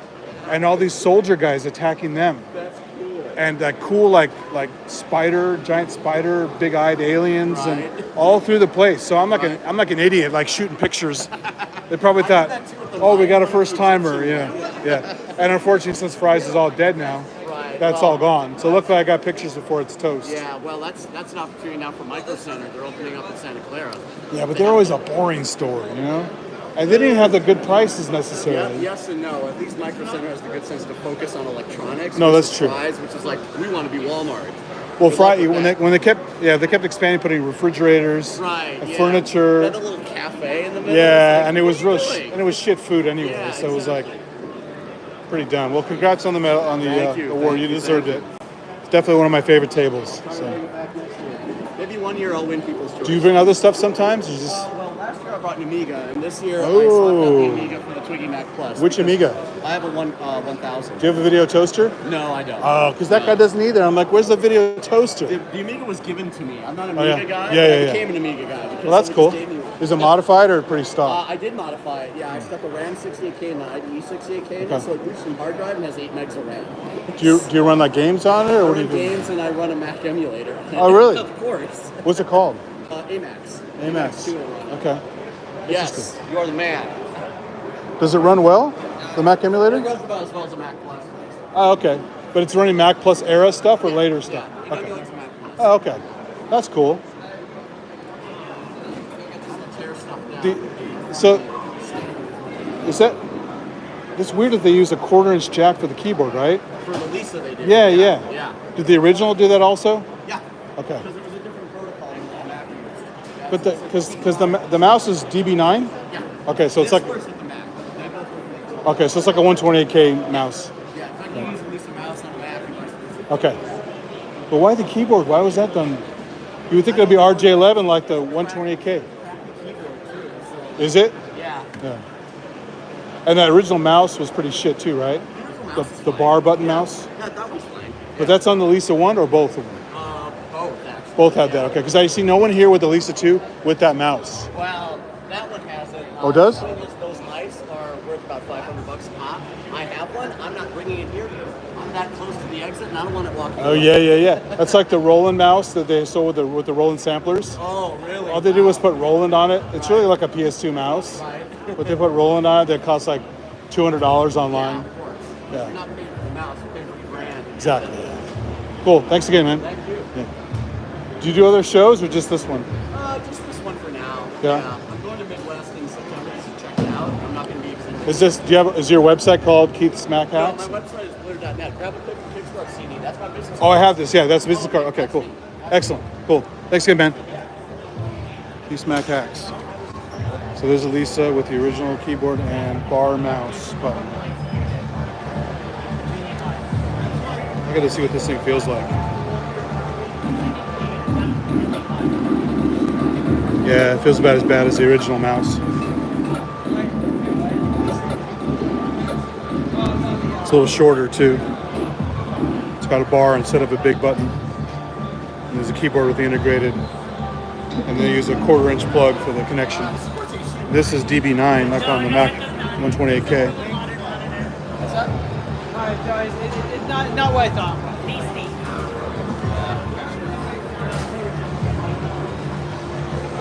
Let's go back to this table because they have the original Mac. Apple. Oh, they already put it away. Did you already put the Apple away? That's it right there, right? Cool. I saw it earlier. I just didn't know it was an original. So, because all these on here are replicas.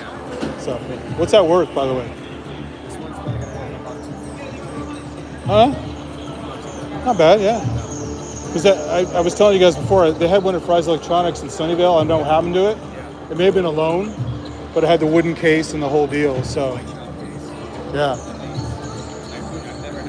Oh, really? What do you think those will be? I mean, people love the white shot case, but they're super rare because they are made a handful. Oh, really? It depends how original the board is. Yeah. 375 or Okay. And the guys here with the wooden keyboard replicas, did it kind of look like that, or was it rougher than that? Yeah, it was right. No, Much- it looked like that. Look like that? Okay, cool. Nice. Great table, thanks. Hope you guys got an award. Cool. Oh, you did get one. No, it seems to be functioning downstairs. And then all the human beings I forgot to come by earlier. You had the Prodigy sign, right? Yeah. What's the deal? Is Prodigy coming back, or what is it? Oh, I mean, only as a nostalgic thing. Oh, okay, right. Because Yeah, there's no one uses online services anymore, right? No, So yeah. It's a reverse engineering effort, really. Okay. Yeah. So it runs on a web page like a BBS kind of thing. Right now, no, you need to run the client in DOSBox. Okay. The idea is eventually we might support it in DOSBox running on a web page like archived or Oh, really? Okay. games. It's just a challenge to make that work because of you need to compile DOSBox with SDL2.net, and then you have same origin policy, so you can't just establish any old connection. Okay. You can only connect via WebSocket to the host that you host the web page. Okay. But that's a goal. No one's bringing back CompuServe. So. Well, someone did register. No way. CompuServe Reloaded on the on GitHub. Oh, that organization exists. Oh, that's hilarious. And, the museum actually received a large donation of CompuServe Really? stuff, like pallets of it. Wow. A few years ago, like some executive from CompuServe, Yeah. who there's a connection to the museum somehow. Yeah. So like, hey, we're throwing this away. Do you want it? And I Wow. said, sure. Okay. So I don't remember when I have a CompuServe account for like 3 months. I don't remember what the number is. I have no idea what my account was. Well, one thing's for sure, there's probably a comment in it. Doubt it. Well, no, there was this Yeah. because the octal numbers. There was like Yeah. 13489, comma 62 or something. Oh yeah, definitely, yeah. Yeah. Oh, because the early ones didn't have a comma. No, I think they all. They all had it. Yeah, Okay. I think so. Yeah. Because I know I came late to the game, so. Yeah. Well, okay, maybe if it was later, maybe that's Comma, the case. yeah. But I know it was somehow related to, and I don't claim to know much about it, but it was related to the accounts on the underlying operating system. Oh, okay. It was like a depth operating system. Oh yeah. The PDB tag. Sure. Yeah. Interesting. Yeah. Oh, that's cool. Now, if you did try to get in and use it, there's obviously no archive comments and all that kind of stuff, right? No, the only thing we have is what's been submitted by users in the form of this cache file that was on their hard drive. Oh, okay, right. And Because like the Usenet's forever, but even those are first in, first out. So. Yeah, no, this is definitely no, like there's no personal information even there. If Right. you made a post to a bulletin board, that wouldn't even be, that's not a cacheable thing in their Okay. system. Okay. So yeah, it's really just pages. Right. there. Okay. That's cool though. Nice. Thanks a lot. All right, so everyone's shutting down their stuff here. So I'm not going to loiter too much. You'll probably look at me weird because I think I'm trying to steal something. But yeah, that's the show. The guy's got his cool Apple goggles on. The only one I've seen so far. Holy smokes. They are so uncool.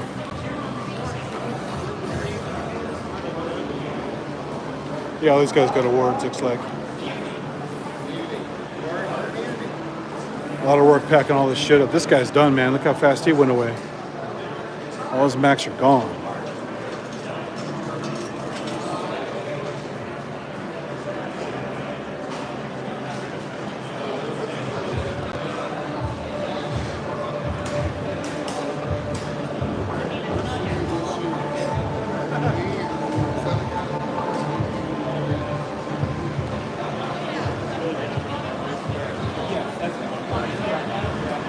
Alrighty.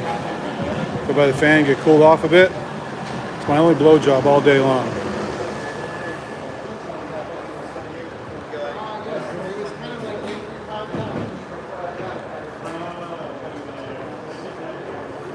Getting a couple shots of the pretty cool industrial but artistic building here. I like this building.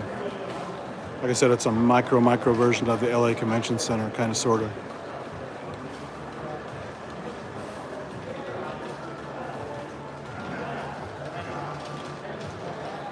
All right.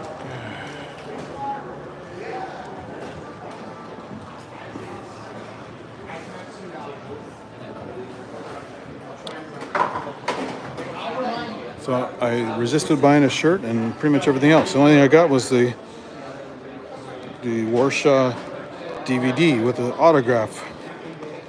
That's pretty cool. I can't wait to watch that. History of Atari. See, it's all dark now, all shut down.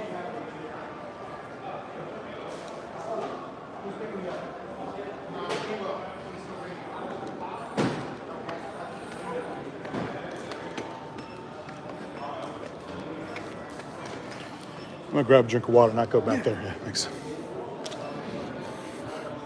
Super Boba team with their little emojis.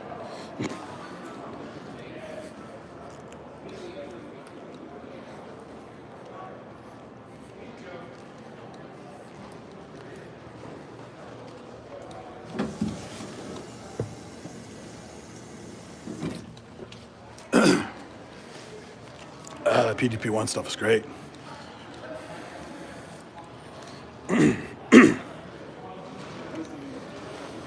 Thanks again, guys. It was an amazing demo. Okay. Really fun to play too. I love that game. So, Glad you enjoyed it. thanks a lot. All right.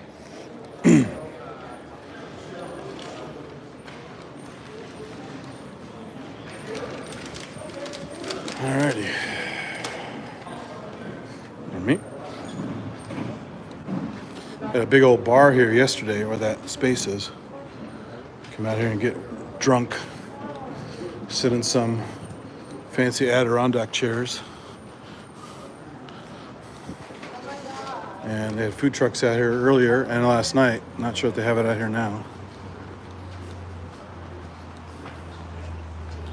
Starting to get some traffic now. This is Shoreline. You guys don't know the area. This is Highway 85 is right there. I'm sorry, Highway 101 is right there. If you go left, you can go to Highway 85 or continue 101 south to LA or right north to San Francisco. This is Shoreline. Goes all the way down to the Bay. Shoreline Amphitheater, where they have a lot of concerts. There's also Google Complex way down there. They took over all of Mountain View, that area. Huge blocks and blocks and blocks of Google. And some medical developers and stuff. I think Stryker Med is down there, a few other places. A big movie theater here. I think it's Century 16 now. A long time ago it was Century 10. I think it's Century 16 still.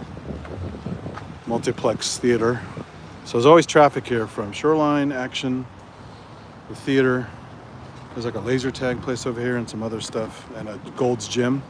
It gets kind of busy. That's all these cars right here for Gold's Gym. Because I used to be a member there. And this building here, Computer History Museum. And not much else down here. It's basically a dead end. It goes to the bay. So nice shot of the building from the outside. Beautiful weather.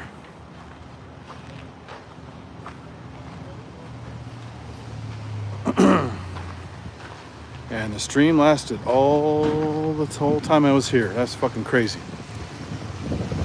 I've not been able to stream that long anywhere lately, except totally outdoors. And even then I get spots. Everyone's got to offload all their shit now at the exit.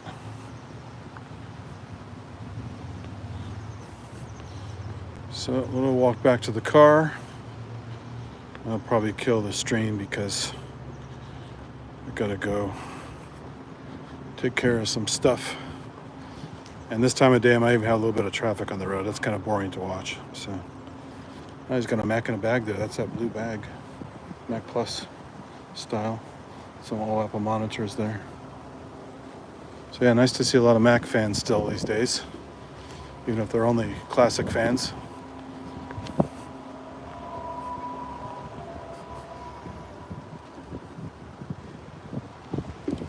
Here's your cool sign again with the lead speak. Decoding technology.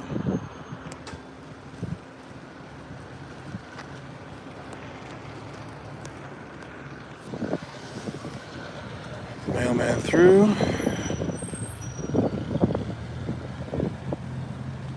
Oh, this guy's got some old shit here.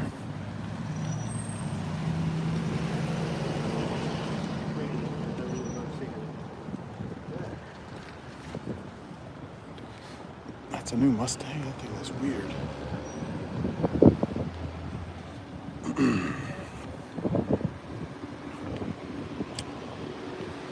Still busy, still lots of cars here.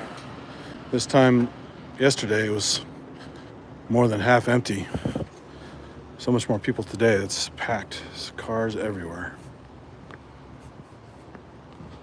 Good show, good show. Hope you guys enjoyed the Geek Fest.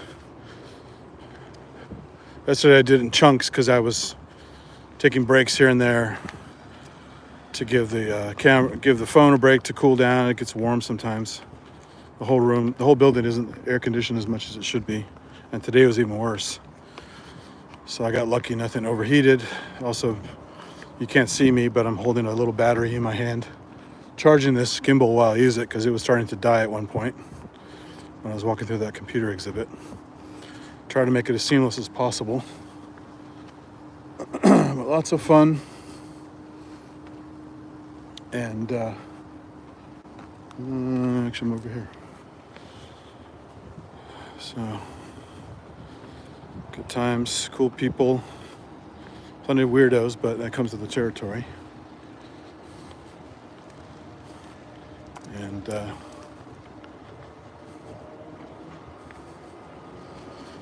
yeah, good times. There's the Scion, those weird ass boxy cars. Those are hilarious. The worst is the one called the Cube.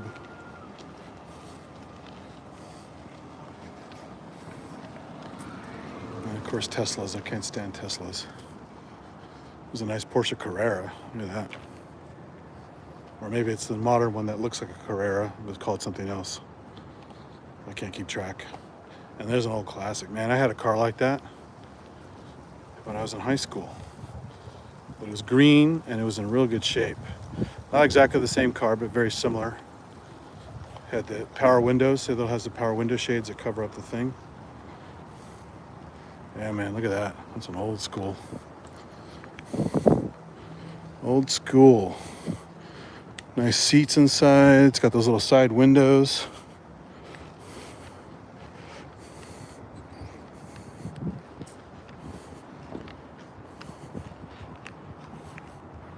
Lincoln, yeah, it's a Lincoln Continental, I think. I had a Mercury Marquis Brougham. It's the same kind of idea, but a different, some different elements, but it had a lot of the same stuff. The form, the power lights, power doors, power windows. It's crazy. I think it was like $700 when I was in high school, or just after high school, something like that. I forgot. Yeah, I think I had that first, and then I had the Chevy Impala, 73 Chevy Impala. So, but this one's got the fancy grille in the front, like it's trying to be something that's not, closer to Rolls Royce or something. Pretty funny. But they have a smooth ride. You hit a bump, and they kind of do a slow, oscillating bounce, tapering off. So, no bumps in those things. All right. Thanks again, everybody. If you're here the whole time, you are amazing diehards for geek stuff. I appreciate it. I can't wait to go back and read the comments. Hopefully by shutting this down outside with a better overall connection, maybe it'll save the comments this time. The last 2 live videos I did yesterday, YouTube fucking stripped the comments, so I couldn't even read them. The chat comments. So hopefully they get saved today, because I know a lot of people are on here. So it's one of my favorite things about going back and watching the videos is reading the chat. So thanks to everyone who watches, participates, comments, all that good stuff. And if you're watching on the replay, go ahead and make a comment or whatever, ask questions. And I always appreciate it.